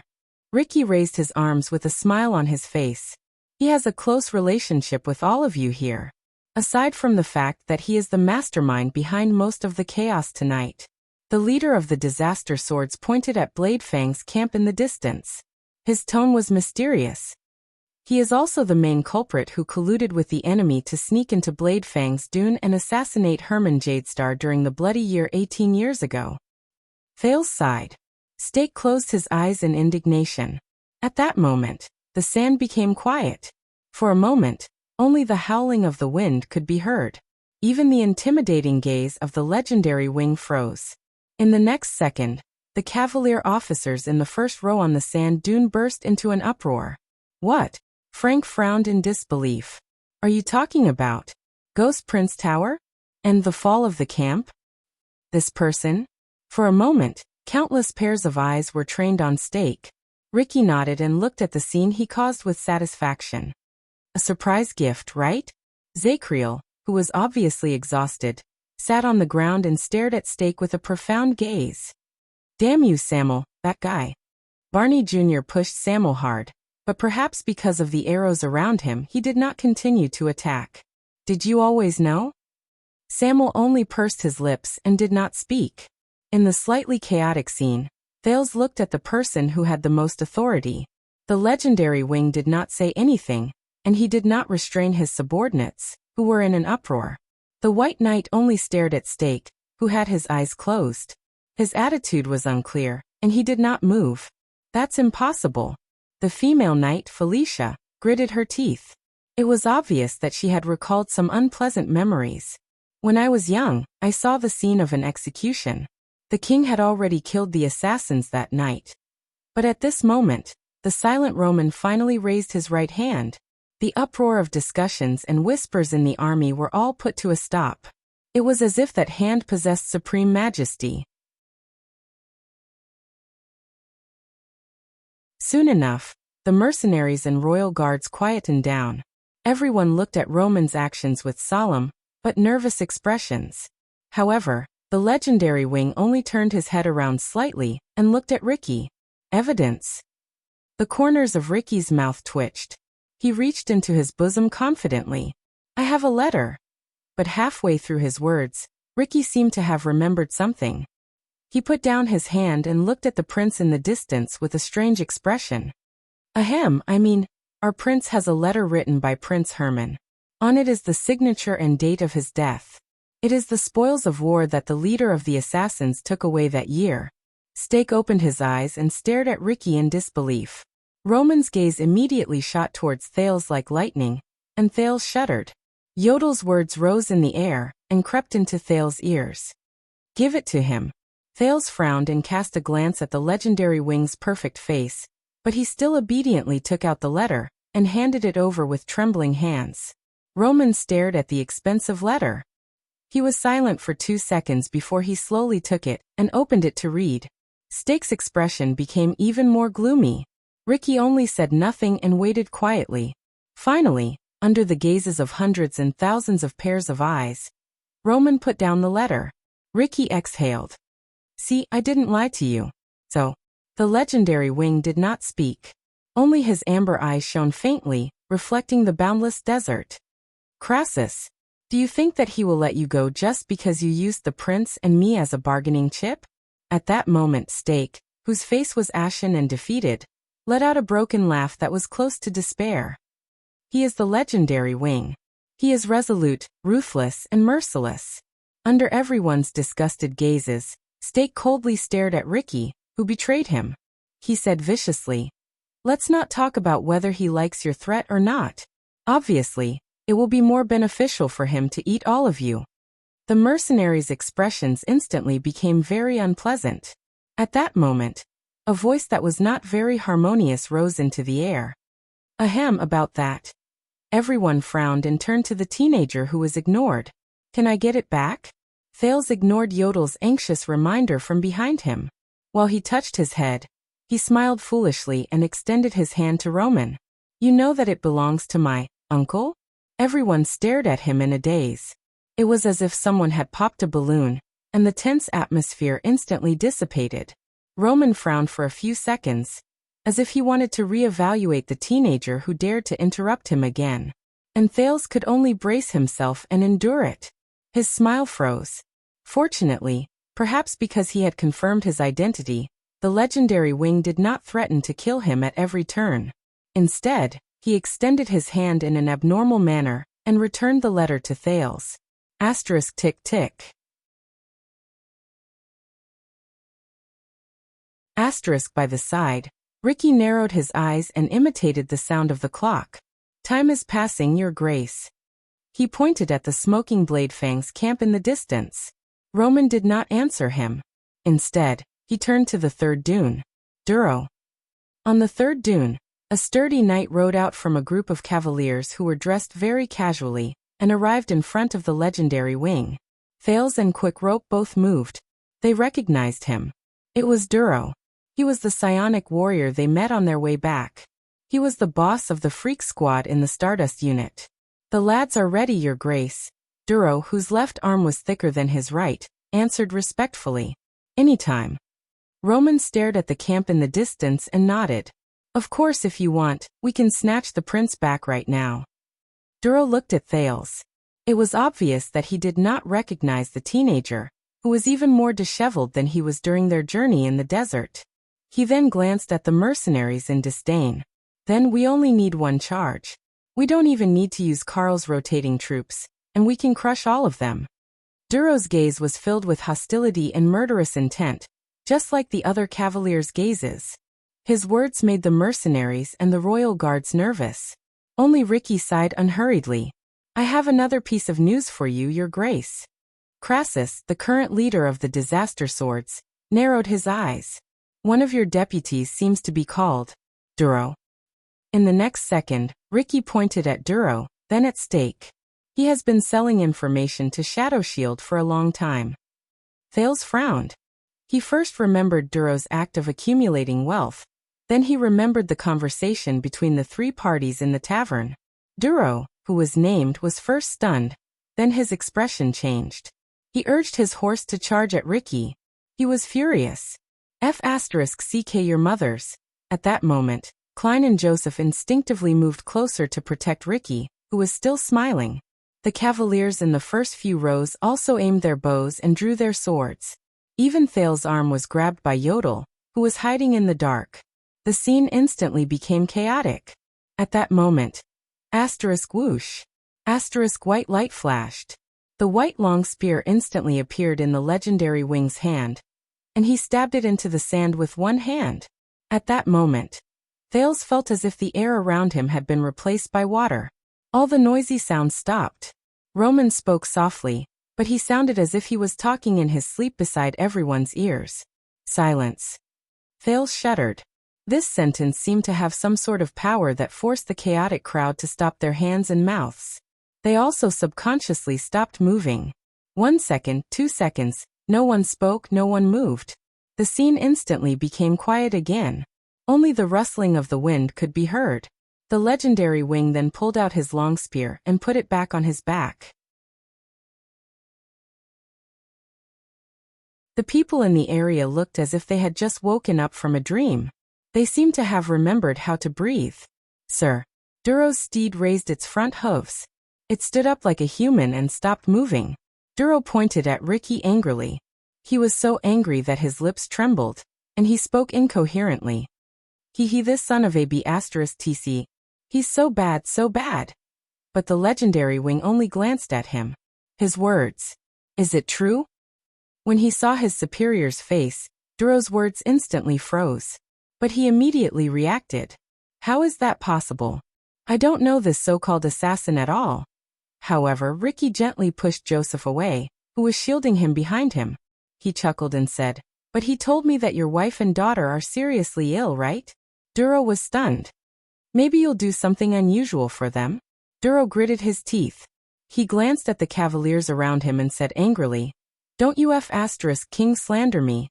At that moment, the legendary wing spoke softly again. "I hate arguing." It was just 3 short words, but they were like holy words from a religion. They instantly made Duro and Ricky shut their mouths. Roman raised his head slightly. His eyes were like lightning as he stared straight at Duro. "You only need to say yes or no." Duro panicked. "Of course not. I was promoted by you, and I have always been loyal to you." But he was interrupted by his superior again. "But you don't sound so sure." The legendary wing's voice was still steady and hollow. It sounded as if it came from the horizon. Duro instantly froze. He stared into his superior's eyes and instinctively lowered his head. He seemed to be hesitating. My wife and daughter are indeed not in good health, Your Grace." Duro's tone was a little soft. He rubbed the reins with his hands, and he spoke with great difficulty. "I can't pay for my labor. Sometimes I will think of ways to earn some money with some merchants." The legendary wing frowned. Felicia, who was by the side, saw Duro's embarrassment. She could not hold it in anymore. "Your Grace, we should deal with these things in the future, but the camp." But before she finished speaking, Frank, who had urged his horse to her side, pressed down on her shoulder. The middle-aged knight shook his head at the puzzled Felicia. As a bystander, Thales frowned slightly. "Earn money? With information?" Ricky snorted softly and looked at Stake. "Your wife and daughter are not sick. They are just periodically poisoned by these assassins." At this moment, Duro's expression finally changed drastically. He turned to Stake, who seemed to be unafraid of death. "What?" Ricky said sarcastically. "You don't have to thank me, but this is the cause." On the other side, Stake, who was subdued, laughed so hard that he bent over. The legendary wing looked at Duro quietly. "So you are indeed selling information?" Duro's face was livid. He looked around at his colleagues and was extremely flustered.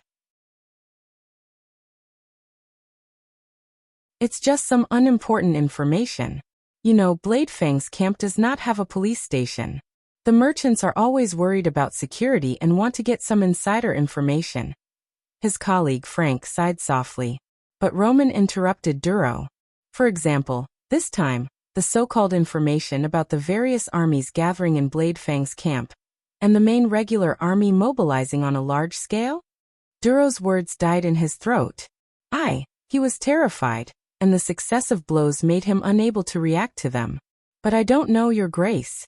I really don't know about those merchants." The legendary wing still responded coldly. By the side, Felicia could no longer continue watching. "Your Grace," she said tentatively, We should first rescue the camp." But Roman interrupted her without hesitation. "The camp is always impregnable." He stared at Duro, who was drenched in sweat. The coldness in his voice even infected the air. "But my deputies may not always be the same." These words caused Frank and Felicia, who were beside him, to shudder and fall silent at the same time. Duro shuddered. "Your Grace." Roman took a step forward and slowly approached Duro's steed. "Your family member is seriously ill. Why didn't you come to me?" Duro was clearly taller than Roman when he rode on the horse, but at that moment, he looked like a trembling mouse that saw a cat catching mice. In the next second, Thales only saw a flash of white light before his eyes, and it was followed by Duro's pained screams. The cavaliers in the first few rows cried out in surprise. When the shocked Thales turned his gaze around, Duro had already landed on the ground. The leader of the freaks did not die. He lay on the sand and panted in shock while he stared at the white spear in front of his chest. The tip of the spear was only a few inches away from his throat. "True, because you know," Roman said coldly. "I don't care." The legendary wing turned around, and the white spear returned to his back. It was only then that Duro breathed a sigh of relief after surviving a disaster. Just like the other cavaliers. Snake shooter, Roman said loudly. On the third sand dune, a cavalier was pushed by someone, and he hurriedly urged his horse forward. By the looks of it, he was a little flustered. Your Grace. Thales recognized him. He was another psionic under Duro's command, and he had met him once in the desert. The legendary wing looked up. From now on, you are the new leader of the freaks. The cavalier known as Snake Shooter was stunned. He looked at leader Duro, who was on the ground. Huh. But Frank grabbed his arm by the side to stop the panicked Snake Shooter from continuing to speak. As for you, after today you will retire. Roman looked at Duro, who was lying on the ground with a dazed expression. Go to Nikolai and solve the problem of money. You have too much in common, ranging from stupidity to blindness.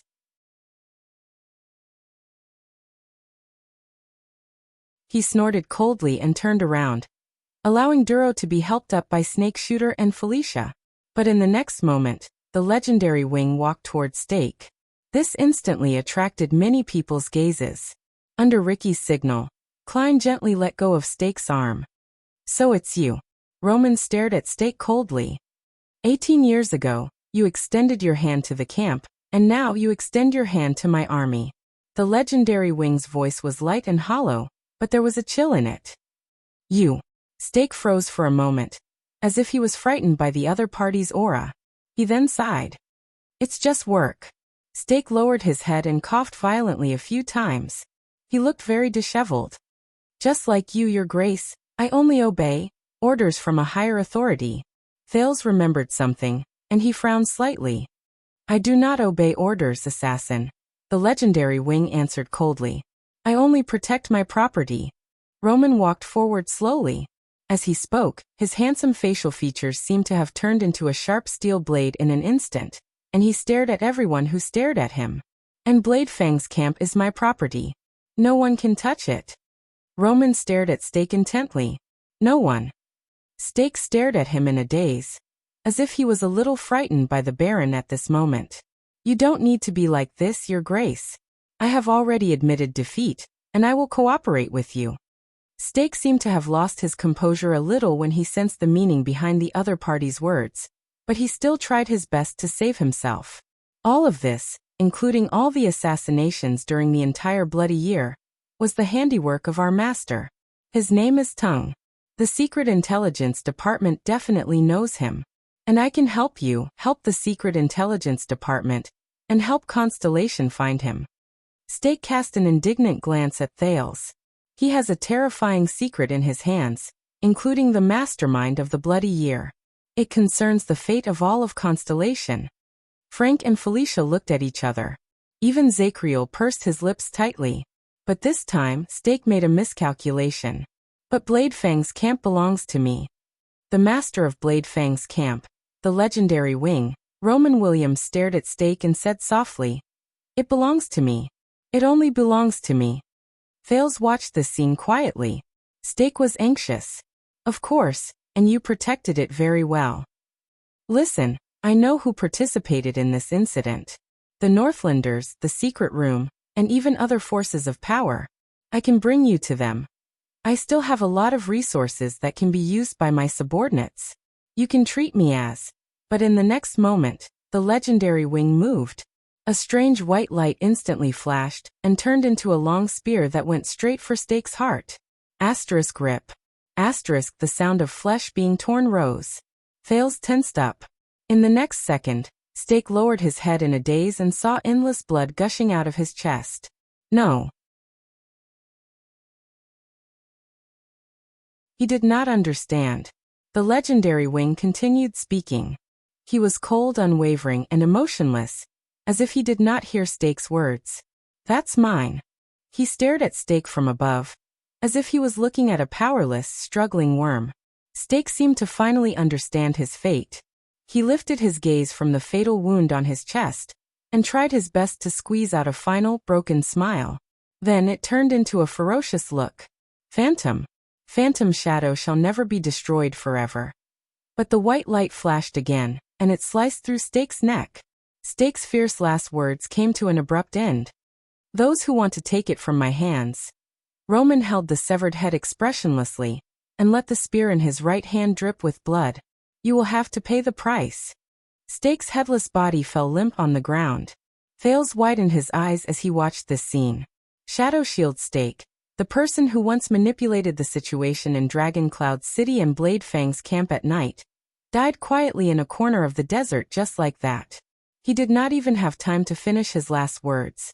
But in the next moment, Roman retracted the spear in his hand, turned it into a short spear, and stabbed it into the head's mouth. His next action made Quick Rope cover his mouth in horror. Thales stared at Roman's actions in a daze. He leisurely and skillfully used the short spear to tear the flesh on the head back and forth. Cut? Everyone's expressions changed. Amid the terrifying sound of friction, flesh and bone flew, and blood flowed. Roman's movements were skillful, and his expression was indifferent. It was as if he was cutting vegetables. The people around him felt a chill in their hearts as they watched. Fortunately, Roman did not like to talk much, or else Thales guessed that he would definitely hum a tune at that moment. Soon, after a few seconds, only 2 bloody holes were left in Stake's eyes, which had died with everlasting regret. His lower jaw had also been separated from his head. The head became even more hideous, and the blood continued to drip down. It made Thales' skin crawl. Roman put away the spear and turned the head in his hand left and right with great interest. That expression, it was as if he was watching a craft. This thought made Thales feel disgusted. Everyone's expressions were unpleasant. Only Frank coughed. Sir. The legendary wing then turned around and tossed half of Stake's head to Frank. The latter endured great disgust and caught it. He turned the bloody eye holes to the other side. Roman's expression was indifferent. He did not show any emotion, but Thales felt that he was in a good mood at that moment. He grabbed a handful of sand and rubbed the blood stains on his hands. Deal with it on the spot first, then burn it after the war. Burn it? Thales frowned. Kairusa Shattered Stone Chief's quality is not bad. In the face of his subordinate's strange gazes, Roman shook his shoulders and tapped the ugly half of an orc's skull on his left shoulder. It's just that it's been more than 10 years, and I'm a little tired of wearing it. I want to change it. The legendary wing pointed at the ferocious head that Frank had tied onto the horse and said softly, be gentle. End of chapter.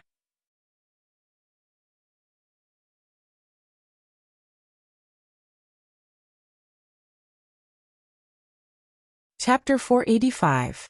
Be gentle. Thales felt suffocated when he heard that. Under almost everyone's unpleasant expressions, Ricky coughed. Can I treat this as a deal being made? Since we've done you so much. Help? This sentence brought Roman, who had just completed his artistic creation, back to reality. The legendary wing slowly turned around and walked towards Ricky. His footsteps were slow, but there was a rhythm to them that made one's heart tremble. Klein and Joseph stared at the Baron, who made them shudder uncontrollably. They wanted to brace themselves and go forward, but Ricky stopped them. The leader of the mercenaries went up to him without fear. Sir? Roman and Ricky stared at each other. One of them was indifferent, and the other was calm. The people around them became nervous.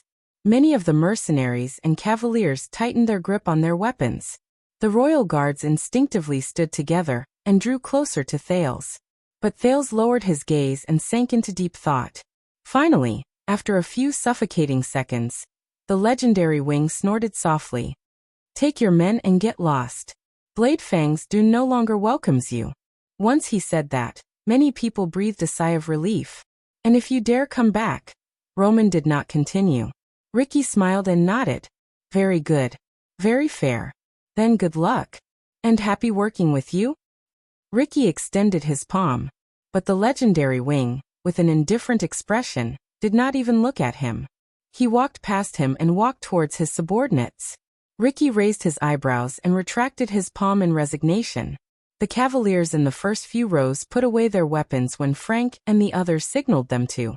That's great. Quick Rope whispered gratefully behind Thales. No need to fight anymore.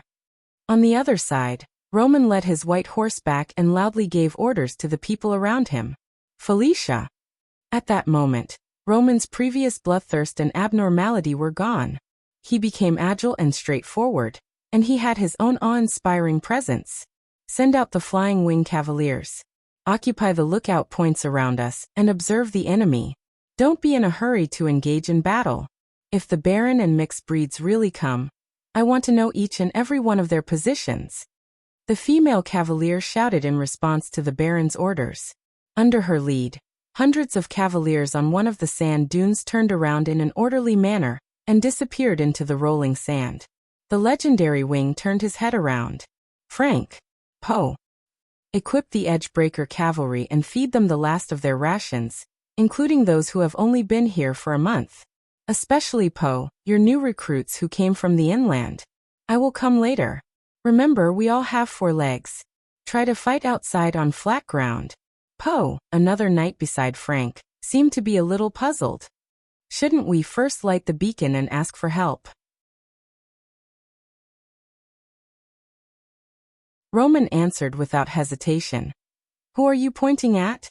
Ruins or Brave Soul's castle? You must know that the men of the Western Desert are shivering in their camps, waiting for us to save them. Frank and Poe nodded in response, then led their respective subordinates to ride away. Thales quietly watched Roman deploy his troops. His frown deepened.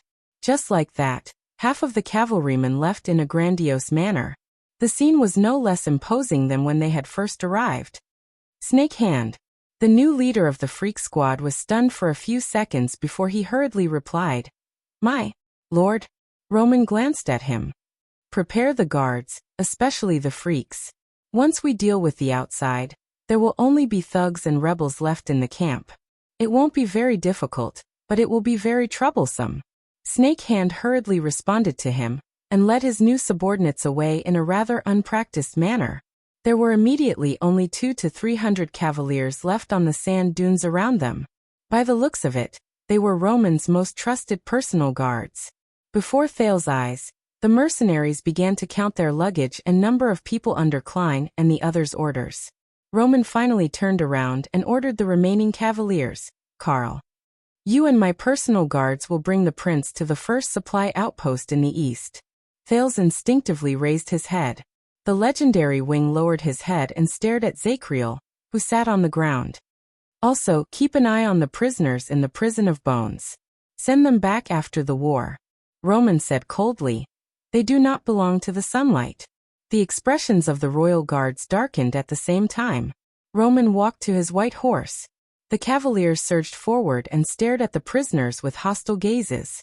Thales sucked in a deep breath and refused a cavalier officer's attempt to help him up the horse. They helped me a lot in the prison of bones. They even saved my life. The prince walked forward and attracted many people's gazes. Can you let them go? Barney Jr. and Belden's eyes sparkled, but the legendary wing only shook his head coldly. They are prisoners. Roman did not even look at Thales. He just packed his luggage and minded his own business. And I am the prison warden. Move faster. We still have a mess to clean up. Thales clenched his fists tightly. On the other side, 3 cavaliers roughly pushed Bruley, who seemed to be the biggest among them, to the ground. The latter struggled continuously. Hey, Barney Jr. protested, but he was immediately pushed down by countless cavaliers and tied up. Thales took a deep breath. It's nothing. Don't resist. Zachriel calmly waited for the cavaliers to drag him up from the ground and tie his hands. At the same time, he tried to persuade the others. We are just returning to the place where we belong. His tone was very normal, as if this was just a stroll. Very soon Tardin Cannon and Belden were all escorted away. Barney Jr. gave him a sarcastic and resigned smile. Zachriel gave him the most profound expression. Thales stood where he was and watched everything quietly. Cheer up, everyone. At least we saw real sunlight, and not those damned flames. Tardin was forced to walk, but he still straightened his neck and looked in the direction of the sunrise. He smiled with tears in his eyes. It was as if he could not bear to part with the last ray of sunlight. Thales watched expressionlessly as the cavaliers took away the prisoners from the royal guards and tied the ropes from their hands to their mounts. Belden, who was the last to be escorted past him, sighed at Thales. Take care, Your Highness. We can only escort you up to here. At least you are safe. Thales nodded bitterly. He had a lot on his mind, but he did not speak. Hey, I'm not committing a crime. The prince turned his head and found that Quick Rope was also escorted away. The pitiful man struggled, and he was so excited that he shouted with a Camian and Northland accent. Why, Thales. I'm not. I'm the prince's favorite attendant. My father is new. That's something Casso. But the cavaliers ignored his protests and continued to escort him to the row of prisoners. Thales shut his eyes tightly while he struggled and shouted. Then he opened them abruptly. Baron Williams. For the third time, the prince rejected a cavalier's invitation to get on his horse. He walked resolutely towards the legendary wing and said loudly, "Let them go." Under Roman's surprised gaze, Thales gritted his teeth. Anyway, the prison of bones has already been broken. If you are worried about your responsibility as a prison guard, to guard the prison of bones, then, he raised his head. I will bear the responsibility. In the name of the heir to the kingdom, Thales Jadestar. His voice attracted a lot of attention. Roman glanced at the cavaliers around him, who were somewhat curious about the prince. They lowered their heads and went about their own tasks. The legendary wing turned his head around and strode forward until he was a few inches away from Thales. He lowered his head and looked down at him. Before you tell me what to do, tell me, Prince. Roman said coldly. His handsome face had a different kind of sharpness at this moment. Do I look like your father? Thales pursed his lips and gritted his teeth. Roman did not intend to wait for his answer. He snorted coldly. Then don't cry to me. The legendary wing lowered his body and whispered into Thales' ear. That's right. Because I don't care whose son you are, or which kingdom you are going to inherit. Thales' face immediately turned livid with rage. But you are a baron of the kingdom. You are stationed in Constellation's territory, and you control the regular army of the royal family. The prince suppressed the anger in his chest with great difficulty. His face was red. The baron snorted. Very well, then let me guess. What you're thinking now is when I become king, I'll make you pay? Am I right? Thales clenched his fists tighter and tighter. Don't wonder how I know what you think. Roman sneered and whispered. Because that's what the trash would think. Once he finished speaking, Roman straightened his back and left in front of Thales, who had an unpleasant expression on his face. The prince was left alone in the wind, trembling in anger. Ricky walked over from the side. He looked at Roman's back, then at the sullen Thales. He seemed to have understood something. But he only shook his head. I guess this is our separation, Your Highness. Thales suppressed his temper and turned to him. Ricky smiled faintly. Don't forget your sin of Hell's River. We are full of expectations for your future. Thales clenched his fists tightly. Samuel also has a brand on his face. If I remind Williams that Samuel was also rescued by you from the prison of bones, do you think he will be locked up with Williams? Ricky was taken aback by the words that came out of nowhere, but he quickly reacted. Yes, it's possible. Ricky shrugged and smiled. But do you really have the heart to do that? After Samuel suffered for so many years for your royal family, he still ended up like this? Thales took a deep breath and closed his eyes. I see. Ricky glanced at him in puzzlement. In the end, he raised his eyebrows and strode towards his mercenaries. As he listened to the sounds of the prisoners being locked up in the distance, Thales clenched his fists for the last time before he released them. Thales closed his eyes and whispered to the air.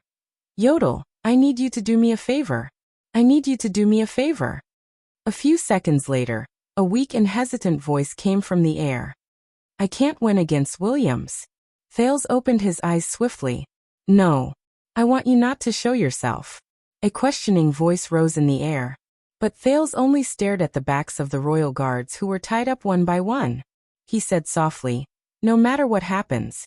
Once he finished speaking, Thales did not wait for Yodel's response.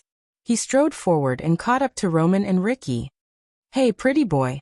William's back froze. And you dummy. Ricky stopped in his tracks. Under the strange gazes of many people around them, both of them turned around at the same time and frowned at Thales. But this time, Roman frowned a little. He felt that the prince seemed to be a little different. We have to talk, the three of us, in private. Thales strode over and waved his hand to signal the others to do what they were supposed to do. Perfect timing. I'm very hungry. It's best if we can have something to eat and drink. The teenager's footsteps were exaggerated, and his tone was casual. The way he ordered people around made it seem like this was his home. Roman and Ricky looked at each other. They did not seem to be able to react to the situation.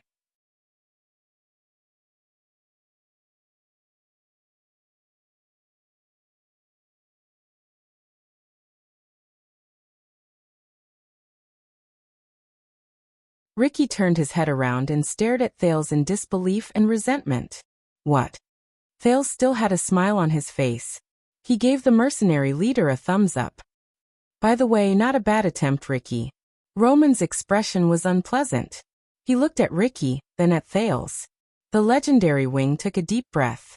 He felt that he had nowhere to vent the power in his arms. Then, in front of the two adults who were almost petrified, the dirty teenager sat down cross-legged. Now can we talk? Thales puffed out his chest. With his bruised face, he said to the two people in front of him with strange expressions, "Then I want food and drink." What? At that moment, Roman's handsome face was filled with anger. His expression said, "How dare you?" And Ricky's eyes practically popped out of their sockets. Oh! Thales suddenly remembered something. He patted his thigh in a pompous manner, turned around, and pointed at the prisoners who were being escorted. He added, "Same for them." End of this chapter.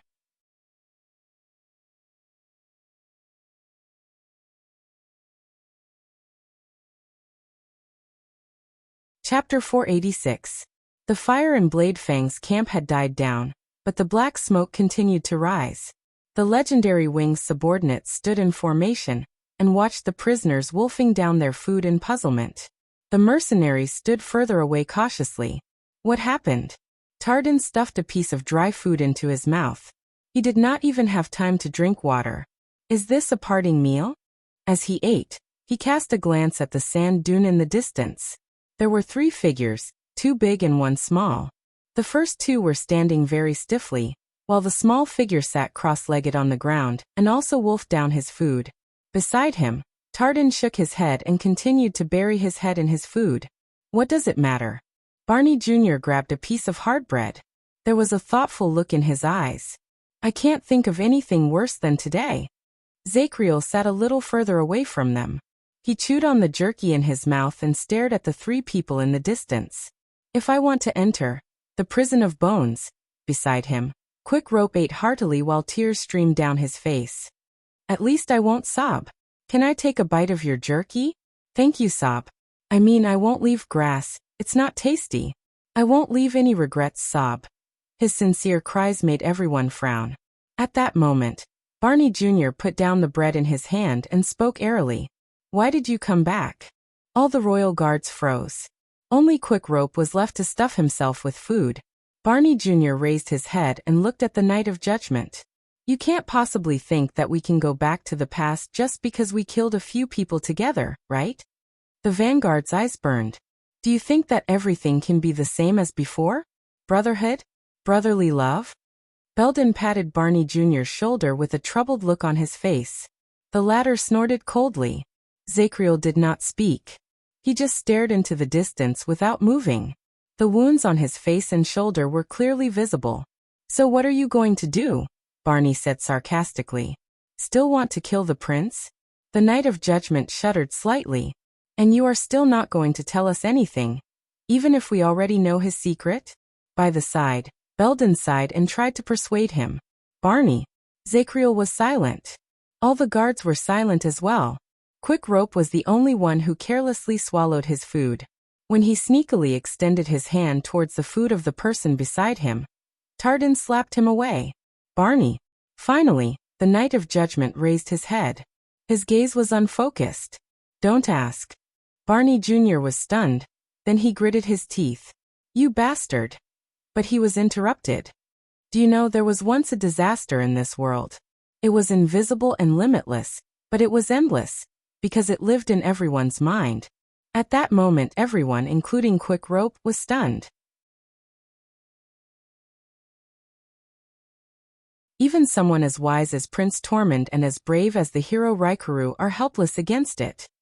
The Knight of Judgment looked into the air. There was an unquestionable coldness in his voice. There are some things the less people know about them. Constellation will be safer. His voice fell. What was left was a lingering silence. And the endless sandstorm. However, in the distance, the three people under the sand dune did not have such an atmosphere. When Thales painstakingly tore open the fifth piece of jerky, he could even feel the two pairs of eyes above his head exuding a cold aura that was as sharp as a blade. He was forced to swallow it in 2 mouthfuls with water. The prince wiped his mouth with his sleeve without a care for his image. When he touched the swollen part of his mouth that was hit by Quick Rope, he could not help but grit his teeth. The legendary wing and the leader of the mercenaries stood in front of him and watched him eat. One of them had his hands behind his back, and the other stood with his arms crossed. The two of them looked at each other, and their gazes became more and more impatient. Thales burped. Before he was torn to shreds by their gazes, he finally spoke. The key. Roman and Ricky were stunned by the word. What? Ricky asked, puzzled. Thales' next words caused Ricky's expression to change. The key that can open Black Prison, and even the exit. If I remember correctly, you told Stake that you coincidentally found another key outside the camp. The prince noticed the gradual change in their expressions. But when you told me that Fate is a bigger prison, and you have the key, perhaps the only key to open it. Thales narrowed his eyes and pointed at the legendary wing, whose expression became more and more unpleasant. I can't help but think, what if there is really only one key ? At that moment, it was as if someone had struck the air with a heavy hammer. Ricky furrowed his eyebrows. The legendary wing stood dumbfounded and did not move. Thales burped again. I ate too much. Sorry. Then, I followed this clue and retraced everything that happened. The teenager's finger slowly moved and pointed at the long-closed exit of the prison of bones. Thales' eyes lit up. Guess what? I connected all the strange clues one by one. The prince smiled. His tone was a little relaxed and dramatic, but it was obvious that the other two did not have a sense of humor. They only stared at Thales coldly. It was obvious that they were in a bad mood. Thales looked around him and awkwardly put away his smile, which showed that no one was supporting him. He chuckled dryly. Ricky, after you walked out of the prison, you were not in a hurry to escape. Instead, you were leisurely waiting for the so-called opportunity. The mercenary leader's expression became worse. And Williams, who should have led the light cavaliers to search for me in the desert, just happened to appear here. The legendary wing in front of him became even more gloomy. But Thales persisted. He continued to attack the two with his words. After Williams appeared, even if he did not care about my existence, he only vaguely and anxiously asked you about the mission. Even if he did not care about my existence. What is accident? The teenager looked at Ricky again with a smug expression. In front of an overwhelming army of cavaliers, you unwittingly used me, who was not even in your hands, as a hostage, and arrogantly threatened the famous legendary wing. Perhaps it was because you were not threatening him, but handing over a mission to your employer? Thales took a deep breath and narrowed his eyes. And just now, I specifically mentioned the prison of bones to the two of you. Roman and Ricky were stunned again. They recalled what happened just now. Thales sighed. Williams, you were indifferent to the strange fact that he appeared here with the prisoners from Black Prison. You turned a blind eye to why Black Prison was breached. Ricky, you were not worried about Samuel, who also had a brand. It was as if you were confident that even if Samuel's identity was exposed, you would have a way to escape unscathed. And both of you seem to have forgotten about the damn exit of the prison of bones that we just walked out of. Look. Thales waved the jerky in his hand and bit into it. There are too many suspicious points, too many strange things, so much so that things have become very clear. At first, Roman and Ricky would exchange glances to exchange their dissatisfaction and anger. They even opened their mouths to speak. But as Thales spoke more and more, and his reasoning became more solid, they no longer looked at each other. They only stared at the ground in a daze. Thales pointed at Ricky with the tip of the jerky he had bitten, then at Roman. The two of you have been in cahoots since the beginning. From the moment you obtained the key to Black Prison without any obstacles, to the moment he stood here and watched Blade Fang's camp burn. Thales said a long string of things and looked at the two people's almost petrified expressions. He finally nodded in satisfaction, grabbed his water skin, and drank a mouthful. Both of them were silent. It was as if a few centuries had passed. Finally, the legendary Wing closed his eyes and let out a long sigh. He extended his hand to Ricky and flattened his palm. On the other side, the leader of the Disaster Sword stared at the teenager indignantly. With an expression as if he had eaten *T, he brought out the rectangular crystal green strip that Thales was all too familiar with from his bosom. The key. Thales smiled. As expected of someone from Renaissance Palace. Roman coldly took the key to Black Prison from Ricky's hand. You were born cunning. Thales raised his eyebrows and bit the last bit of jerky into his mouth. No, this is just a simple observation and deduction, he said vaguely.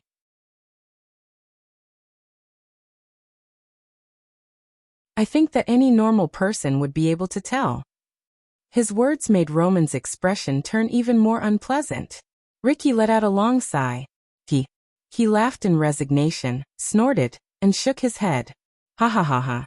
Just because of a damn key. Ricky's laughter stopped. He gritted his teeth and exhaled. He stared at Roman indignantly and discontentedly. That's why I told you that you can't ignore this just because there are few people who know the truth about Black Prison. At the very least, you should put on a show of a theft, but that damn pride of yours. Roman snorted coldly in response. And you brought a large group of tourists in for a free tour, and you even flaunted the key in front of everyone for 5 minutes? Thales watched the two argue through the corner of his eyes. They are more familiar with each other than I thought. As his thoughts wandered, the legendary Wing turned his head to look at Thales. So you know Prince, Baron Williams said coldly. We were the ones who destroyed Bladefang's camp. At that moment, Thales felt a chill run down his spine when he was stared at by William's sharp and deep eyes. The legendary Wing raised his head and looked around. He gestured to his subordinates, who were waiting anxiously for him, to hold their horses. Then, how dare you expose our scheme so brazenly? Roman lowered his head and observed his surroundings. At the same time, his tone was threatening. Do you really think that the Nameless can protect you? Ricky stood beside him and flashed a similarly malicious smile at the youth. Thales' heart froze. He gulped. No, but I thought that what you want can help me. The legendary Wing snorted coldly. Then, what do I want? Thales met his gaze and raised his finger with great difficulty. Roman and Ricky turned their heads and looked in the direction of Thales' finger. Then they immediately frowned. The prince pointed at the cluster of fortresses in the distance, which had smoke rising from them. He said softly, Bladefang's camp. Roman and Ricky fell silent again. Thales sucked in a deep breath. My past experience told me that if a series of events happen one after another, they must be connected. There must be an invisible clue that connects everything. In the beginning, I thought that I was that clue, because the Secret Intelligence Department wanted my return, Shadow Shield wanted my secrets, and the Northlanders wanted the value of my identity. Thales raised his head and looked straight at Ricky. But gradually, all of you appeared. You got involved in the situation out of nowhere, and mixed everything together. I couldn't sort everything out, so I thought that it was a coincidence that connected us together. The leader of the Disaster Sword seemed to be deep in thought. But what if it's not a coincidence? Thales changed the topic. There was wariness in his eyes. What if all of you appeared because of me? Roman and Ricky looked at each other. The teenager's lips curled up. Then I remembered that the Disaster Sword's No Blood Whistle is first and foremost a group of mercenaries, and second, a loser's support group. Ricky was instantly stunned. He immediately protested in dissatisfaction. Hey! But Thales did not pay attention to him, and continued to speak. He continued. Yes, all of you are selling swords. With a serious expression, he punched his palm. What if your goal tonight was to fulfill your employer's wishes first? Then the sin of Hell's River, Black Sword, The Secret in the Prison of Bones, and Zachriel? Thales looked up, and his expression became extremely serious. Then who is the most likely to hire 100-man group like you, which is strong enough to fight a series of battles, and can even cause chaos in Bladefang's camp? Ricky pursed his lips. The teenager was a little thirsty from talking. He picked up the water skin, but found that it was empty. He could not help but frown a little.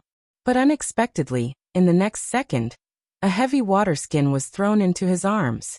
Thales looked up and saw that the legendary wing had retracted his arm. Continue. The teenager raised an eyebrow. He gulped down a mouthful of water and said eagerly, Ricky, tell Zachriel that more than 100 years ago, your leader made a deal with the Red King of Constellation, and the disaster swords were able to operate as mercenaries in the Western Desert. You also told the tavern owner, Campa, that you know the background of my home.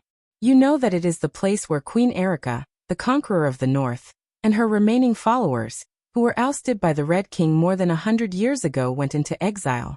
You said it as if you saw it with your own eyes. Ricky's expression changed slightly. Thales sighed. I guess it's not a coincidence, right? Ricky's expression as he looked at Thales became more and more solemn. Thales took a deep breath and sensed that his senses and balance had recovered slightly. He stood up again. He looked at Ricky seriously. So, I guess that more than 100 years ago, the disaster swords came to the Western Desert for no other reason than to accept the Red King's employment to destroy the remaining followers of the conqueror of the North? No one spoke. The wind stirred the sand slightly. The horses in the distance neighed uneasily. Ricky suddenly spoke. It's even simpler. Thales was puzzled. What? Ricky raised his head and looked at the rising sun in the sky above the desert. He felt the wind and sand wash over him. He said with a sigh, the Red King is a person who does not like complicated matters. He sent Hill Crassus to the Western Desert to bring back his own sister, Queen Erica's. The mercenary's gaze became fierce. The head on her neck. Thales immediately felt a chill run down his spine. Bring back his own sister's head. The old saber by King Chapman's side appeared before his eyes again. Thales could not help but start thinking about the origin of the Red King's title. He also remembered what Gilbert had said to him when he was young. The history of Constellation has never lacked bloodshed. Roman's gaze was cold. He did not say a word. Thales resisted the urge to look at the skull on his shoulder and asked tentatively. Yes? He asked tentatively. Then Crassus, did he succeed? Ricky only gave him a mysterious smile. This made Thales feel uncomfortable. Thales coughed and tried hard to get rid of other thoughts. He returned to the topic at hand.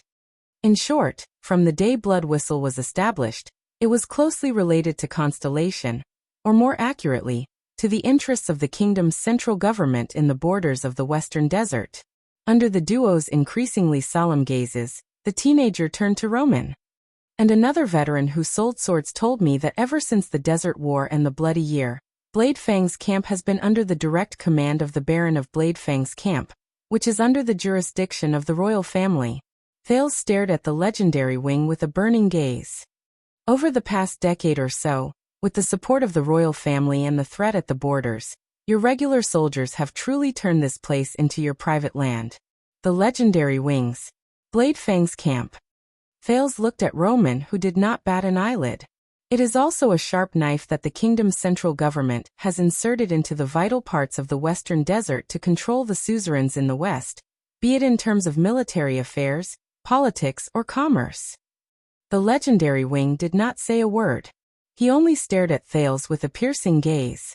His almost sharp facial features looked like the most perfect sculpture of nature. Thales sucked in a breath before he exhaled. But during this month, I saw many interesting details on my way from the desert to Bladefang's camp. Thales stared into Roman's amber eyes, which were like vortexes. For example, Constellation's Prince rescue team that ventured deep into the desert was formed by the regular soldiers of the royal family and the suzerains of Western Desert, who did not fight against each other. For example, the soldiers who stood guard at the entrance of Bladefang's camp and collected tolls were actually soldiers from the Fakenhas family. They had been here for so long that they had already surpassed their term of service. For example, the amount of supplies sent by the armies from all over the Western Desert was so much so that it was ridiculous. It was so much that some black-hearted merchants could smuggle them out of the camp to earn the difference in price. For example, the soldiers who started patrolling the camp and were in charge of capturing people and sending them to White Prison were recruited soldiers who had not set foot in Bladefang's dune for many years. They did not even know the severity of the law enforcement. Every word the prince said caused Ricky and Roman's expressions to become even more profound. Roman sucked in a deep breath. "You are very observant, and you are very detailed." "So?" Thales smiled. He lowered his head and recalled the bad old man who smoked a pipe.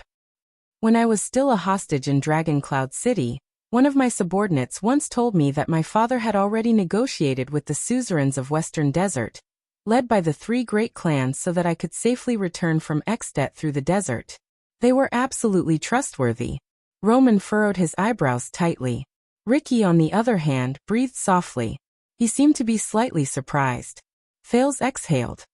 "He said that Renaissance Palace paid a huge price to make the nobles of Western Desert completely stand on our side and welcome my return." Thales turned his head, and his eyes shone with a sharp glare. "Bladefang's camp, right?" At that moment, Roman did not speak. But the legendary wing's eyes shone with a complicated light that had never been seen before. This made Thales even more certain.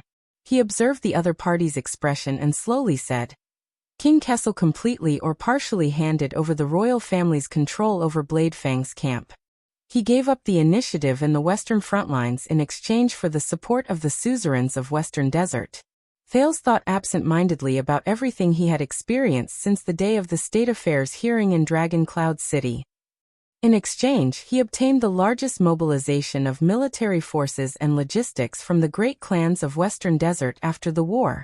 In exchange, he obtained the Western Desert and the royal family to join forces, enter deep into the desert, press against the Alliance of Freedom, and intimidate Extet. In exchange, he obtained the chaotic eastern part of the desert. For 2 to 3 months, it was uninhabited, and not a single blade of grass grew there. Thales' heart sank. In exchange for my return. The teenager no longer thought about other things. He raised his head. "But you." Thales' gaze was fixed on the legendary wing. "Roman Williams. You were not happy. Especially when the deal behind the scenes had been completed, and the suzerains of Western Desert entered Bladefang's camp in a mighty wave." His tone was very certain. Roman looked back at him slowly. His gaze was cold. "Because you have long regarded Bladefang's dune as your exclusive property." Thales shifted his gaze to the orc skull on Roman's left shoulder. He repeated what the latter had once said to Stake. "And anyone who wants to take it from your hands will have to pay the price. They all have to pay the price."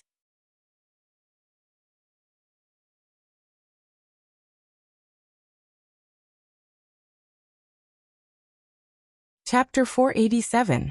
My lord, Felicia and Frank's men are already in place. Poe's troops are also on standby. In the distance, a cavalier who looked like a messenger arrived not too far away from them, and reported to Roman in a loud voice, "They are waiting for your orders." The legendary wing did not turn around. He continued to stare at Thales, who had a solemn expression on his face. The exquisite earring on his left ear and the ugly skull on his left shoulder formed a stark contrast. "Tell them to continue waiting." The messenger did not hesitate in the slightest at the strange order, and quickly left. The 3 of them still stood facing each other. In this case, everything is clear. Thales watched the cavaliers leave into the distance and solemnly said to Roman, "You couldn't do it yourself. You couldn't let your subordinates suspect anything. You couldn't let the camp see through the truth. You couldn't let the cunning nobles be on guard. So you bribed Bloodwhistle. Maybe your old friends. After all, they're war mercenaries. They even worked with the government before." The legendary wing was silent. Ricky, on the other hand, shook his head helplessly and gave Roman a funny expression that said, "See, I told you." Thales stared at the legendary wing without blinking. "You asked them to create chaos and conflict in Bladefang's camp, which no longer belongs to you, such as releasing the prisoners from White Prison, disrupting the logistics in garrison, or something else. Thales looked at the royal guards in the distance. And the reward you gave them was the key to the mysterious Black Prison. It allowed these mercenaries, who had nowhere else to go after running into a wall in the Tower of Eradication, to obtain the information they wanted the most. After Thales finished speaking, he waited for the other party's response. Roman did not say anything, but his gaze was as sharp as a knife. Payment? On the other hand, Ricky sighed and looked at the prince mockingly. Your Highness, what kind of information is worth risking our lives for? Come here to risk your life for this guy. Roman remained silent. Maybe it's not just a reward, Thales quickly added. Maybe someone gave you a if you don't do it, I'll kill you look. The mercenary leader's expression froze. Thales stared at the expressionless Roman, and gestured with his chin. Just like this. Ricky turned around, looked at Roman's cold face, and laughed. He laughed for a few seconds. I'll kill you if you don't do it? Ha ha ha ha. Yes, I must say. Roman snorted through his nose without even turning his head. Funny. Ricky's laughter stopped abruptly. He leaned back slightly and pushed his palms forward, making a humble expression that said, You guys continue chatting. Thales observed their interaction, and could not help but frown. So does Roman know Ricky's true identity? Did he know that his partner was actually a mutant that would not die a normal death?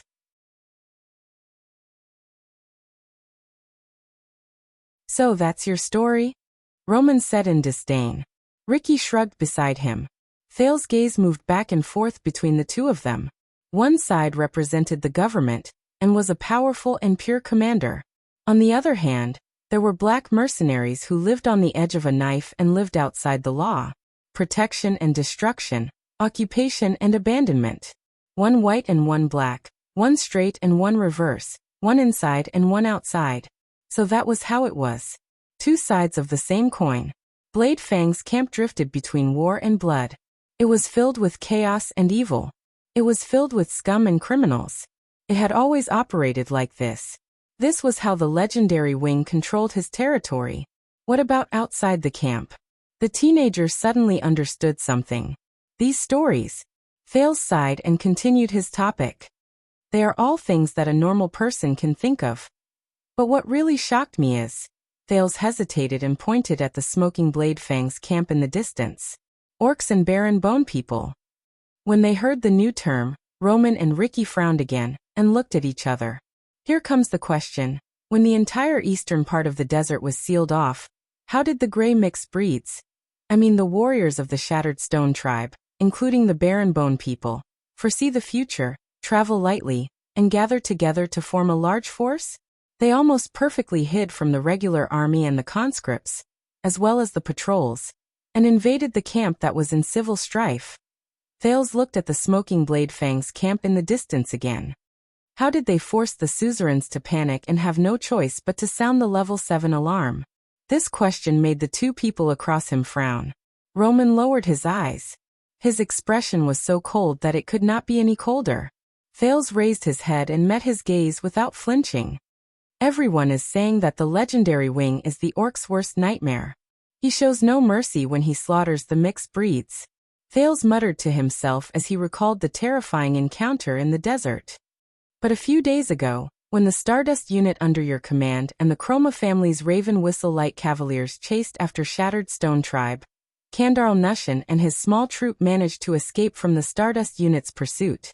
Because of this, Duro, the leader of the army, almost fell out with the nobles who recruited the soldiers on the spot. When he heard that name, Roman's gaze on Thales became even more unfriendly. Thales frowned. Tell me, Roman, did you purposely expel Duro and make him leave the camp because you were dissatisfied with him selling the information? This made Ricky frown as well. Roman had unknowingly clenched his fists. Thales said softly, and you know that orc leader really did tell me a lot of things. At this moment, Thales' tone was deep and serious. Quite a lot.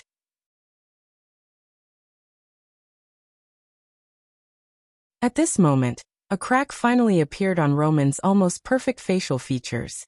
It was as if his mask was starting to shatter inch by inch. The fiery red of the sun faded away and turned golden.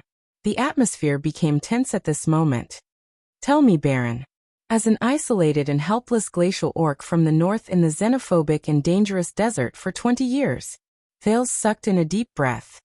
How did Nushin gain power step by step, slowly become stronger, and finally become the war chief of Shattered Stone Tribe? He stared at the skull on the legendary wing's left shoulder. What about you, who also stayed in the desert for 20 years? And even the handsome orc bone on your left shoulder, which has the same surname as Shattered Stone? Does it matter? This sentence seemed to make the air freeze. Just like how Roman pursed his lips tightly, in that second, he seemed to have truly turned into a statue. The silence lasted for a long time.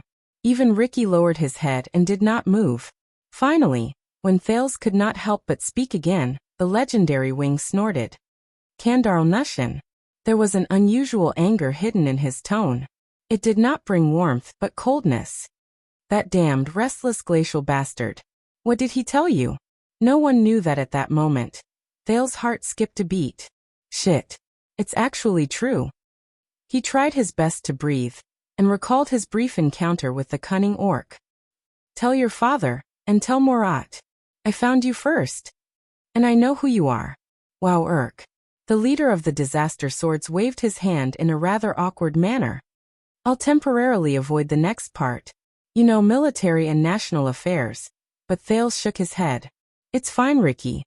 Even though the teenager was talking to Ricky, his gaze never left Roman. I won't ask about these secrets. On account of our friendship, you can continue listening. Ricky curled his lips and cast a glance at Roman, as if asking for his opinion. But the legendary wing did not say a word. He only stared at Thales, as if he wanted to dig out something that did not exist from his eyes. The teenager sorted out his thoughts again. So the official statement will be like this. When the legendary wing left, Bladefang's camp fell into chaos, and the orcs and Baron Bone people heard about it and made a comeback. Not only could the local nobles in Western Desert not protect the camp, but they also suffered great losses and made a fool of themselves. Thales' gaze was fixed on Roman. And when the flames of war burn, and all hope is lost, Baron Williams, yes. He is still the most terrifying and reliable legendary wing. He has returned with his invincible army, while people are shivering in fear, and while the lords are moaning and running away helplessly, he has descended from the sky, defeated the enemies, quelled the civil strife, defended the camp, and saved the world. The prince sucked in a deep breath. That's what you want. You want Bladefang's camp to rely on your strength again. And remember that you, Roman Williams, the legendary wing, are their true, only and eternal master. Thales extended his arm and extended it towards Bladefang's camp in the distance. The wind and sand swept past his palm, and it was slightly cold for a moment. But the sun shone on the back of his hand, bringing warmth. Cold and heat intersected on both sides of his palm at the same time. It was like the temperature of the desert. It was like the legendary wing's gaze at that moment. That's why you are not in a hurry to rescue them. On the contrary, your men have long since withdrawn in the name of searching for me. Thales felt the wind and sand blow at him. He said with a myriad of emotions. On the contrary, you can't wait for Shadow Shield, orcs and Baron Bone people to cause more chaos. You can't wait for them to cause more trouble for the camp. You can't wait to deal a heavy blow to the military strength of the suzerains of Western Desert, crush their reputation, burn the supplies they prepared for a long period of time, and make their panicked army have no place to stand in Bladefang's camp, which they lost and regained. Roman did not say anything. His handsome face was also blown by the wind and sand, but it did not seem to affect him at all. Thales sighed softly. You want to shatter their dreams and destroy their hopes. You want them to be utterly humiliated and lose all their prestige.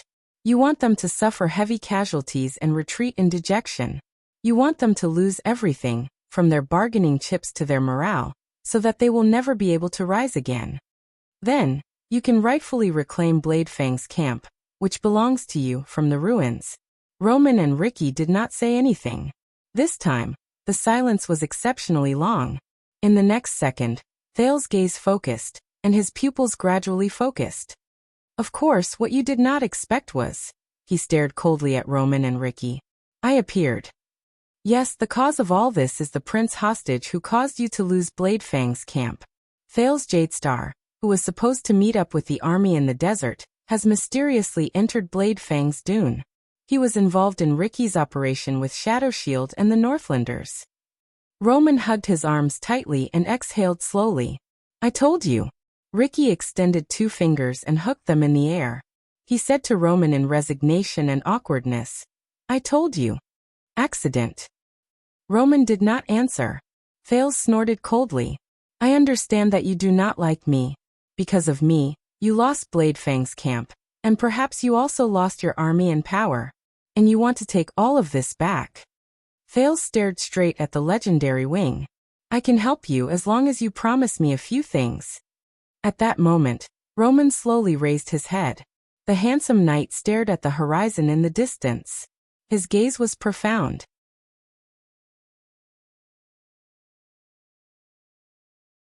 What makes you think that you can come up with a few pleasant stories? His voice was as calm and clear as ever. Do you have the right to negotiate with me? Thales sucked in a deep breath. Because if you don't agree. Thales mustered his courage and tried his best to make his voice sound confident and calm. Then, the entire camp, the entire Western front lines, and even your subordinates who respect you greatly will know that the beautiful and alluring legendary wing is actually a hypocrite who colluded with the orcs and framed the camp. He is their true enemy. Roman's gaze shifted. And the suzerains of Western Desert, such as the famous Duke Fakenhas, will also know that you put in so much effort to chase them away dejectedly and occupy Bladefang's camp for yourself. Thales gritted his teeth and said, and I promise you when that happens Bladefang's camp will never be yours. The legendary wing lowered his head swiftly. It gave Thales quite a shock. When you threatened me, did you know that you had no bargaining chips in your hands? At that moment, Roman's murderous aura surged. Even if you knew this, what could you do? Thales' heart tensed. He stared at the legendary wing with a dark expression. Roman snorted coldly. He turned his body to reveal the royal guards in the distance. The latter were anxiously waiting for the results of the battle under the watch of the cavaliers. On the contrary, look at my bargaining chips. Your prisoners have had their fill. The legendary wing took a step forward, and there was a faint, oppressive air about him. Listen, Prince. Threaten me one more time. Roman's handsome face, which was originally eye-catching, seemed to have become aggressive at that moment. I'll kill one of them. Until I kill them all. Thales clenched his fists in secret. Ricky noticed that the atmosphere was becoming more and more off. He frowned and instinctively took a step back. I can even knock you out right now and send you back to the capital. The legendary wing's words were as sharp as a knife. For the sake of your and their lives, you had better not resort to foolish actions. Roman slowly lowered his body, until his amber eyes were at the same level as Thales. A warning look flashed in his eyes. Because you are so weak. Aside from a useless title, you have no bargaining chips or power. Thales instinctively gulped. He felt a heavy weight on his chest, and there was a bitter taste in his mouth. Damn it! Damn it! Roman stared at the trembling teenager who was so angry that he could not speak. He snorted softly and straightened his back. Follow the cavaliers back to the capital. Bladefang's camp is not prepared to entertain you. He turned around and was ready to leave. Ricky spread his arms by the side and put on an expression that said, Do you understand now? Thales breathed deeply. Damn it. He only has a good appearance, bastard military ruffian. I've had enough. Thales sucked in a deep breath for the last time before he opened his eyes swiftly. Ricky. The prince's sudden words caused the two to stop in their tracks. This time, Thales' tone was calm and indifferent. If one of my subordinates who are prisoners loses even a single strand of hair. Ricky turned his head around in puzzlement. Or I will be knocked out and sent away by this pretty boy. Roman narrowed his eyes in displeasure. Then, after you leave this place, spread the fact that you were hired by the legendary wing, including the truth you just heard. Spread it to Bladefang's camp, the entire kingdom, and especially to the ears of the nobles in the Western Desert. Tell them everything. Ricky was instantly stunned. The legendary Wing frowned. "You sure are humorous, Your Highness." The mercenary then laughed involuntarily. "Why should I?" Thales suddenly raised his voice and interrupted him. "Because I promise you in the name of Jadestar, just like what the Red King promised the first Crassus." Thales' eyes were burning. He glared at Crassus of the Disaster Swords. "As long as you complete my request, you will forever have Thales Jadestar's friendship, and you will also have a place in Constellation." Ricky froze for a moment. Roman's expression slowly changed. But Thales still gritted his teeth and continued speaking resolutely. "And I will tell you Blacksword's hiding place, the details about Blacksword, and Blacksword's power of eradication. I will even tell you the whereabouts of the Dragon Breaker and how to use it. By the way, the name of that weapon is the Blade of Purification. It is indeed a legendary anti-mystic equipment. It once sealed a calamity in Dragon Cloud City 6 years ago." The information contained in this sentence was too much and too heavy, so much so that the two could not react for a moment. They were stunned on the spot. Then Ricky shuddered slightly. "What? Purify?" Thales raised his head swiftly.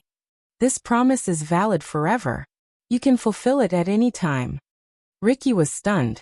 But Thales' next sentence made the expressions of the two people in front of him change at the same time. "Now, Your Grace, if you want to touch my people, then you better kill Ricky as well," Thales said fiercely.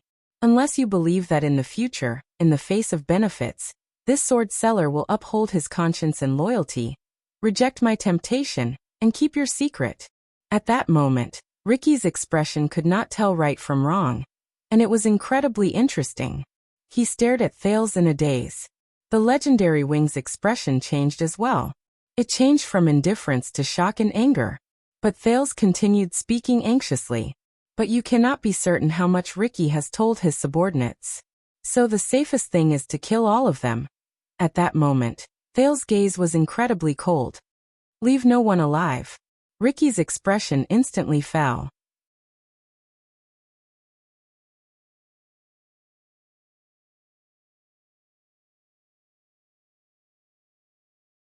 He turned his head and stared at the empty sand around him. But the only thing that answered him was the rustling of the wind. Thales enunciated each word slowly. "Now either you take action and wait for my nameless or Ricky to tell on me." His words made Ricky, who was beside him, unhappy. "Let them bury all the hard work you've done over the past few months. Let them forever lose your army, your status, your power, your reputation, and Bladefang's camp, which you've fought for more than 10 years. Or put away your weapon, and listen to my conditions." The moment he finished speaking, Roman's spear trembled slightly as he gripped it angrily. Ricky stared at the prince in disbelief. "You." The legendary Wing's voice changed. It was no longer pleasant and clear, but terrifyingly sharp. "Do you believe that if I throw caution to the wind?" But Thales interrupted him fiercely. "Do you believe that you will kill me now?" Thales sucked in a deep breath and looked at the incredibly handsome, but terrifying legendary Wing. "Of course." He gritted his teeth and said, "Because in this world, all the good-for-nothings who only know how to respect power will think so." Roman's gaze changed. It changed from disgust and disdain to anger and hatred. There was also an ominous glint in his eyes. "Because they are so poor that they only worship power." Thales frowned. "And this way of thinking determines that even if they have power, they will only be good-for-nothings." He suddenly remembered Blacksword. He remembered Blacksword's figure when he charged into the sea of flesh and blood without hesitation. He remembered what Blacksword told him about the truly powerful. For some reason, when that scene appeared in his mind, Thales felt much more at ease. It was as if his fear and anxiety had been flattened. "Good-for-nothings? How dare you say that?" Roman's words came out through gritted teeth, and they were filled with hatred. Thales sucked in a deep breath and said airily, "You know, Roman, many of my enemies are just like you right now. They either only care about my identity and status, or they only care about the talents of my subordinates. They think that the young prince has no bargaining chips or power aside from that. He is just a weakling who cannot lift a sword and is worthless. But all of you have made the same mistake." Roman narrowed his eyes slightly, but the anger in them did not subside. In the next moment, with a whoosh, The short spear in his hand instantly elongated, revealing a ferocious and sharp tip. Thales instinctively shrank back. Steady, Thales. Steady. He only wants to knock me unconscious. And before that, Thales clenched his fists and forced himself to speak.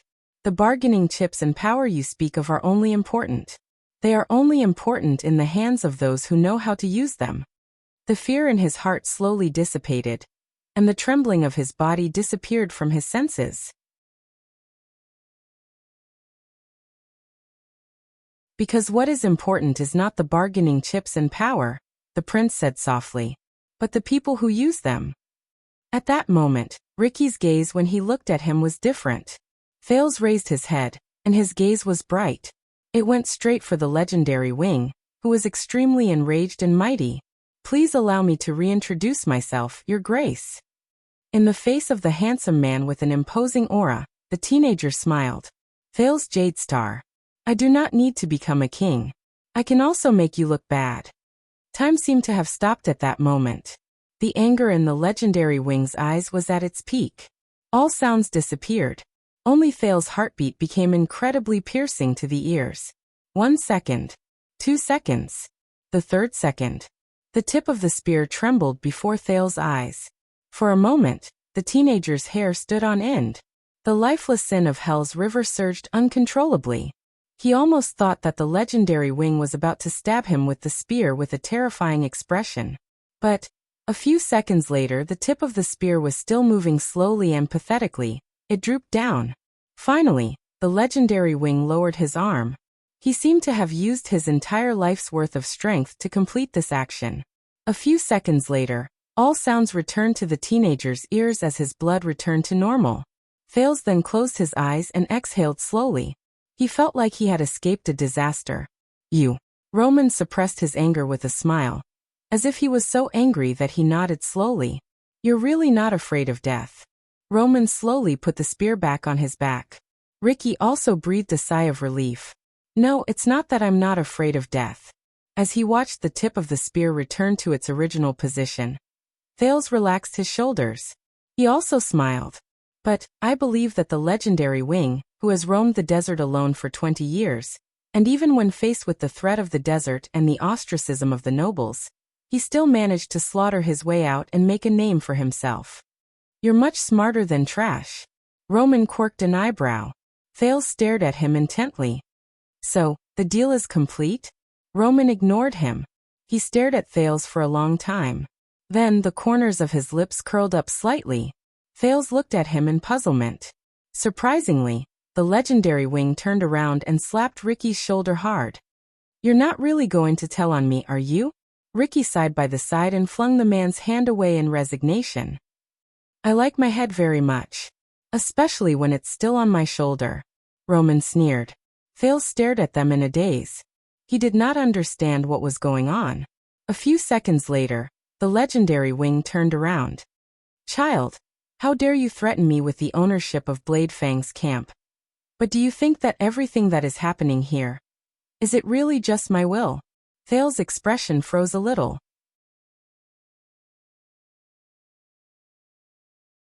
There are less than 2,000 regular soldiers stationed in Bladefang's camp, and there are less than 500 cavaliers. Roman snorted coldly. But this time, all the regular soldiers stationed in other places from Western Desert to Central Territory have been called over as reinforcements. There are even quite a number of rotational soldiers from Broken Dragon Fortress who are on standby duty. There are more than 2,000 cavaliers among them. All for the sake of being able to match the local forces in Western Desert. Do you know what this means? The legendary Wing sneered. Do you really think that they are just here to bring you home? Thales' expression darkened. I know. The teenager seemed to have suffered a blow. He said resentfully, this time they mobilized their soldiers and used the excuse of welcoming the prince to test Western Desert strength. Thales raised his head and stared at the burning camp in the distance. He was absent-minded. And once they find their weakness, they will hit them hard, weaken their strength, attack their reputation, extinguish their ambitions, and strengthen their influence and control over the borders and the desert. At the same time, They will show their strength and make the restless suzerains return to their original, obedient forms. Thales first thought of the Arun family in the Northern Territory. Then he thought of dragon's blood, and he could not help but sigh slowly. Killing many birds with one stone, not wasting anything. This is indeed very fitting, his way of doing things. The three of them were silent for a while. So, you understand how big this matter is and how many people are involved. Even the Secret Intelligence Department is involved. Ricky pressed his hand against his waist. He seemed puzzled. Then why are you still so rash? The sun continued to rise. The gloomy and cold desert began to turn into a boundless golden color. You said before, Ricky. Thales was a little dejected. The power of eradication is the warrior himself. And the sin of Hell's River is not just waiting to be imitated. Ricky was first stunned, then he smiled. The legendary Wing chuckled. By the looks of it, his anger and murderous intent had faded away. This made his face look especially dazzling like the sun. Thales, am I right? Roman walked forward slowly. He pressed down on Thales' shoulder with one hand and stared straight into the teenager's eyes. The conflicts in the desert may come and go, and there will always be fights and stops. His eyes reflected the sand dunes and the endless meandering horizon of the wasteland. Thales was a little absent-minded as he stared at him. The Baron stared at Thales with a profound gaze. But you better remember it. The legendary Wing's expression was extremely complicated in that second. The war in Renaissance Palace. It will never end. Thales was first stunned, then he fell silent. Renaissance Palace. Ricky curled up the corners of his lips and shook his head at Roman. The legendary Wing snorted softly and let go of Thales' shoulder. Tell me, what exactly do you want? So that you will no longer be naughty and ruin your father's plans? At that moment, the stone in Thales' heart was finally lifted. He took a deep breath and expelled the unnecessary thoughts from his mind. The teenager looked into the distance, at the group of people who were watching them anxiously and expectantly. Roman and Ricky also turned their gazes. Those prisoners in the Black Dungeon, they are all former royal guards. Barney Jr., Belden, Tardin, Canon Bruley, and Zacriel. At that moment, hesitation flashed in Thales' eyes. I know a group of stubborn old men who won't die. Roman stared at the Night of Judgment from afar, frowned, and nodded. Thales closed his eyes gently. You want me, the jailer, to turn a blind eye and let them go? The legendary Wing asked softly behind him. In the next second, the prince opened his eyes resolutely. No. He frowned and his gaze was cold. I want you to, Thales said coldly. Kill them. That you're tuning in to the Lime's Wuxia Whispers YouTube channel. We're so grateful for your support, and don't forget to subscribe to join us on this incredible journey through captivating stories. Your generosity through donations truly makes a world of difference, as it's the primary source of revenue that allows me to expand and enhance this channel for you. Thank you from the bottom of my heart for being a part of this adventure.